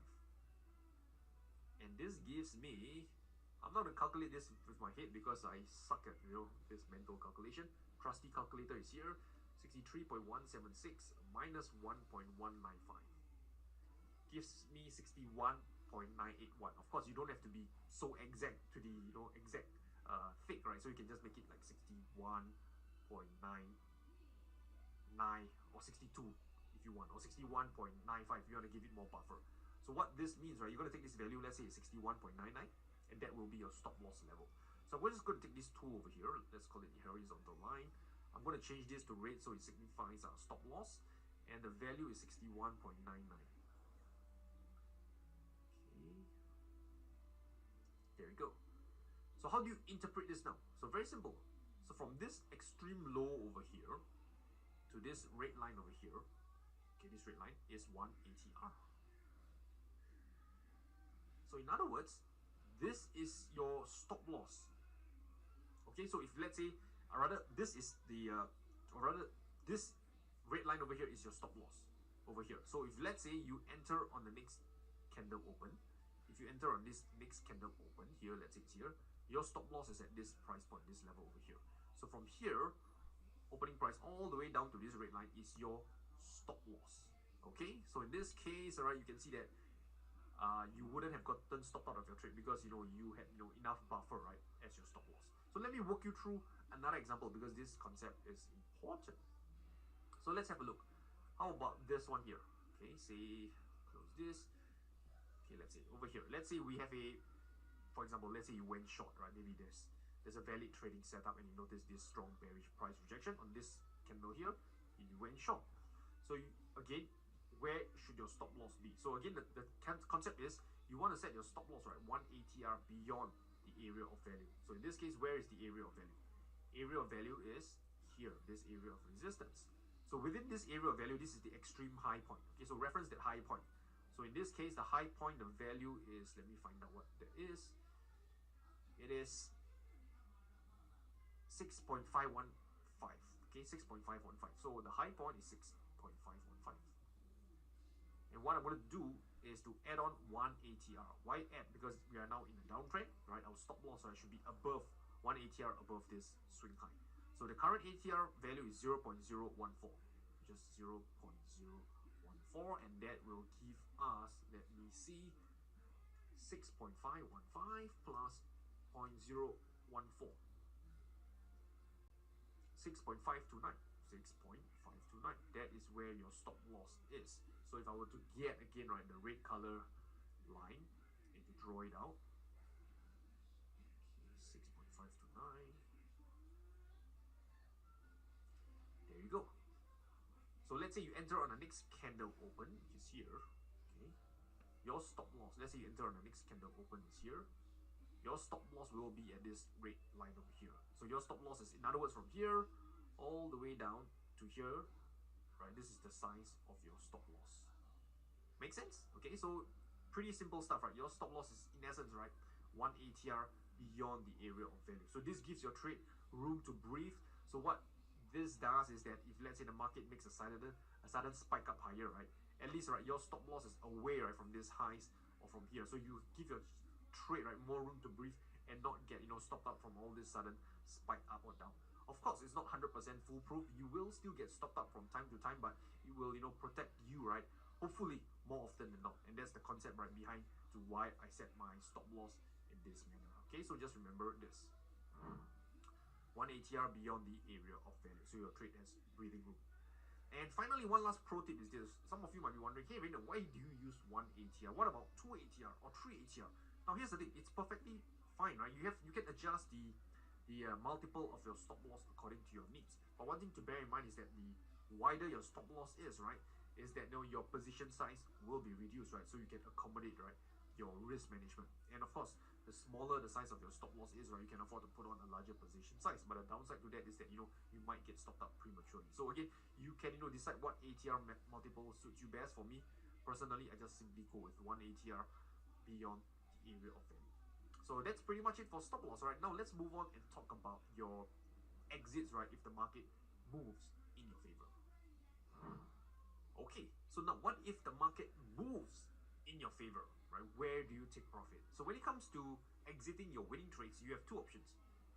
Number one, you can adopt a swing trading approach or a trend following approach. Let me explain these two methods, right, to you, and you can later on kind of decide which of these two approaches suit you best. There's no right or wrong here. There's no swing trading is better than trend following or stuff like that. There isn't, right? It really depends on you, the trader. So first, let's talk about swing trading. What exactly is swing trading? So as a swing trader, what you're trying to do is to capture just one move in the market, just that one swing, zoom, that's it. So to illustrate what is a swing in the market, let's say market is in a range between these highs and these lows. Market goes up, that's one swing. Comes down, that's another swing. Goes up, that's one swing. Come down, that's another swing. So basically from here to here, this is one swing. Then here to here, this portion here is another swing. Here is another swing, and this is another swing. Make sense? I know this looks like a mess, but in other words, right, swing trading refers to capturing one move in the markets. So now the question is, how do you capture one swing? So to do it, right, you want to exit your trade before opposing pressure steps in. So let's say if you're a buyer, then opposing pressure is seller. If you are a seller, then opposing pressure to you is the buyer. Let me just explain, right, since some of you might be confused. So let's say again, market is in a range and you bought near the lows of support. Let's say you bought over here. Okay. Now let me ask you, if the market moves in your favor, where do you think sellers might come in, right, to push the price down lower? Well, if you know that this is a range and if you know that this is an area of resistance, you will conclude that, Rainer, I think sellers might be at resistance, right, trying to short the market at this area. And if you think along those lines, you're not wrong. So this is what I mean by exit before opposing pressure steps in. If you know that this is an area of resistance, you want to take profit before resistance.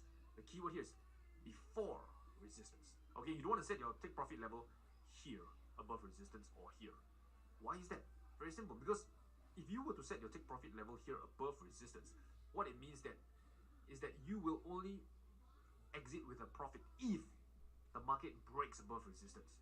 If it doesn't, right, you will watch your trade reverse 180 degree against you and hit your stop loss. Do you want that? Of course not. So this is why you want to be smart about this, right? Don't set your target above resistance because you're making the market difficult, right, to reward you. Instead, set it before resistance, before opposing pressure steps in, because this is where you have a higher likelihood, right, of exiting your swing trade with a profit. Okay, so let me share with you a few charting examples so you know what I mean. So if you look at this chart over here, let's say for whatever reason, right, you saw this bullish candle and you went long on the next candle open. Okay, and you're trying to just capture one swing in this market. This is the oil market, this is the daily time frame. Now let me ask you, where should you exit this particular swing trade? Where should you set your target? I'll give you three options. Okay, option one is here. A, B, or C. Alright, let's call this A, B, or C. Think about this, right? Where do you want to exit this trade to capture one swing? A, B, or C? And the answer is C. Why is that? Remember, we want to exit our swing trade before opposing pressure steps in. If you set it at A, you are making the market, difficult to reward you because the price has to break above this swing high over here before it can reach your target, making things difficult. If you set it at B, it's not as bad as A, right? But remember, this is a swing high. This is a potential area where selling pressure could step in. There's no guarantee the price will retest this swing high before it reverses down lower. Okay, because the price could come up higher, just approaching the swing high, and then start to reverse down lower, meaning the opposing pressure, or rather the sellers, step in earlier, right, to push the price down lower. So if you want to be conservative, if you want to be smart about this, and if you want to capture just one swing in this market, C, right, would be a better option, because this is where opposing pressure, or rather this is the level, right, before opposing pressure will step in, right, to push the price down lower. Okay, so to me, C, right, is a much better level, right, to exit your swing trade. This is where you're kind of like earlier a little bit, right, and exiting your trade before opposing pressure at the swing high steps in to push the price down lower. So if you're exiting your trade somewhere here, right, you're kind of, putting yourself in good shoes, because this is the swing high, this is the area of resistance, and this level is before the opposing pressure at this swing high here. Another example, this is the chart of gold. Okay, so let's say, for example, this time around, market here had a rebound. Okay, so let's say at this low it rebound, closes green. Let's say you enter on the next candle open again. Where, at what point, right, do you want to exit your trade to capture just one swing? If you ask me, it will be somewhere about this level here. Because let's first identify where is the swing high and low in this chart. So the swing high is at this price point. And the key thing here is to exit your trade before the swing high, before opposing pressure steps in. So this is ideally, right, probably somewhere about here is where you want to exit your swing trade. So if the market you enter over here, this over here is where you are likely to exit this particular swing trade. This over here is before this swing high here. Make sense? Okay, now let's talk about the pros and cons of swing trading. So first thing, right, swing trading, the pros is that it has a higher winning rate, right, because you are consistent in capturing your swing, right, from one trade to another, and you are usually exiting your trade before opposing pressure steps in. So your winning rate should be higher.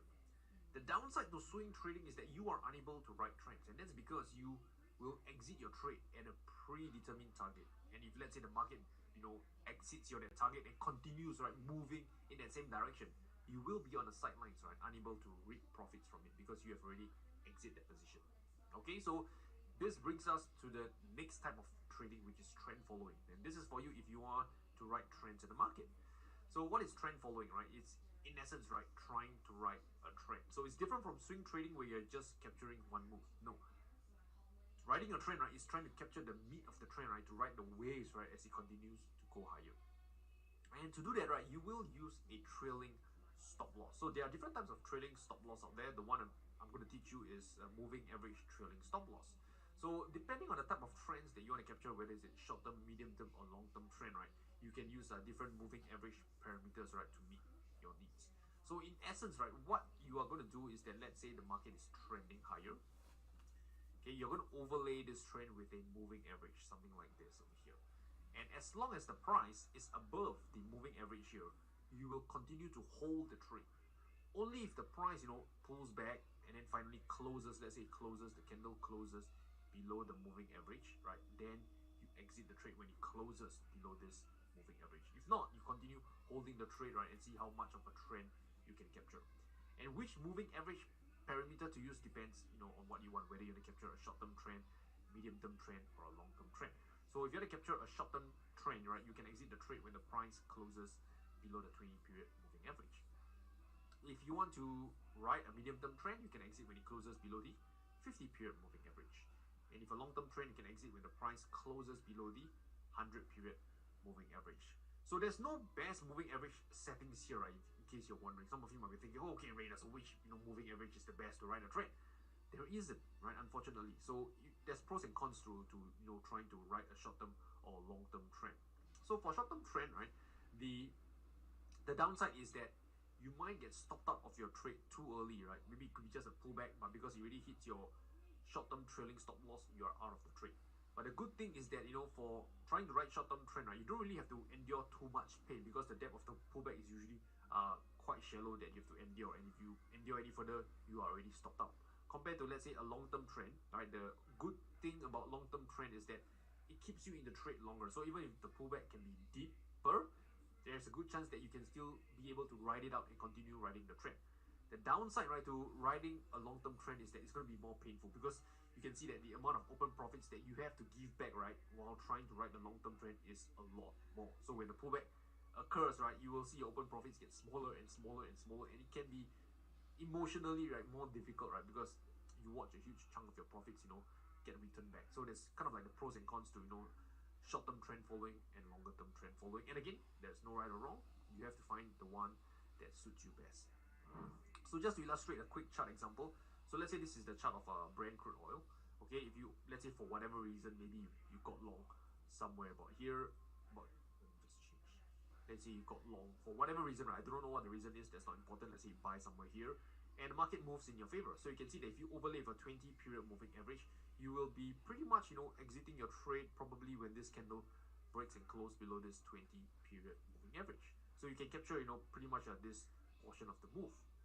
And if you go with, let's say, a 50 period moving average, you can see that you are in the trade longer, because when this candle closed bearishly, right, it did not close below the 50 period moving average. So you can see, right, that you're actually in this trade, right, you're able to withstand more pain, in other words, right, by using a slightly longer term moving average. In this case, you would have, exit the trade over here on this candle when the price breaks and close below this 50 period moving average. And finally, if you go with a 100 period moving average, in this case, you can see that you can endure even more pain, right? And you will be pretty much still in this trade, right? You wouldn't have gotten stopped up on this pullback here. You have to, kind of withstand that pain, and then eventually watch the market bounce back in your favor. So again, I'm not here to say, whether the 20 period moving average is best, the 50 or the 100. This is something that you have to decide and be comfortable with for yourself, right? And to decide on what type of trend you want to capture, whether is it long term, short term, or medium term. And that's how, trend following works. And you have to be comfortable, right, with giving back your open profits. Because, for example, if you saw earlier the 50 period moving average one, right, you are not going to exit. You're not going to be like a swing trader where you manage to exit, right, let's say before this swing high over here. Okay, you're only exiting your trade after the market has pulled back and moved against you.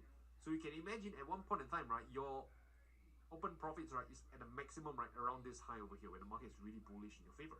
Then you saw your open profits slowly dwindle and then, decrease, right, as the pullback occurs. So this is something that as a trend follower, you have to be prepared as well. This is the only way, right, you will ride the trend, is by to be able to, give back open profits. That is kind of like the cost of being a trend follower. So with that said, right, let's talk about the pros and cons of trend following. The pros is that you can ride massive trends, okay, and it can be a huge profit potential for you. The downside to it is low winning rate, because you're always, right, trying to attempt to ride a trend using a trailing stop loss, right. You will only exit the trade after the market has moved against you. So this usually results in a lower winning rate compared to a swing trader. So really, it depends on the type of person you are. If you hate being wrong, right, then swing trading is probably for you. But on the other hand, if you're someone that really wants to ride trends, right, you can't stand missing out on trends, then trend following is probably for you. But you have to embrace, right, the so-called downside that comes along with it, namely a lower winning rate. Okay, I get it now. You are probably feeling overwhelmed, right? What is this, Rainer? Market structure, area value, Avengers, absent for exam. What's going on? So I get it, right? You are overwhelmed. You might even be, a bit confused. But don't worry, because in the next section, right, I will share with you, right, how you can actually utilize all those different concepts, strategies, and techniques that you have just learned, right, to trade the markets. In fact, right,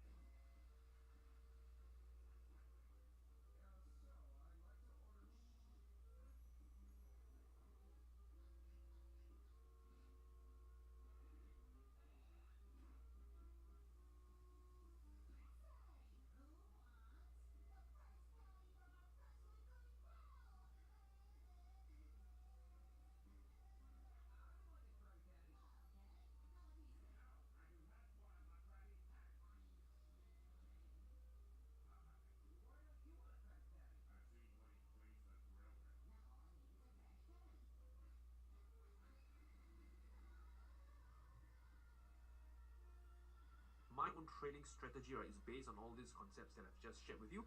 I will share with you, how to actually use it, right, to profit in bull and bear market. So all this and more in the next section. Breathe in, breathe out. Let's go. Okay, so now before I share with you my own trading strategy and look at some real world trading examples, I think it's important, right, to take a step back and actually do a recap to all the things that you've learned up to this point. So let's get started. So number one, right, the first thing about this technical analysis training is to share with you, right, market structure. And this is important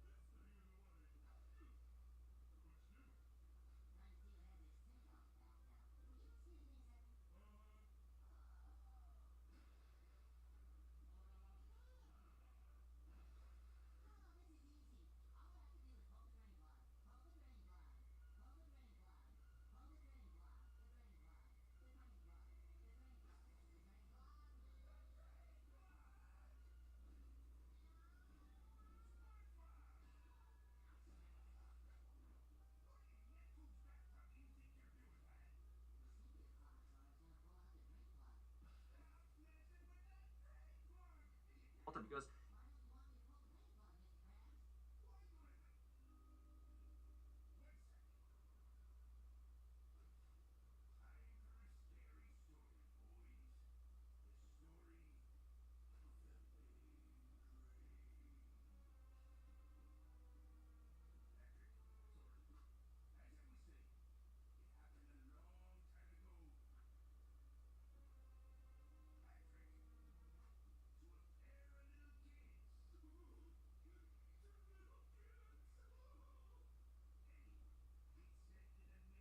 if you can define the market structure, then you know what to do. If the market is nothing, you should be looking for buying opportunities, not selling, because you don't want to be trading against the trend. You want to be trading along the path of least resistance, to be trading in the direction of the trend. So that's what market structure does.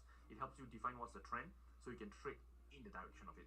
So if the market is in a downtrend, then of course you look for selling opportunities. So next thing we covered is area of value, and this is important because just because the market is in an uptrend doesn't mean you want to blindly hit the buy button, because the market could be overbought, it could be getting ready to make a pullback or a complete reversal. So this is why we want to be trading from an area of value. This could be things like support and resistance or moving average. So for example, if the market is in an uptrend, we want to be looking to trade at support, around support area. Then this brings us to the third section, right? Entry trigger. So once the market is in an uptrend, it's at an area of value, then we look for a specific price pattern called an entry trigger to tell us when exactly to enter a trade.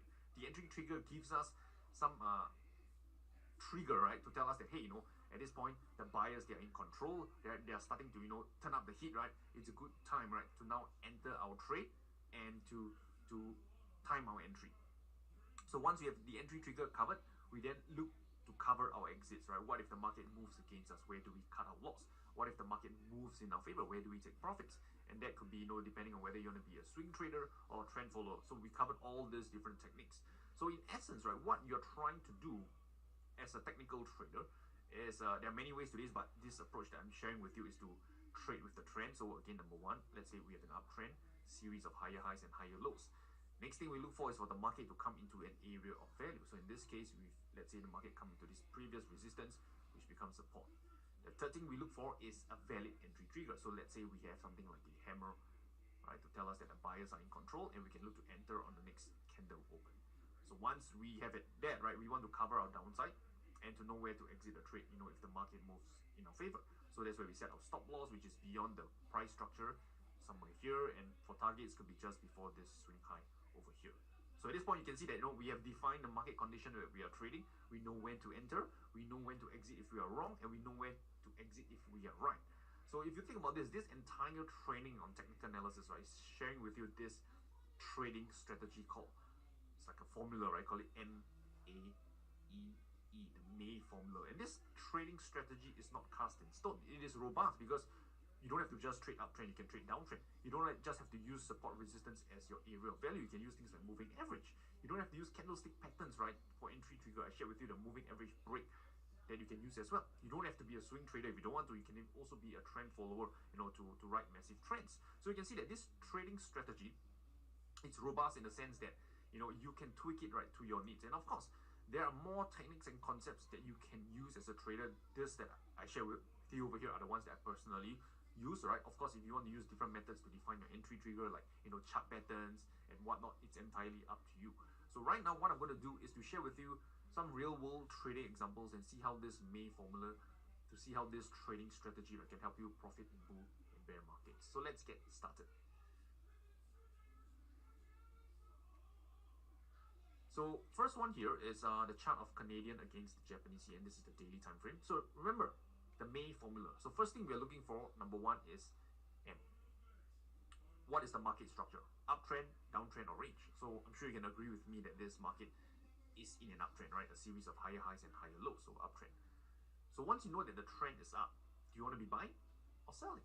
I'm sure you can agree that you want to be a buyer. So where do you want to trade from? Where do you want to buy? From an area of value, and in this case, the price is at this area of value, right, at this support. So let's call it the area of value is at support. Entry trigger. Do we have a valid entry trigger that tells us the buyers are temporarily in control and the market could hit higher? And in this case, we have a bullish engulfing pattern on this candle here. So I'll call this yes, I'll call it a BE, bullish engulfing pattern. What about exits, right? Do you know where to exit if you are wrong? So if we are wrong, right, I want to set my stop loss 1 ATR below this low, which is somewhere about here. As for target, I can set it right just before this swing high, which is possibly around the $88 price point. So you can see at this point, we have covered the market condition that we are trading. The area of value, we know where to enter from. We know when exactly to enter our trade and when exactly to exit, right, if the market moves in our favor or against us. So I'm going to go one step further and share with you, where exactly to set your stop loss and target. So just to do a quick recap, when we set stop loss, right, for me personally, it's always 1 ATR below the area of value. So this is the extreme low in this area of value. I find out what is this value and minus 1 ATR. ATR stands for average true range.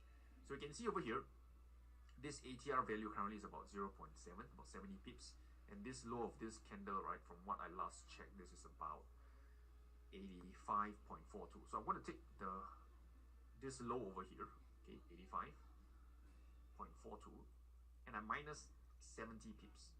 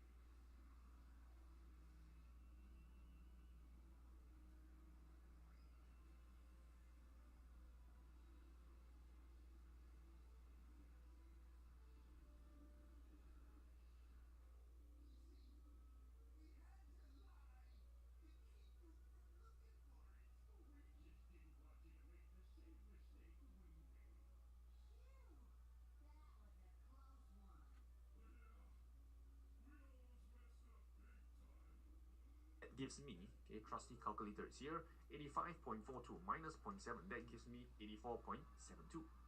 That is my stop loss level on this trade. So let's say the market, open on the next candle open, okay, over here. Let me just share with you where I will set my entry, stops, and exits, okay. So let's call this entry, which is that they open on the next candle. I'll change this to, let's say, green, okay. So that's my entry point. Now what about my stop loss? We just calculated it. Your stop loss will be at 84.72. Let's put it to red. Okay, let me just change this to 84.72. That is my stop loss. Okay, and let's say we want to go with a swing trading approach. We want to exit, right, and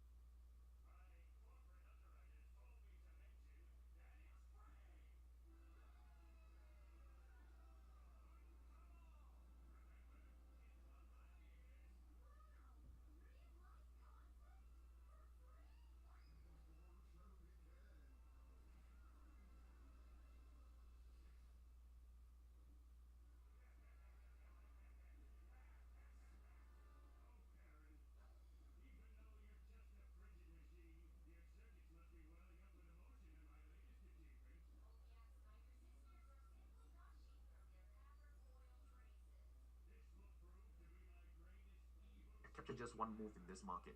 So for this one here, we can exit just before this recent swing high. I'll put it, let's say, around the $88 price point. Let's set this to blue. Okay, and there you have it, right? So from this strategy, right, you know exactly where to enter, where is your stop loss, and where to take profit if the market moves in your favor. And you know you're trading in the direction of the trend from an area of value.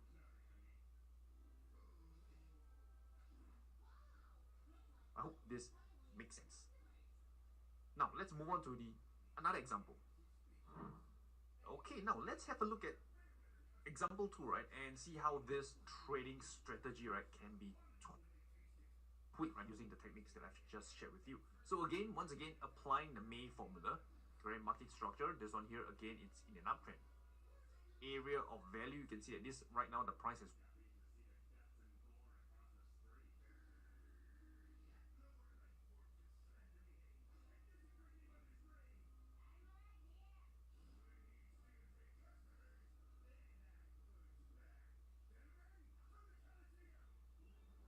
retest previous support, previous resistance, which could become support.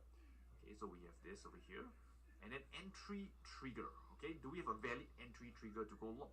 So let me share with you, instead of, let's say, using bullish reversal candlestick patterns, right, we can also use the moving average break technique that I've shared with you. So let me just overlay with the 5-period moving average, as you can see over here, and notice that this candle has break and close above the 5-period moving average. This candle here has break and close above the 5-period moving average. So we have a valid entry trigger to go long. What about exits? Again, we can set our stop loss 1 ATR below this low and target just before this swing high over here. So let me again share with you how to set your stop loss and target, so you can see where exactly is your entry, stops, and target. So let's say we enter on the next candle open, it will be over here. Okay, this candle open. Let's change this to green. Let's say our stop loss is 1 ATR below this low. So find out what is the ATR value. At this point, it's about 53. Okay, let's say on this candle here, the ATR value is about 53.5. Find out what is this low. The low price over here is 1110. So quite simple. You just take this extreme low over here is 1110 minus 53.5. Minus 53.5. Okay, 1110 minus 53.5, and that will give you 1056.5. 1056.5. So what you're going to do is to set your stop loss at 1056.5. And let me just share with you over here. See, stop loss is red, and the level that we will use is at 1056.5. There you have it, our stop loss.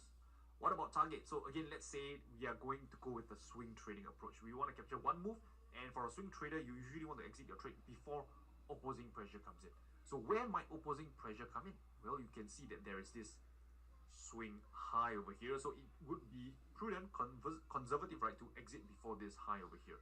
So I would say, a good level will be somewhere about here, 1293, 1295. Okay, let's change this to blue. Okay, so let's say 1294.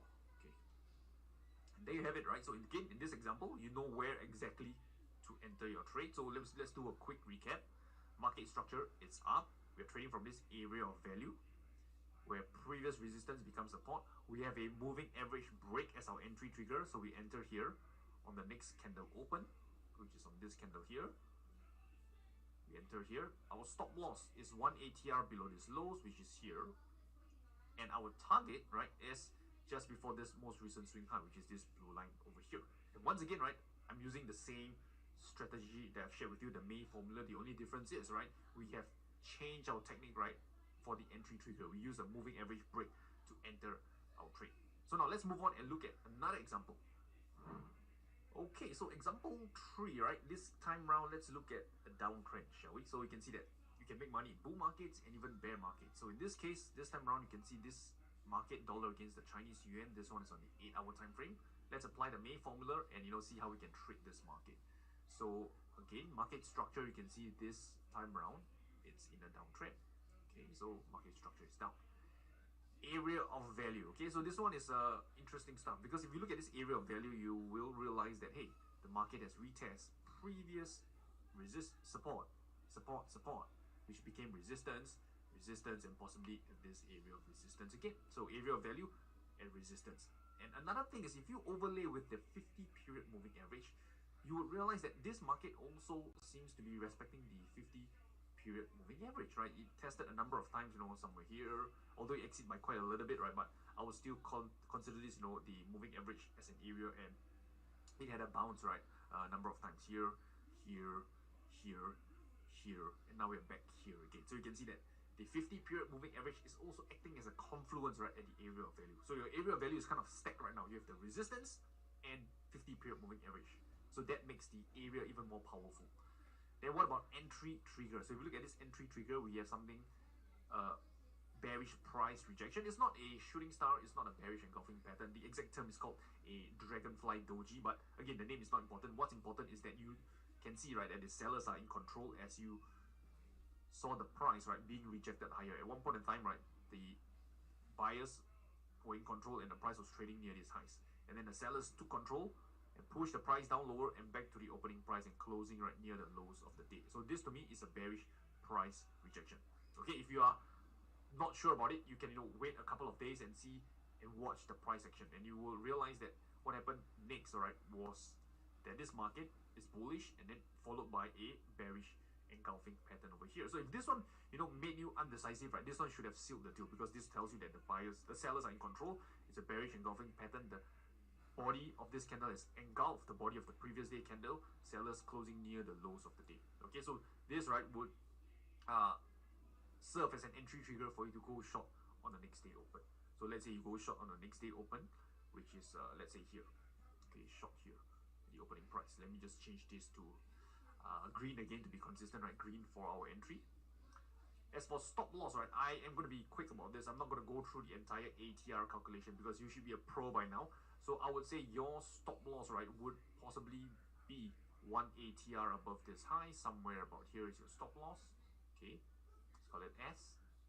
And your target can be just before the swing low. So let's say this swing low you're referencing, this could be your target. Okay, so let's call it T. The green over here, this level here is your entry. Let's call it E. Okay, so your entry price, you know where to set your stop loss, and this is your target. So now let's move on to another example. Okay, so for this one here is the chart of Aussie against the Swiss franc. This is the 8-hour time frame. So let me again walk you through the trading strategy, market structure. You can see that this market structure is in an uptrend. So market structure, uptrend. What about area of value? So once again, right, this is at area of support.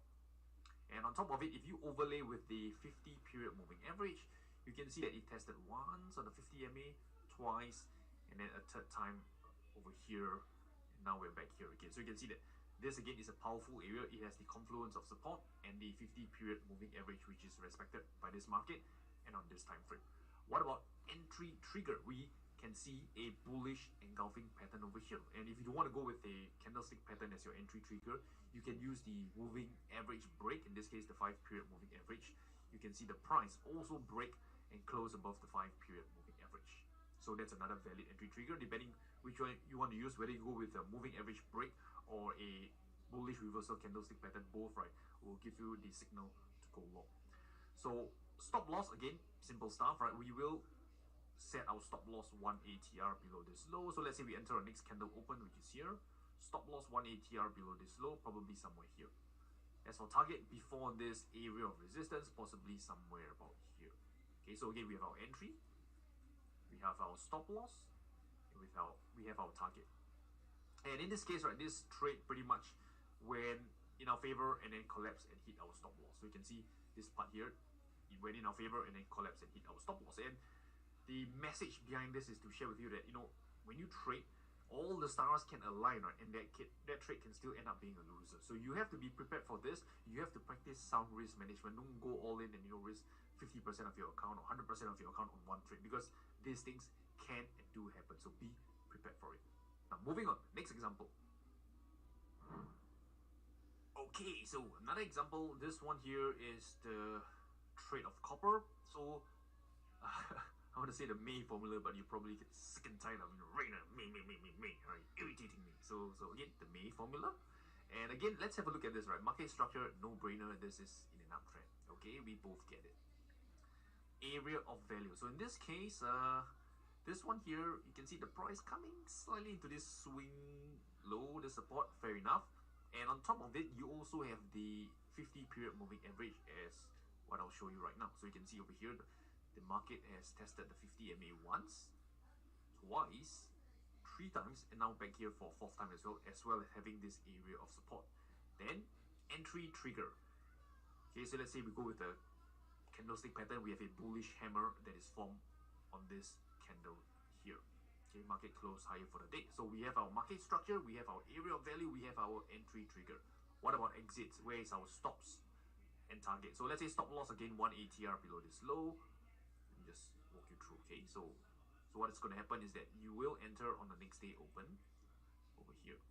Stop loss 1 ATR below the low, let's say somewhere here. So this is S and this is E, entry. Okay, I'm not going to work out with you where to set the exact stop loss level because you should be a pro by now. I did a number of examples, so go through the earlier training if you have forgot about it. And now what about target? What if the market moves in our favor? Where do we exit our trade? So if you recall, right, I shared with you 2 techniques: swing trading and trend following. So earlier examples has been solely focused on swing trading. So now what if we want to ride a trend? So what you can do is you can use a moving average like the 50 period moving average, right, to trail your stop loss. So this means, right, only when the market breaks and closes below the 50 period moving average, then you will exit your trade. So you can see for this example over here, the market went up higher, right, and hasn't closed below your 50 period moving average. Well, in fact it did, right? It did close below the 50 MA here at this point. Okay, but remember your initial stop loss is actually 1 ATR below this slope, which is somewhere here. So your initial stop loss is not hit. So of course, right, for me, I will adhere to the original stop loss rather than exiting the trade prematurely. And once it moves in your favor, right, you can start trailing your stop loss using the 50 period moving average. And till now, the market is still moving in your favor. So of course, this is a cherry pick example, but it's to illustrate to you how you can actually trail your stop loss to the right massive trends. So in this case, let's say what happened now is let's say the market suddenly, right, collapse and breaks and close below this 50 period moving average, which is this blue line over here. Then you exit your trade the next day. So this is how you trail your stop loss to ride trends in the market. Now, moving on to another example. Okay, so this one here is a stock trading example, and the reason why I'm sharing this with you is to let you know, right, that the concepts, the strategies and techniques that you've learned can be applied right across different markets: forex, stocks, commodities, futures, etc. So this stock here is FCX, the ticker. So again, same concept. Market structure is uptrend. Price has retraced into this area of value, right? Previous resistance, which became support. Previous resistance now becomes support, and back here once again. Let's say our entry trigger, we go with a moving average break. So let's pull out the 5 period moving average, and you can see that this candle over here has break and close above the 5 period moving average. So you enter on the next day open. So next day open, market here. Okay, good.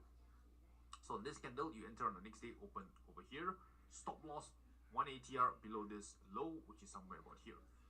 And let's say this time around you want to ride a trend and you decided to ride a longer term trend. So what can you do? You can trail your stop loss using a 100 period moving average. So let's see what happens. So let's say the market moves in your favor. In this case, of course, because I cherry picked this chart, and you overlay with the 100 period moving average. So you can see over here, right, the price is still above the 100 period moving average. So only, right, when the price breaks, let's say breaks and close below this 100 period moving average, only then will you exit this trade. If not, you will hold this long position, right, till the trend, right, hits your trailing stop loss. So of course you can imagine, right, as a trend follower, in this case it's a long-term trend following stop loss, right, you will be in this trade for a much longer period compared to someone who is trying to capture a short-term trend or someone who is trying to capture a swing. So again, something that you have to be prepared for. And finally, right, let me share with you a few examples, right, of trade that I do not want to take. Okay, now let's have a look at this chart and find out why this is a trade that, or rather this is a market that I'm not interested in trading right now. So again, using the same formula, market structure, it's up. area of value, it's somewhere about here, okay, around the $42 price point. Is the price at this area of value? Not quite, so let's give it 1x, right? No. Entry trigger. Do we have a valid entry trigger? At this point, we have kind of like a bearish looking candle, right? I am interested to buy. I don't want a bearish reversal candlestick pattern, so entry trigger is no as well. So if you don't have an area of value that you're trading from, if you don't have any valid entry trigger to enter a trade, you have no business trading. So this is a trade, is a no-go, and let's move on to something else. So usually it's going to be very quick, right? Once you realize that the price is not at an area of value, you can skip it altogether. You don't even need to bother whether there's a valid entry trigger or not, because if it's not at an area of value, why do you want to bother, taking such suboptimal trades? So quickly, you can move on into something else. So if you look at this chart, another example, pound against the Japanese yen, you can see this one here. Market structure is up, area of value is here. At this point, the price is kind of like in the middle of nowhere. It's not near any area of value, and I have no business, right? I have no interest wanting to trade this, because again, the price is not at an area of value. Why do I want to force a trade? Yes, it's in an uptrend, but from the looks of things, right, it's currently, seems to be wanting to make a pullback, right, and to reverse lower. So if I were to buy right now, I'm putting myself in such, unfavorable, situation. Does it make sense? Hey, what's up, my friend? So at this point, right, you have learned a lot about technical analysis. We talk about things like market structure, support, resistance, entry trigger, stops, target, swing trading, trend following, etc. And to be honest, right, all this will give you a strong foundation, but we are just scratching the surface. There's a lot more that you can dive deeper, right, if you want to be proficient to master technical analysis. And if that's what you want, right, then I recommend, right, you get a copy of this book over here. It's called Price Action Trading Secrets. I'll put the link somewhere below this video, or you can go directly to this link over here, priceactiontradingsecrets.com. This is a 140-page physical color trading book where I'll share with you, right, price action trading strategies and techniques, right, that you can use to trade the financial market. So if you've enjoyed this training so far, this book here will take you towards the next level. We talk about things like support and resistance again, but at a much deeper level, how to tell when support resistance will break, how to draw support resistance, how to read candlestick patterns like a pro, different type of candlestick patterns that are worth learning. I'll share with you reversal trading strategies, breakout trading strategies, how to manage your risk so you never blow up another trading account, and much, much more. So you can see that there's a lot packed into this 140-page physical trading book. And also, right, if you get a copy of this book today, I'm going to throw in a few bonuses, right, for you. Bonus number one is a digital copy of Price Action Trading Secrets. So this book is a physical book. It will take some time to reach you, about 3 to 4 weeks. But if you want to get your hands on it immediately, the first bonus I will give you is a PDF copy of Price Action Trading Secrets. So the moment you check out, you will get that instant PDF version that you can start reading immediately without waiting for a few weeks for your book to arrive.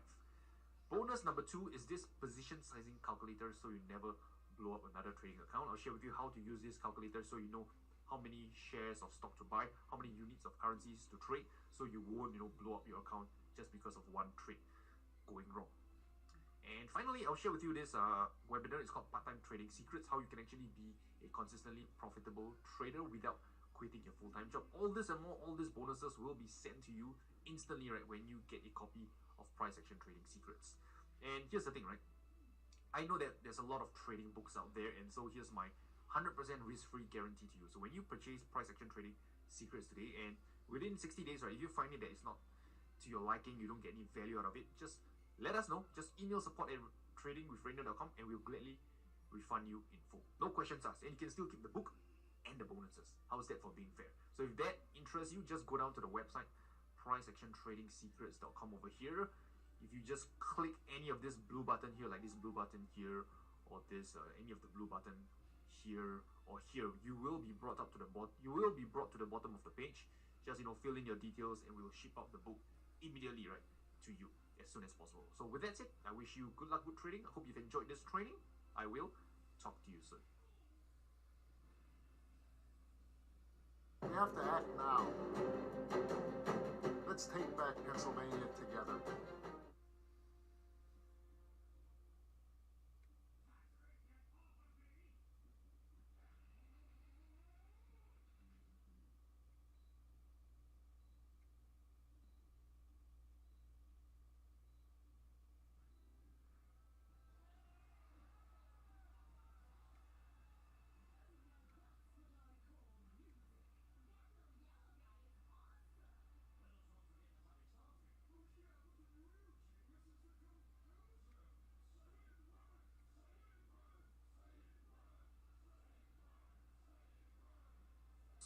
represents an ownership in a company, right?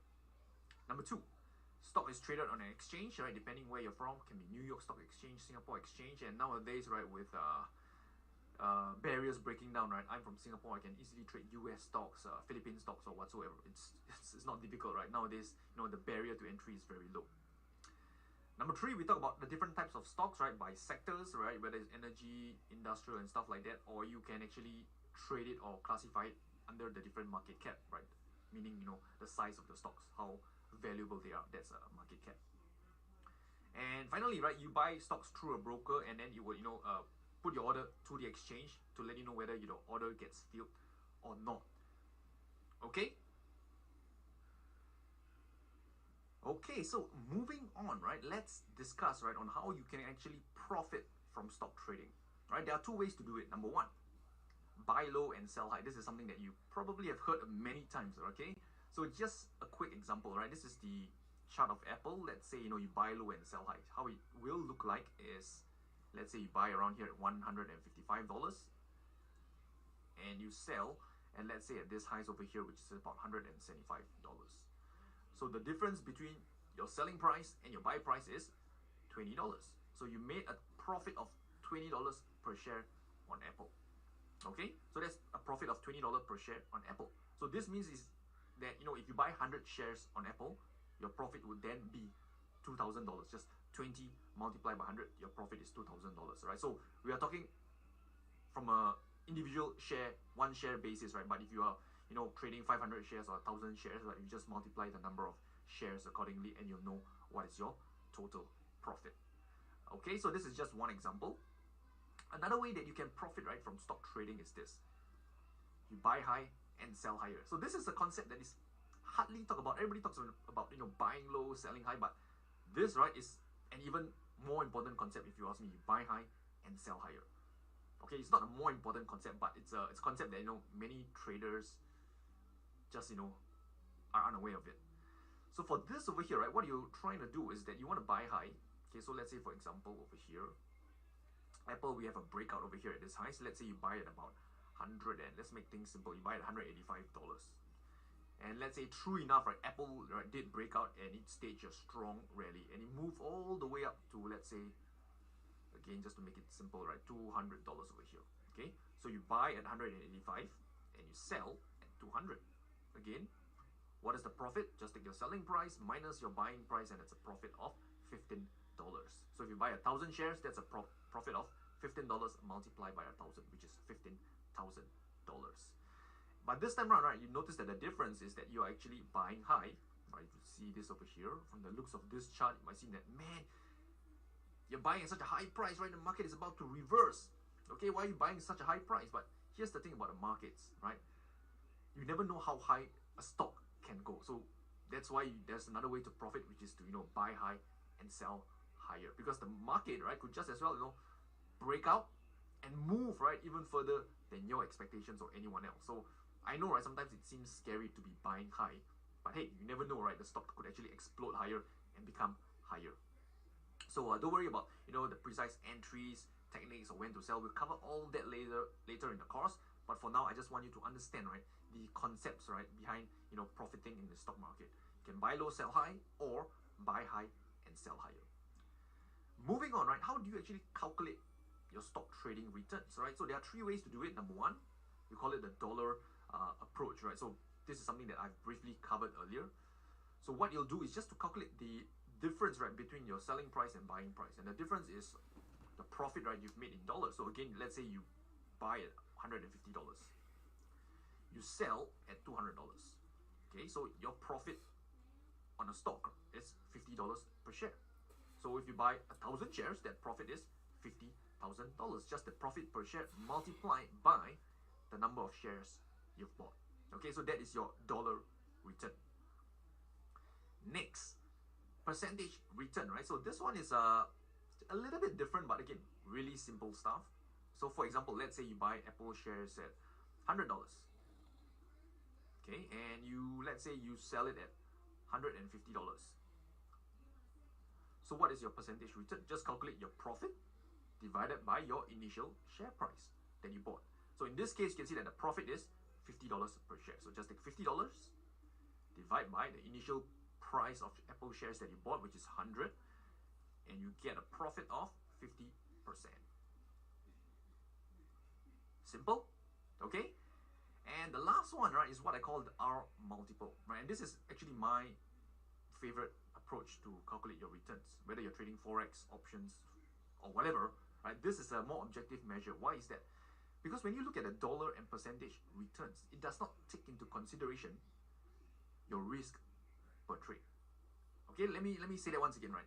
When you calculate returns based on dollar or percentage, it does not calculate or determine, right, the amount of risk that you're taking to achieve those returns. So I'll explain. So let's say you buy Apple shares at $100, okay, and let's say you sell it at $150. And let's say for this particular trade of Apple, right, you're either going big or going home. You tell yourself that, you know, if Apple drops to, you know, $0, I'll still hold it.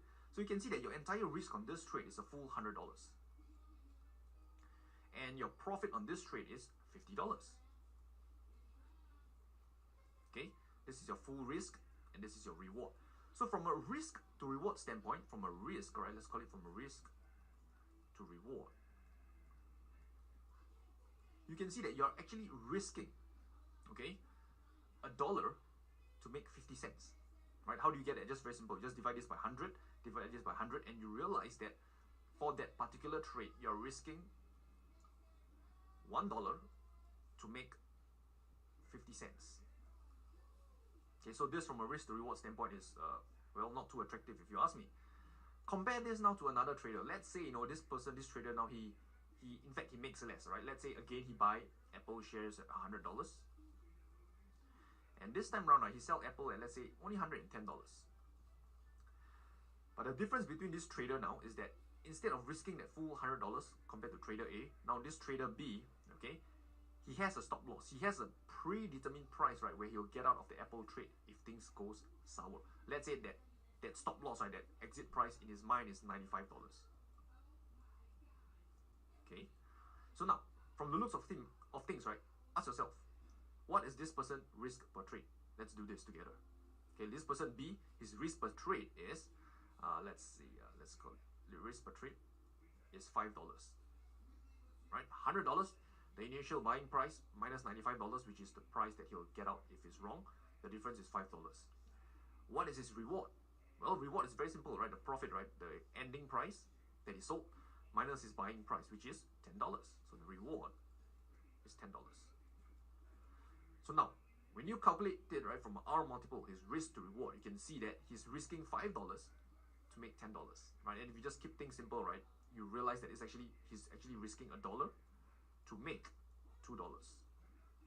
Compare that to the earlier trader who actually made more, who made $50 per share, right? But you look at it from a risk to reward standpoint, the person only made, for every dollar he risked, he made 50 cents. Whereas for trader B, he risked $1 to make $2. So which is a better trader? Which is a better trade? If you ask me from a risk to reward standpoint, from an R multiple standpoint, trader B did a better trade. So you can look at it from two ways, right? Risking $1 to make $2, or you can just call it a multiple of 2R. When you talk about 2R, you know that the person has risked $1 to make $2. If someone made a profit of 10R, this means that he risked $1 to make $10. Okay, so these are the three different ways to calculate your stock returns. I find that the R multiple is the most objective measure to calculate your stock returns. So let's do a quick recap. Number one, how to profit from stocks. You can either buy low or sell high, or even do both. And number two, we talk about how to actually calculate your stock returns, right? Either through a dollar-based approach, a percentage approach, or the R multiple approach. And my favorite is the R multiple approach because it tells you, right, how much risk you're taking to achieve those returns. All right?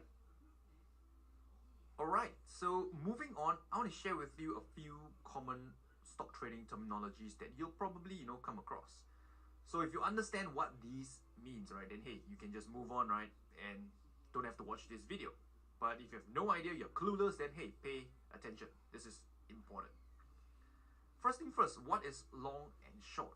So when you hear traders, you know, say that, hey, I'm long or I'm short, it simply means the direction of the trade that they are taking, right? When someone says he's long, it means that he will make a profit when the stock price goes up. So for example, let's say someone says, I'm long Apple shares at $100. It means he buy Apple shares at $100, and if Apple shares goes up to $120, he makes a profit of $20 per share. So that is what you mean by going long. On the other hand, right, when the trader says that I'm short, it means that he will make a profit if the stock price goes down. So how does this work? So when a trader is short, what actually happens is that he will borrow shares from the broker. So let's say, you know, I'm short Apple shares at $100. So I'm going to borrow $100 worth of share from my broker. Okay, I will borrow this $100 worth of share. And let's say the stock price of Apple goes down, right? Let's say it drops down to $90. Okay, so what will happen is that since I borrowed this $100 worth of share, I need to return back, right, the share of Apple, because I borrowed one share of Apple. Now I need to return back this one share. So let's say I buy this one share of Apple at the open market for $90 and I return it back to my broker. So in this case, or in this example, you can see that after the transaction is completed, I borrow the shares and I return back the share. At the end of the day, I made a profit of $10 per share. Okay, so this is how short selling works, right? You borrow the shares, you sell it at the market, you collect the proceeds, although you won't really see it, right? Because the broker will manage all this transaction, right? And once you buy back the shares and return it back to your broker, you will then, you know, collect the difference. And in this case, since the stock price goes down, right, you make a profit of $10. But what if, right, the stock price goes up, it moves against you, right? Then the loss, right, will be I'll explain, right? Let's say you short $100 worth of Apple shares and it moves up to $200.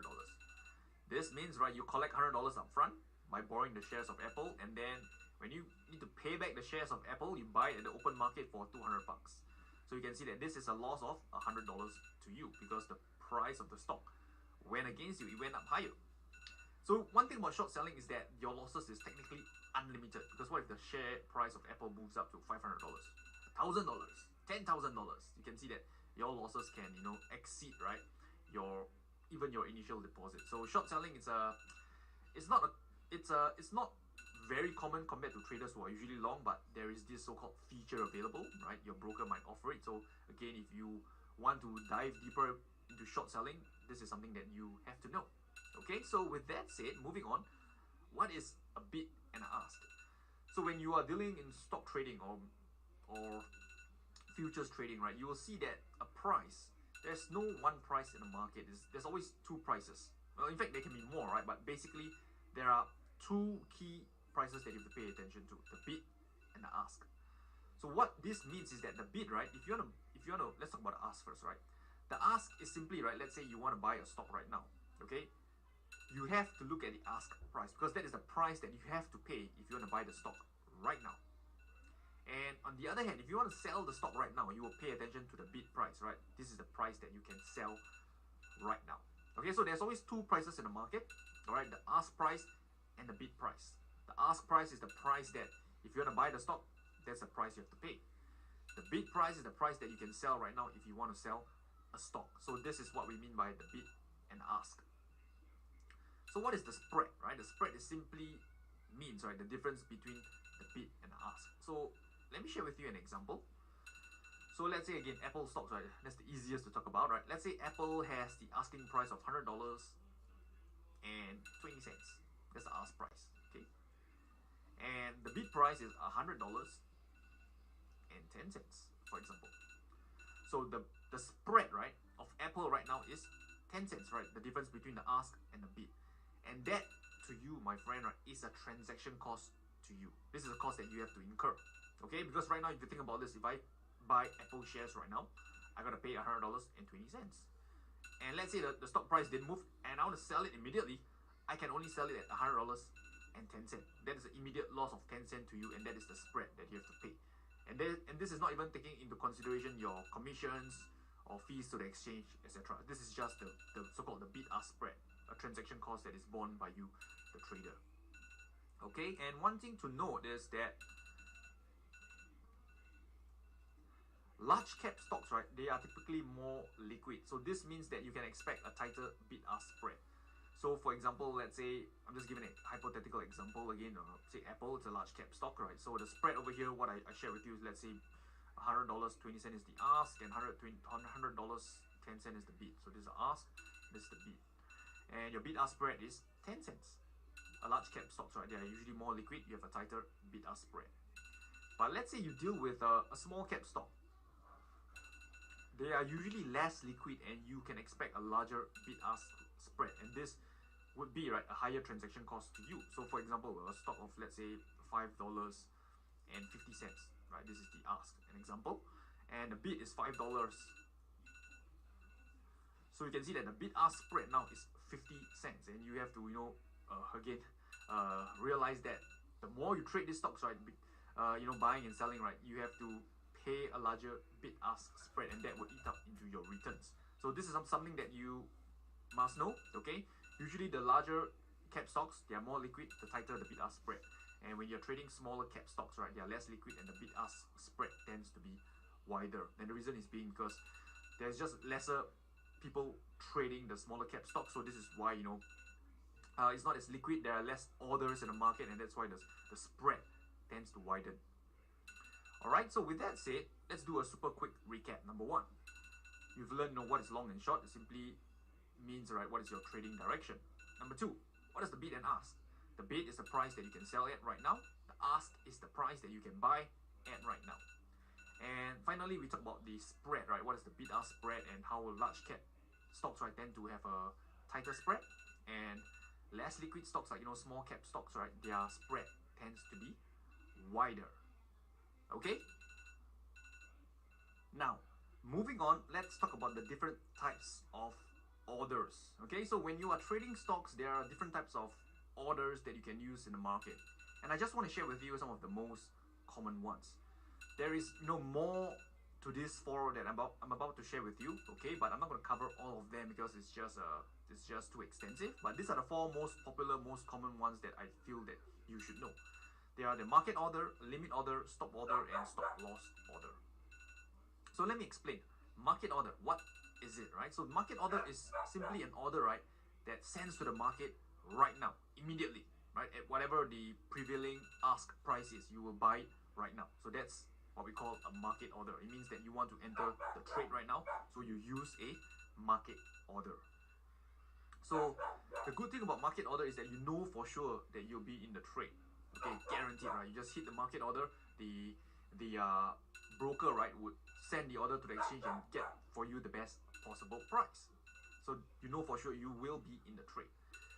The downside to it is that you have to pay a premium, okay, because you are willing to, pay whatever the current prevailing price is. So if the stock is moving pretty fast, okay, you might have to pay a slightly higher price, a premium, right, at whatever the asking price is currently is. So this is the market order. Next is what we call the limit order.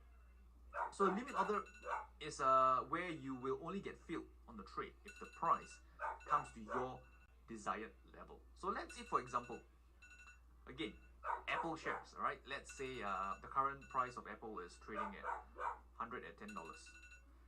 And let's say, you don't want to be hitting a market order because you have to pay $110. So instead, what you want to do is, or what you could do is place a buy limit order at $100. So what happens is that if right, the price of Apple, it declines, right, to $100, then that buy limit order will get you filled at Apple shares, to buy Apple shares at $100. So this is what we mean by a limit order. You only enter the trade if the market comes to your desired price level. So this is good for those of you who trade pullback, right? Limit order is a useful function that you can use. So the pros is that you enter at a cheaper price because you don't have to pay the prevailing market price. You can actually wait for the market to come to a more cheaper price level before you enter the trade. The downside to it is that you might miss the move, because what if Apple right now is trading at $110 and you have a buy limit at $100, but Apple doesn't decline, it moves to 120, 130, 150, 200, 500, and you end up missing the move, right, because you want to enter at a cheaper price. So that's the downside, the first downside. The second downside is that trading against the current momentum. So what this means is that, let's say Apple price is at here right now. Okay, yeah, let's say this is again $110, and you have an order over here at this $100 level. So what you're actually doing is that you're buying Apple, right, as the current momentum is against you, right? It's against you. It's not necessarily anything bad, but this is something that, again, I just want you to know that you will be entering your trade, right, when the current momentum is against you. Okay, so that's so-called a couple of cons that you might want to be aware of. So that is the limit order. The third thing is what we call a stop order. So a stop order is useful, right, when you want to trade breakout, because you will only enter trades as the market moves in your favor. So for example, okay, let's say the Apple shares has been in a range. Okay, let's say the highs of the range is $100 and the lows is, let's say, $80. So if you use a stop order, right, you can put in a stop order at, let's say, $105, right, over here, $105. This means right that only if Apple shares move up and hits $105, only then will you buy the shares. So this is what we call a buy stop order. You only go long, right, if the share price moves in your favor, right, and it hits a predetermined level that you expect. Okay, so if you have a buy stop order at $105, you will only buy the shares if Apple reaches 105. If it reaches 101, 102, 103, 104, you will not buy the shares. It only buys, right, when it hits $105, right? So this is what we mean by a buy stop order. So the pros is that when you are using a stop order, a buy stop order, for example, you are entering your trades with momentum. So you can see that this is actually the opposite, right, of the limit order. So when you buy a breakout, right, let's say you have a buy order over here, you're buying, right, as momentum, right, is in your favor. The downside to trading with a stop order is that it might be a false breakout. So what is a false breakout? So the stock price might, go up, go down, go up, go down. It breaks out and then collapses back into the range. So you end up, buying at the highs over here. So this could happen, right? So again, I just want to, I want you to be aware of it. Okay, so this is the stop order. And finally, is something what we call the stop loss order, possibly the most important order that you'll use. So a stop loss order is unlike the earlier three orders where it gets you into the trade. A stop loss order gets you out of the trade. Okay, you exit the trade if the price goes against you. So you can think of this like a defense mechanism, right? If the stock price goes against you, after you hit a certain price level, you're out of the trade. So again, an example, let's say you buy Apple shares at this point, right? Maybe it's $100, and you have a stop loss order at, let's say, $70. So what this means is that if Apple shares, it declines, right, to $70 at this point, you will automatically sell Apple shares because your stop loss is at $70, right? So this is an order, right, that helps you so-called protects your trading account. It prevents you from getting things out of hand. Okay, it's a defense mechanism. So the pros is that you cut your losses, you get to live another day. You don't have to lose a huge chunk of capital because your stop loss prevents further damage. But the cons of it is that the market could reverse back in your favor. So let's say again, market goes up. Okay, you buy over here, your stop loss is here. Market comes down, hit your stop loss, and then continues higher. So when it hits your stop loss, right, it could reverse back in your direction. So you can see that man, if I did not use a stop loss, right, I wouldn't have taken the loss. So that's definitely going to hit your mind, right? But trust me, right, in the long run, it's for your own good. Because what if, right, the stock price just collapses lower and never recovers? So again, stop loss, as I've said, right, it's a defense mechanism. It's not 100% foolproof. There will be times where the market hits your stop loss and then it moves back in your favor, and that's simply the cost of trading, the cost of doing business. Okay, so a stop loss order is unique in the sense that it's an order that gets you out of the trade. So a recap, number one, we talk about market order. It gets you into the trade, gets you into the market right now. You simply buy at whatever the asking price is. A limit order is an order that gets you at a cheaper price. You set a determined price level that you want to enter, and the market declines to that level, you enter the trade. That's a limit order. A stop order is the opposite of a limit order. You only enter the trade if the market moves enough in your favor at whatever price level that you determine, right? So a stop order is basically trying to buy a breakout. If the price have moved so much distance within this period of time, your stop order will get you into the trade. And finally, we talk about stop loss order. Is simply an order that gets you out of the trade to protect you and your trading account. All right. Okay, so moving on, let's talk about how to analyze a stock. So there are two main ways to analyze a stock: fundamental analysis and technical analysis.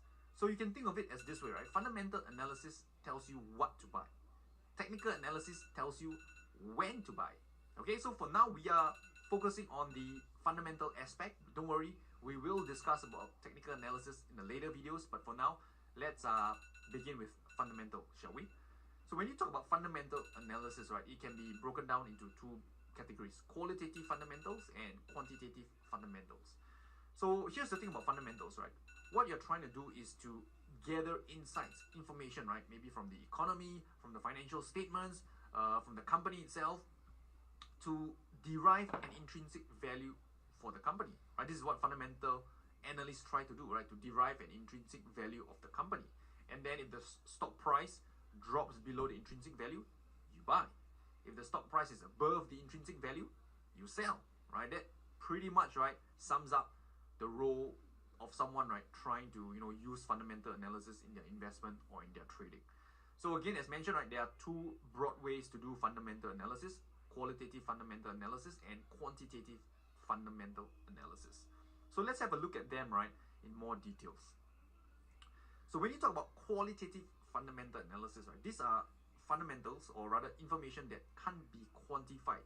For example, disruption, right, that we are experiencing right now. This is qualitative analysis that can't be quantified. Like for example, let me give you an example. Let's say I have an oil company right now. I'm profit, right, as I send my guys to dig up oil from the earth. Let's say there is this new commodity that can replace oil. Maybe there is a less hazard. Okay, it's cheaper and it can replace oil, right, in vehicles, in machinery and stuff like that. So when this new commodity comes to the market, okay, you can see that my business is going to suffer because nobody needs oil anymore. My stock price is going to collapse. So how do you actually so-called quantify this? You can't, right? So this is why we call it qualitative analysis. This is an insight, right, that someone can glean from, right, and realize that this would be disruptive to the oil stock. So maybe they might want to sell the stock or even short the stocks altogether. So this is an example of qualitative fundamental analysis. Another one could be economic mode, right? Like what Warren Buffett is a term that I think Warren Buffett came up with, an economic mode. So for example, Coca-Cola, they have a strong economic mode. They sell soda, they sell cola. But if you want to challenge against them, can be pretty darn difficult, right? Because they have the brand, they have the reputation, they've been in business for a long time. So they have a strong economic mode. All right, and this is another aspect of qualitative analysis. You can't really quantify what this economic mode is. You know what it is, right? It's their branding, their trust. They have been in business for a long time and the recipe is pretty much, kept somewhere as a secret. So that is an economic mode, and that's another way of, looking at qualitative analysis. Or even management. It can be, a qualitative aspect as well. Maybe a good management, a good CEO comes in to, improve on things, improve on the operations, reduce expense, gain new market share in different industry or sectors, for example. All this is what we call qualitative analysis. Things that cannot be quantified in numbers. And moving on, we have something what we call quantitative analysis. So this is fundamentals that can be quantified. Stuff like, your assets. You know what your assets are? Your machinery, you can quantify all those. You can put a value on those assets. Your liabilities, right? Your revenue, your earnings, your cash flow. These are all stuff that can be quantified. And this is why we call it a quantitative analysis. So when you deal with quantitative analysis, you will see ratios like, your PE ratio, your price to earnings ratio, your PB ratio, price to book value, price to cash flow, and etc. So this is what we mean by quantitative analysis. So as a recap, right, there are two types of analysis: qualitative and quantitative.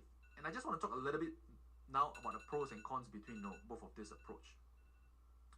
So for qualitative fundamental analysis, right, the pros of it is that if you can so-called digest information, you can make sense of what's going on in the world and the company, you can gain insight that not many traders or investors will see, and you can actually make a profit, right? Because you can actually buy a stock below its intrinsic value.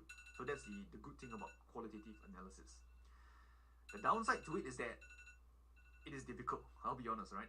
Because there is so much information out there. How do you know what's relevant to the market at this current point in time? So you will get analysis paralysis.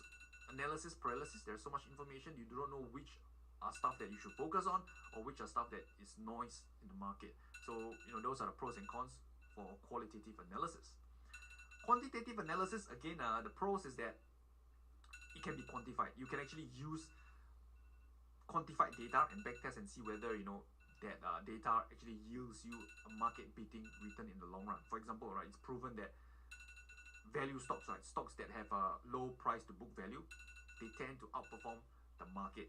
Okay, so this means that if you rank the stocks between those with the highest book value and those with the lowest book value, right, if you buy the top 10 worst stocks, right, with the lowest price to book value, they tend to outperform over the next few years. Compared to stocks with high price to book value, they tend to underperform the market over the next few years. So you can see that quantitative analysis, the good thing is it can be quantified and can give you an edge in the market. So you don't really need to know or have great insights into a company, because using raw price data, you can actually know what works and what don't.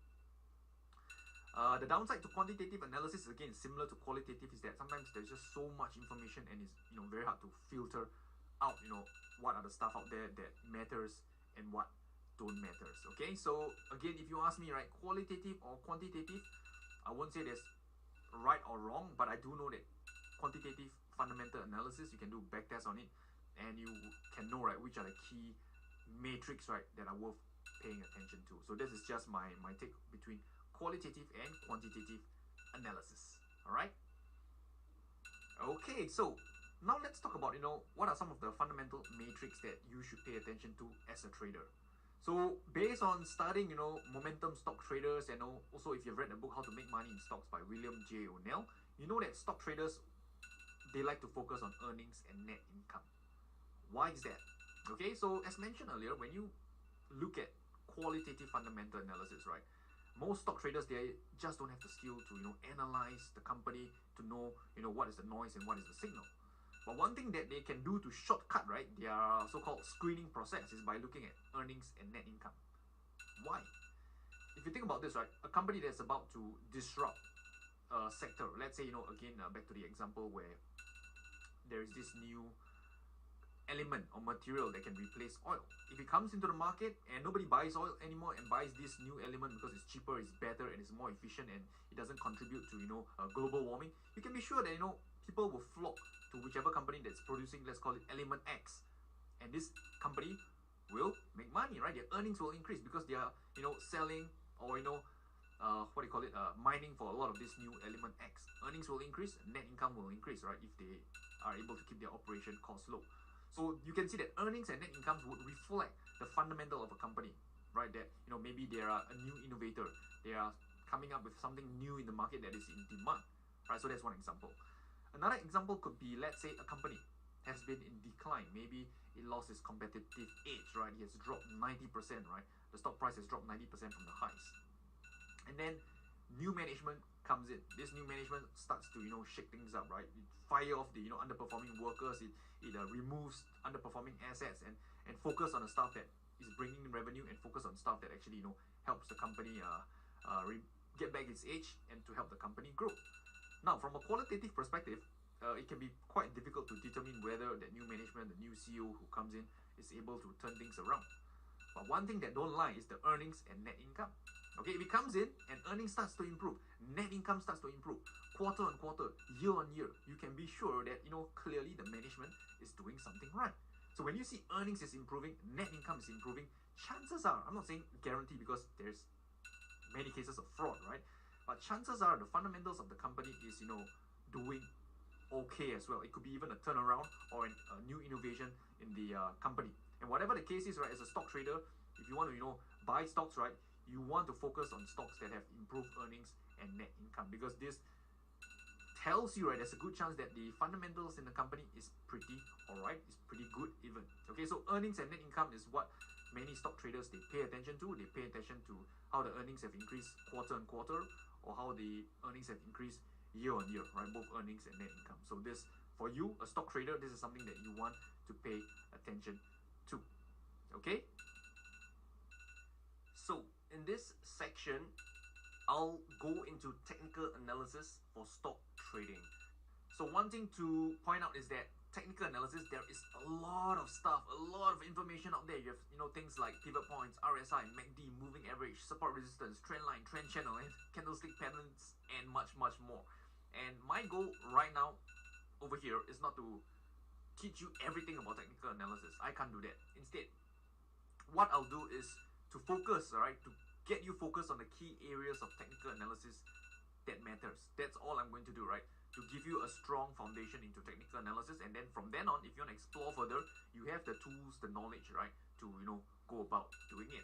Okay, so when you are dealing with technical analysis, right, let's say in stock trading, right, you know that fundamentals, they are good, right? It helps you to filter down the list of stocks that you want to trade, right? Focusing on companies with strong or good fundamentals. Technical analysis, on the other hand, can help you to time your entries, telling you when to buy, right? So fundamentals tells you what to buy. Technical analysis can tell you when to buy. So when you are dealing with a technical analysis, there are three broad categories that I want you to know. It's what I call the trend, the area of value, and entry trigger. So let's analyze them, right, in depth. So a trend, right, you've probably heard of a trend, right? So what is a trend? A trend is simply, right, on your chart, it looks like higher highs and higher lows, like this. Okay, let me just draw this, right? Higher highs and higher lows. So this is what we call an uptrend, because you can see that the price, right, is making higher highs and higher lows. And one thing to note is that when we are dealing with technical analysis, when a stock is in an uptrend, we want to be a buyer, because we assume, right, that there's a good chance that the stock would continue to trend higher. So this is an example of an uptrend. So the opposite of an uptrend, right, it's a downtrend, which looks like this. It has lower highs and lower lows. So when a stock is in a downtrend, right, we want to be selling, we don't want to be buying, because again, right, there's a good chance that the stock will continue trending lower. So one of the important principle that you want to take away is that whenever you want to buy stocks, right, you want to buy stocks that are at least in an uptrend, or at least, right, don't buy stocks in a downtrend, especially for trading, right? This is not investing where you're going to hold on for years and years. In trading, right, you are going to enter the markets and you'll pretty much exit, right, in a, I would say, after a short while, depending on your time frame, but you won't be holding stocks for a long time. So again, first fundamental rule of stock trading is, again, don't buy stocks in a downtrend. And one thing to share with you is that to define a trend, right, you can use the 200 period moving average, right, to help you, define the trend. So let me share with you an example. So the 200 period moving average is just an indicator. You can get it on most charting platforms, right? Just select 200, right? And over here, this black line is what we call the 200 period moving average. So I've applied this to the daily time frame on Amazon, and you can see that right now, the price of Amazon, right? This is the price. Over here, there's movements. This is the price of Amazon. It's above the 200 MA. So when you see the price is above the 200 MA, right, it gives you a bias that, hey, I want to be buying only in this market because the market is in an uptrend, okay? And vice versa, right, if the price over here, the price is below the 200 MA, then you can conclude that, the market is weak, right, and you either want to be selling, right, or, hold on to cash. You don't want to be buying in a downtrend. Of course, there are exceptions, right, especially traders who are, more advanced in their trading methodologies, they are more experienced, they can buy in a downtrend, they can still make money. But for you, if you're still new to trading, this rule over here, right, will keep you on the right side of the markets more often than not. Okay, this is not foolproof, but hey, it will keep you on the right side of the markets more often than not. Okay, so this is what I talk about, what we've discussed, right, the trend. Next thing, area of value. So you know that trend, right, tells you whether the stock is moving up higher or lower. But just because a stock is moving up higher doesn't mean you buy it immediately. Okay, just because you see oranges in a supermarket that's selling right now, you don't buy the oranges immediately, because maybe the oranges is overpriced. Maybe they for $10. You don't buy one orange for $10, right? Because during a sale you can buy maybe 3 oranges for $2. So you want to wait when the price is at an area of value for your oranges. And this is the same for trading, right? You don't want to buy just because the stock price is high, it's in an uptrend. No, you want it to come to an area of value before you consider buying. Okay, and it's the same for trading. So how do you sort of define what is value in trading? So these are a few techniques that you can use: support and resistance, trend line, moving average, right? I find that these three, they are pretty easy to understand and use. There are more out there again, but I would say these three, right, really, right, is more than enough to get you started. So let me explain what are these different tools that you can use. So support, right, you can think of support as a floor, right, where the price have difficulty going under, like a floor. So you can see that over here. Okay, I want you to think of this floor as a wooden floor. Means it can provide some support, right, to push the price higher, but it's made of wood. So wood can also break. So don't think that just because the price is coming to an area of support, right, it will definitely bounce. No, wood can break. It's not titanium, it's not metal, right? It can break. So that is how I want you to think of support. So in this case, right, you can see that over here we have an area of support over here. Price bounced once, rallied higher, came back down under, bounced a second time, and rallied higher. So you can see that support is an area, it's not a fine line on your chart. So this depicts it pretty clearly. You can see that over here, this whole area is an area of support. It's not just one line, even though I draw it as a line because that's my preference, but you have to treat it as an area, meaning that the price could come into an area of support and then bounce off away. It could come deeper into the area of support and then reverse from there. That is possible as well. So remember, support is an area on your chart. Treat it like a piece of a wooden plank. Okay. The second thing that I want to share is a trend line. So trend line is like support, right? Like support and resistance. But the difference is that support is horizontal. A trend line is diagonal. Okay, so trend line is diagonal. So you can see that again, it's an area. This is the area over here, and notice the price bounce here, the second bounce here, and the third bounce over here. Okay, so this is again a trend line. When you want to buy stock, again, you want to buy when the price is near an area of support. You want to buy it right when the price is near the upward trend line, right? Because this represents an area of value on your charts. And the last thing to share is moving average. Okay, so you know that there are many types of moving average out there. Like for example, earlier I shared with you the 200 period moving average, how it can help you define the long-term trend. However, that's not the only moving average you can use. You can use the 20, 50, or 100, and all these different moving average, right? They help you. They have different purpose. Like for example, I like to use the 50 MA, okay, which is what you see over here, to help me define an area of value. So you can see that for this particular chart of Nike, the daily time frame, the price tends to bounce off the 50 MA, repeatedly for over the last few times. So needless to say, right, if the trend is very strong, it may not retrace back towards the 50 MA. Sometimes it might just bounce off the 10 or 20 MA and continue trading higher. If the trend is a healthy trend like what you are seeing right now, right, where the pullbacks are more obvious, it tends to find support at the 50 MA. And if the trend is, let's say, not very strong, it's just weak, right, it can even pull back to the 100 or 200 MA. Okay, so again, moving average is another technique that you can use to define your area of value. So one thing to note is that, let's say for example, the stock right now, it's let's say it's trading at this highs over here. Okay, let me just give it an example. How about the stock is at this highs over here? Let's say the stock previously it has respected the 50 MA and now it just breaks out higher and got this slight price rejection. At this point, you don't necessarily want to be buying over here. Why is that? Because remember, you want to buy in an uptrend and from an area of value. Right now, the price is not at this area of value, which is at this 50 MA over here. So it's much better, right, to be patient and let the price come to you, come to an area of value, and then you look to enter your trade. So now the question is, when exactly do you enter the trade, right? Let's say the market is in an uptrend, it's an area of value. Do you just buy it immediately? No, right? Because you can actually use something what I call an entry trigger to time your entry. So entry trigger, right? I find that candlestick patterns, they are very useful for this purpose. Okay, and you can use reversal candlestick patterns like the hammer, the engulfing pattern, bullish engulfing, bearish engulfing, and shooting star and stuff like that.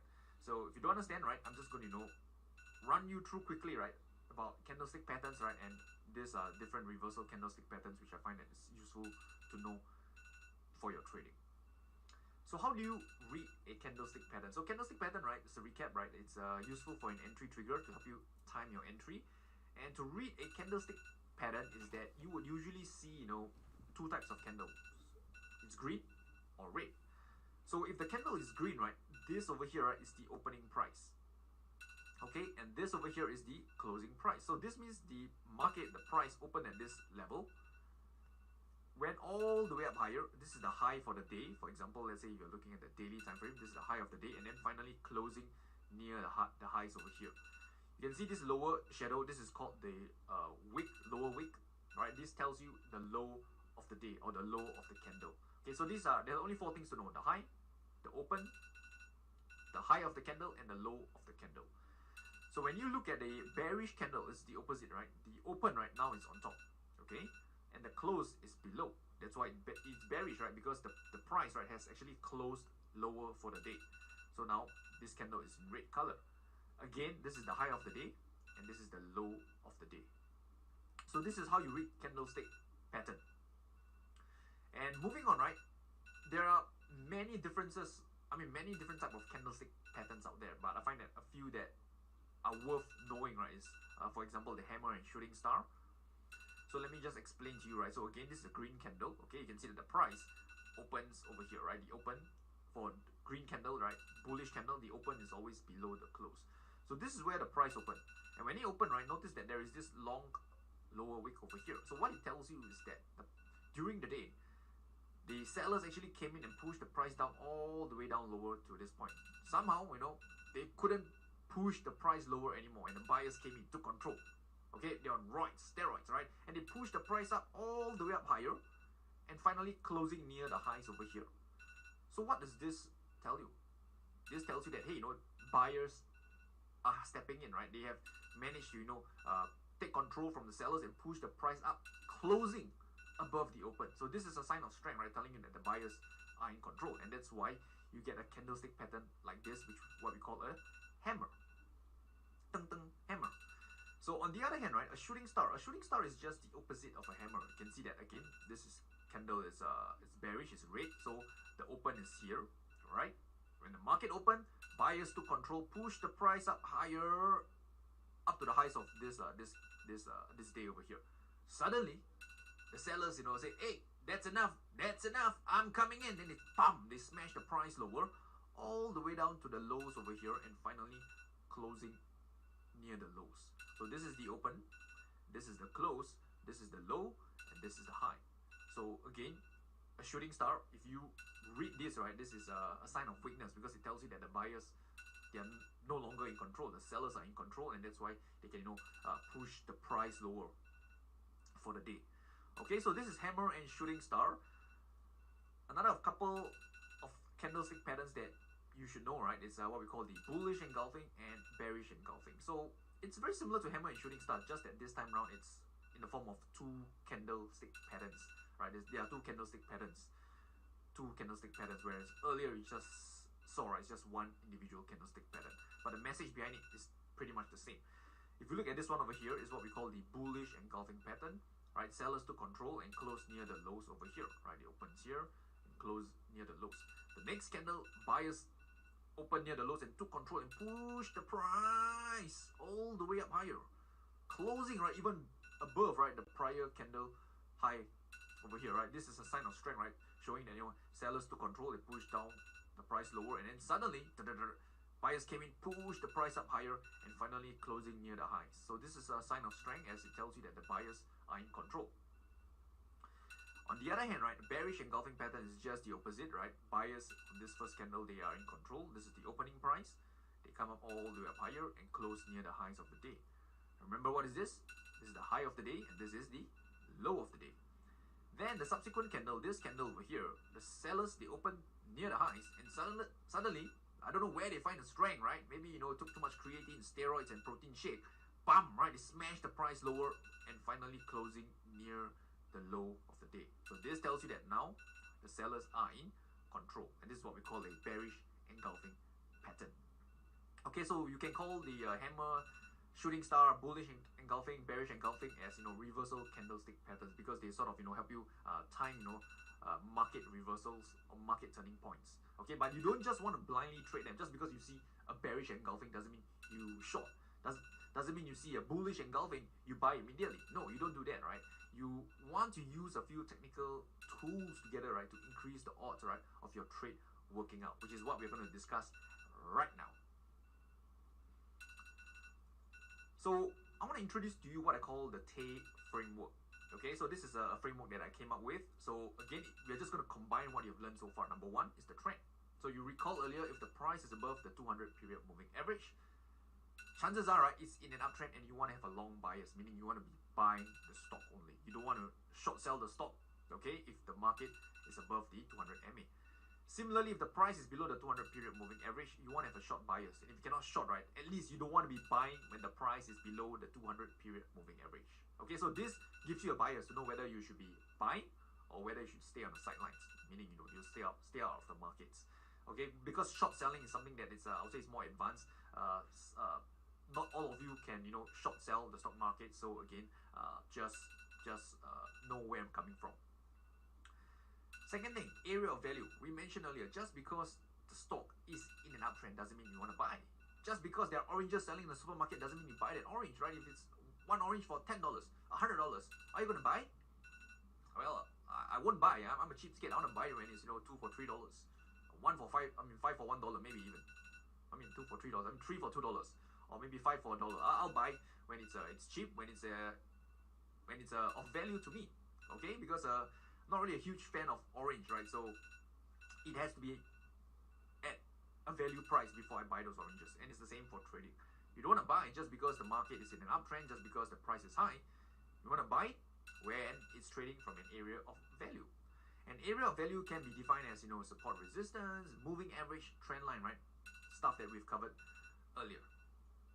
And then, right, the last thing that we want to look at is entry trigger. We want to look, right, at the price and tell us that hey, the buyers are now in control and now is a safer time to enter the trade. That's how candlestick patterns can help you, right, where it shows you patterns like the hammer, the bullish engulfing pattern. It tells you that now the buyers have stepped in, right, and there's a good chance the market could reverse higher. So this is the Tay framework, combining these three, right, and you can actually have tradable, right, or trading opportunities, right, that you can trade off using technical analysis. So here's an example. Okay, so you can see over here the price above the 200 MA. So should you be buying or selling? Buying. I hope you said buying. Yeah, buying, right? You should be buying. Okay, so now the price is above the 200 MA. You should be buying. Do you buy it over here? Do you buy it over here? Or do you buy it over here? I think Reynolds said something about trading from an area of value. That's right, area of value. So where is an area of value on the chart? So from the looks of it, right, you can see that over here, previous resistance now turned support and now becomes support. And the price came into this area of support. That's great. We have the uptrend, we have an area of support. The third thing we're looking for to tell us that the buyers are now in control. I think this looks like a bullish engulfing pattern. Yeah, it looks like a bullish engulfing pattern. Hey, there you have it, right? Uptrend, area of value, and a bullish reversal candlestick pattern. So this, right, it's a trading opportunity that you can take advantage of. You can buy on the next candle's open. Your stop loss could go a distance below this low, right? And hopefully, right, the market moves, right, in your favor from this entry point. So we're not going to discuss too much about where to take profits and stuff like that, because this is really just the beginner's introduction to stock trading. But I hope I gave you a good understanding, a foundation, right, to know when to buy a stock. Okay, so this is one example of the Tay framework. Another one over here, you can see that again, the price now above the 200 MA. Should you be buying or selling? Selling? No, buying, right? That's right, buying. So where is the area of value? In this case, we notice that, right, hey, this trend line seems to be an area of value, right? Market bounced off here second time, and on the third attempt, right, it bounced off and it formed a hammer. So look at this candlestick pattern. Notice the price over here, it opened at this the lows, okay, below the low of the prior day, came all the way down lower, and then the sellers, said, hey, that's enough, right? That's enough, and they pushed the price all the way up higher, closing near this highs of the day. On top of it, you're trading or you're buying in an uptrend from this area of value on this trend line support. Okay, so you can see that in this case, right, yep, the market did went higher from here. So one thing to share is that all the charts that I'm sharing with you right now, they are cherry picked. I repeat, they are cherry picked. So I purposely picked those charts, right, that show you winning trades, because I find that it's easier to explain the concept. But when you're trading in the live markets, right, trust me, there will be losers. Yes, there will be losers, right? So I want you to prepare for it. All right, so all these examples, right, is just to let you understand the concept easily, right? Because it's much easier to explain. But when you're trading live, okay, or even when you're paper trading, right, there will be losses. No matter how fantastic your analysis is, no matter how good the fundamentals, how good the technicals, there will still be losses. Embrace it. But don't worry, in the later section we'll talk about risk management, all right, so that even if you have a loss, right, it's not the end of the world yet. All right, so that's later. For now, I still want to share with you more examples, right, of this TAE framework, because it's powerful. So let's have a look, okay, at the TAE framework. So this is the chart of Google, right? You can see over here Google, and let's see.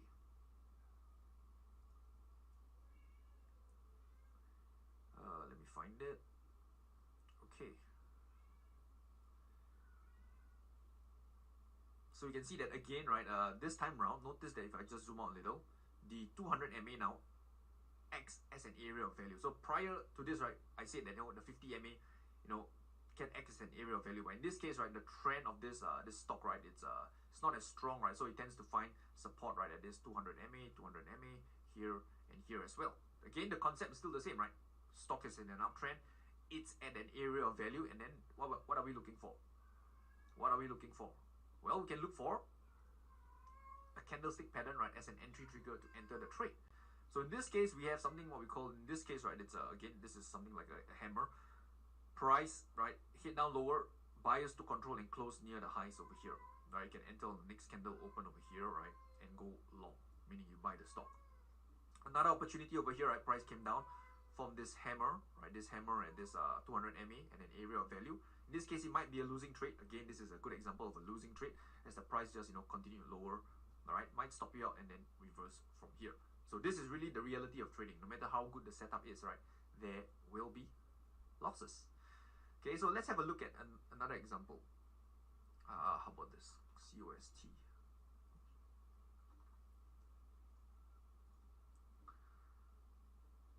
Okay, weekly time frame. So this time around, I just pull out the 50 MA. Okay, so you notice over here, this is the chart of COST, Wholesale Corp. This is the weekly time frame, and again, right, it doesn't matter what time frame you're trading, whether the weekly, the daily, the 15 minutes, right, the concepts, right, can be applied the same. So in this case, right, Costco, Wholesale Corp, can see that it's been respecting the 50 MA, right? If I pull out the 200 MA, I can guarantee you that the price is above the 200 MA as well, right? So just get out the 200 MA. Notice that the price is above the 200 MA. So you want to be a buyer. So now, where is an area of value to trade from? Okay, so area of value could be the 50-week moving average. Price has bounced once, twice, thrice, 4 times, and let's say, right, you miss this move over here, and over here you have this huge spike over here. Again, this is it's a bullish reversal, right? Price open near the open and the lows. Okay, came down at this point at around $117 at one point before the buyers finally stepped in, push price and closed near the highs over here. So you can see that this is a huge, right, bullish reversal candlestick pattern. You may or may not trade it, right, but in this case, right, the market, the price went higher from here. But this is a very huge bullish reversal candlestick pattern. Again, the concepts is the same: trend, area of value, entry trigger. Let's have a look at one more, shall we? Something that is familiar with us: Facebook. Okay, Facebook. Okay, in this case, again, the price above the 200 MA. Let's say, it bounced off the 50 MA quite a number of times. Here, 1, twice, and over here, 3 times. That's the third time. So over here, I can see that how the candlestick pattern is useful to help you time your entries. That notice over here, right, there really isn't any valid entry trigger, right? This is not a hammer or a bullish engulfing. This over here is not necessarily a bullish engulfing. I think it's more of a piercing pattern. I would say this candle over here, right, is the closest to a bullish engulfing. By right, theoretically, right, bullish engulfing the lows, right, should be below the prior candle lows somewhere here, and then it engulfs the previous candle and then close near the highs, right? I would say this is the closest because again, the range of the candle is large, showing you conviction from the buyers, right? In this case, I would say this would be the closest to a bullish engulfing, although it's not really, right, a textbook bullish engulfing. But if you can read price action, right, you know that over here this one is a sign of strength. We have volatility contraction, meaning the market went quiet for a while, and on this candle, boom, right, buyers came into control and, you know, closed near the highs over here, right? So anyway, this is an example of a, not really a textbook example, but showing you that from an area of value, right, and then waiting for a candlestick, reversal candlestick pattern to go long. Sometimes you may not get the exact textbook setup or example, and that's where your price action reading of the markets would come into play, right? Another one I would say is more straightforward would be this one over here. So this one over here, the price, okay? So one thing to share again, right? The 50 MA, the area of value, it's never aligned on your chart. It's always an area. So you can see that over here, it pretty much breached below the 50 MA, and then on this candle form a hammer and then close back above the 50 MA, right? Giving you a bullish hammer to go long, to buy. Okay, so this is another point that I want to share with you, right? That your area of value on your chart is always an area. So I hope this gives you a few examples, right, of the TAE framework that I've just shared with you. So as a recap, right, here's what you've learned so far. We have, you know, covered quite a bit. Number one, we talk about trend, right? You want to be buying in an uptrend and selling in a downtrend. If you can't sell in a downtrend, you cannot short. At least, you know, don't buy in a downtrend. Stay in cash. Number two, we spoke about area of value, right? You don't want to buy just because the stock is in an uptrend. You want it to come to an area of value, okay? One thing to mention is that for me personally, I don't always trade from an area of value. Sometimes I do trade breakouts, but that's another topic altogether. But for you right now, for starters, right, I would say it's much, you know, it's better to be trading from an area of value, right? Buying it when things are cheap. And area of value can be in the form of support and resistance, moving average, trend line, right? We shared quite a number of examples earlier. The third thing is entry trigger, right? Using candlestick patterns, right, to help you time your entry, to show you that, you know, the buyers are now in control or the sellers are now in control, right? So candlestick patterns gives you clues, right, to let you know who is in control. And finally, right, we combine all these three different so-called principles, if you want to call it, right, these three different aspects of technical analysis, and develop it into a TAE framework that you can use to find trading opportunities in the stock markets. Okay, now let's move on. So in this section, I want to discuss about risk management for stock trading. All right, this is an important concept. Doesn't matter whether you're trading stocks, forex, futures, bonds, or whatsoever. Risk management is paramount for a trader or a speculator or whatever. It's paramount. And let me explain to you, why risk management is so important, right? Because you can have a profitable trading system that makes money, otherwise known as an edge.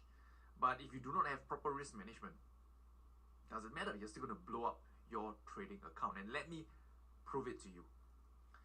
So let's assume, right, that there is this trading system, right? It wins 50% of the time with an average of a 1 to 2 risk-reward ratio. What does risk-reward ratio means is that for every dollar that you risk, right, in the long run, on average, right, you will get back $2 in profit. So if let's say you risk $100, right, your profit, right, in the long run, right, is $200. So that's a risk-reward ratio of a 1 to 2, meaning that, for every dollar you risk, you get back $2 in short. And let's say that there are two traders, right, John and Sally. John is an aggressive trader, is go big or go home kind of trader, and he risks 50% of his account on each trade. Whereas Sally, she's more conservative and she only risks 1% of her account on each trade. So let's say, they both have, let's say, to keep things simple, a 100K account.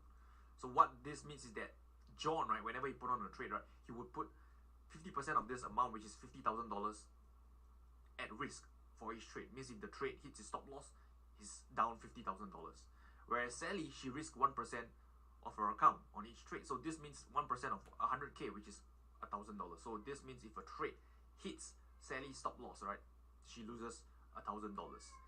And let's say hypothetically, right, the next 10 trades, the outcome are this outcome: lose, lose, lose, win, win, lose, lose, win, win, win. So it's again, half of them are losers, half of them are winners. And now John, since he risked 50% of his account on each trade, you can see that over here, lose and lose, right? By here, he has essentially wiped out on the second trade because he risked 50% of his account on each trade. So let's just give John a big fat X. So sorry to all the Johns out there, nothing against you, just a common name that I decided to go with. How about Sally? Okay, so Sally, let's have a look, right? So lose, right? So it's -1%, -1%, -1%.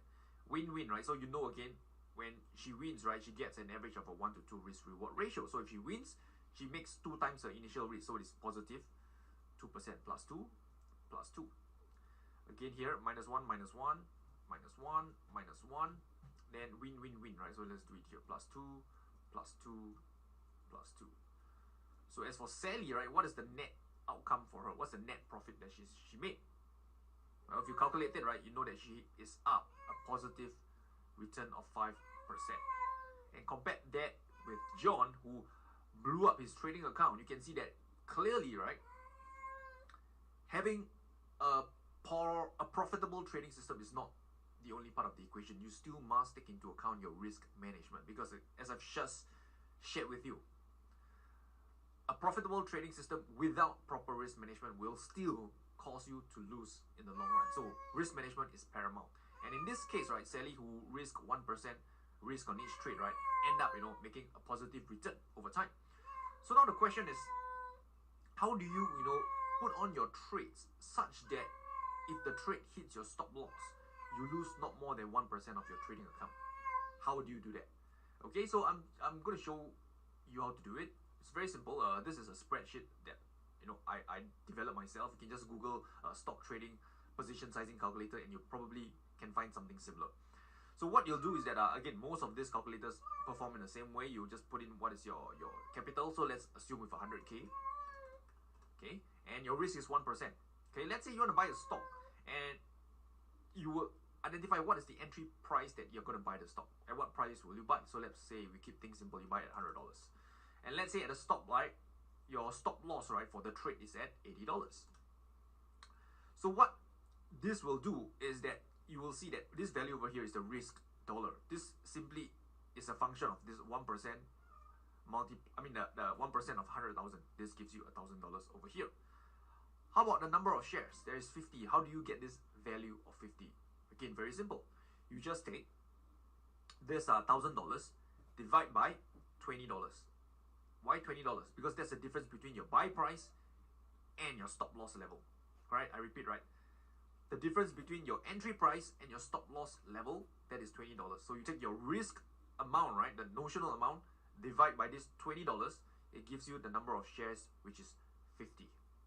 Okay, and what this means is that if you put on a trade, set your buy point at $100, stop loss at $80, you buy 50 shares, you put in the 50 number of shares, and if the trade hits your stop loss, you will lose $1,000 on that trade, which is equivalent to the 1% risk of your initial capital.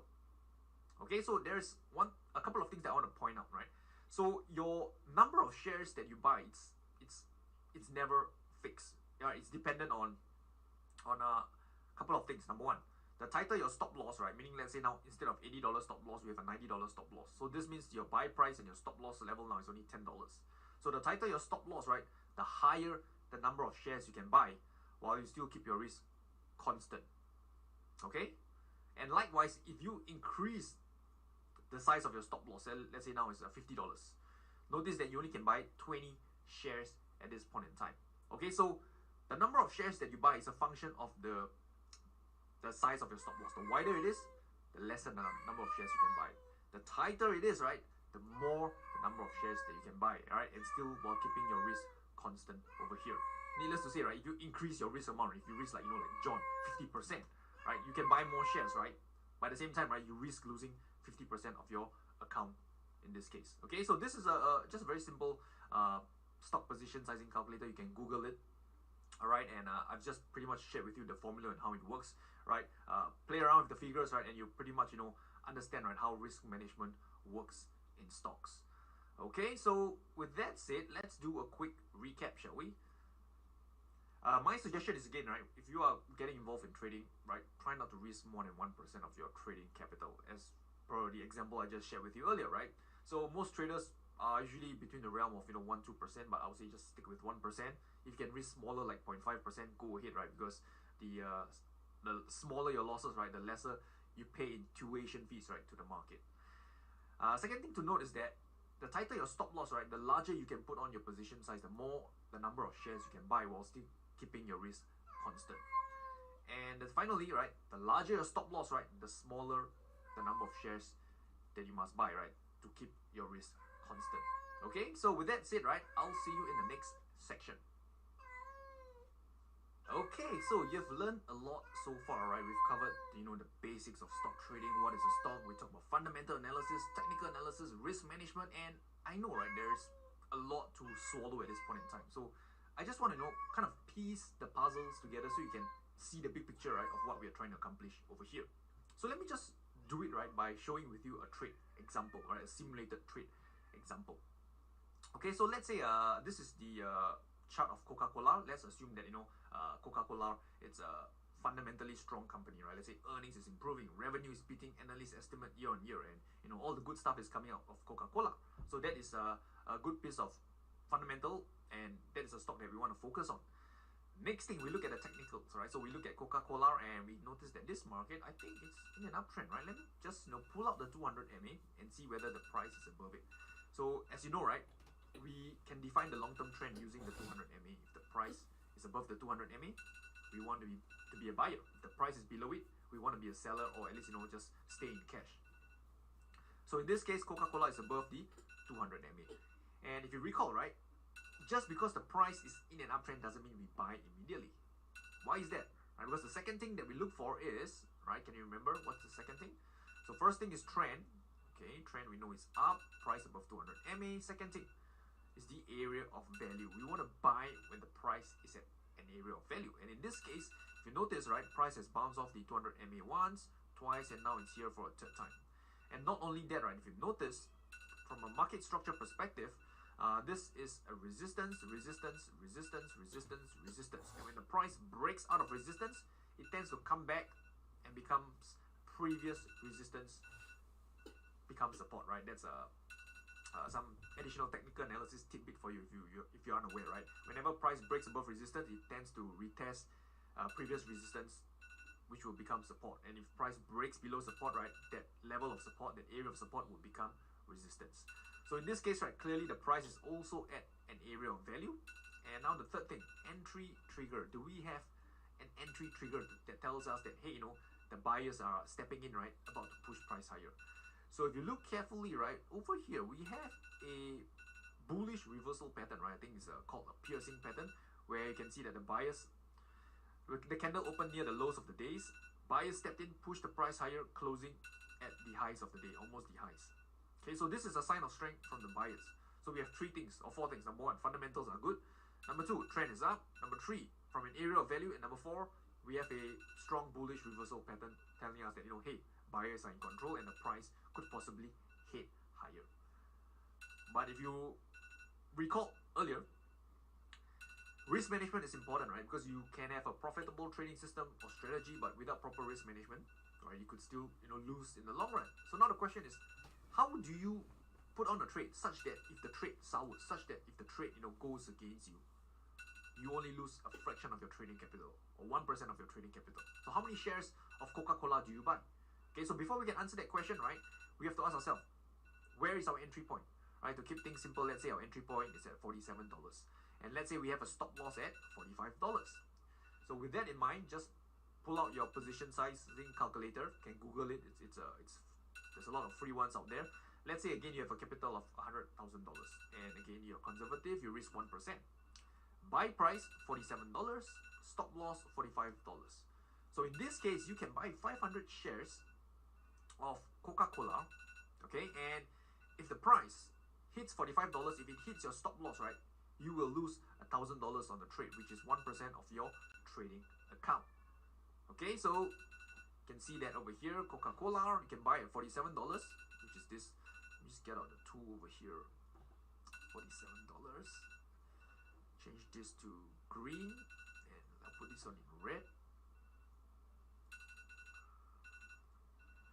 Okay, red color. Okay, so you can see over here, this is my entry price.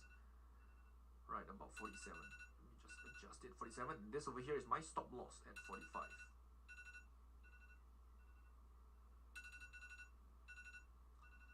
I'm not going to be anal with this, right? So you get it, right? This is the entry point. This is the stop loss. Okay, so this is how you actually, kind of piece the puzzles together, right? From looking at, technicals, risk management, and then, position sizing such that you don't blow up your trading account. So one aspect that I've not really covered is your exits. Where do you exit your trade? So now this is a very broad topic. We can, discuss this until the cows come home, right? Right? So, but generally, right, you want to exit your trade, right? Let's say you're a swing trader, right, where you just want to capture one swing in the market, just, that one move, right? As a swing trader, what you want to do is to exit your trade, right, where there is potential selling pressure, or where potential selling pressure could come in and push the price lower. So you want to ask yourself, where on this chart, right, would selling pressure come in and push the price lower? So if you ask me, right, again, I like to reference the market structure. I would say that this is a possible level, and this one over here. Because this one over here could possibly become previous support, right? That could act as resistance, something that I just covered earlier. And this over here is just an obvious resistance level smack into the $50 price range. So if you ask me, a possible level that you want to consider taking profits could be this is your first level, and this would be a second level to consider. Okay, so this is how you can go about, exiting your trades. Of course, this is just one approach, right? It's from a swing trading approach. You can adopt a trend following approach as well, where you try to, ride trends in the market, but again, it's not within the scope of this video to cover it. If you want to learn more, I can point you to some relevant resource towards the end of this video. But for now, I hope you have a good example, right, of how you can actually, take the knowledge that you have learned so far, right, and apply it to your own stock trading. Okay, so of course, do it on demo paper trade first. All right, once you're confident, right, then you can take it to the live markets. All right, so with that said, let's move on. By the way, if you're enjoying the content so far, hit the thumbs up button. If you don't enjoy it, hit the thumbs up button anyway, because my name is Rainer Teo.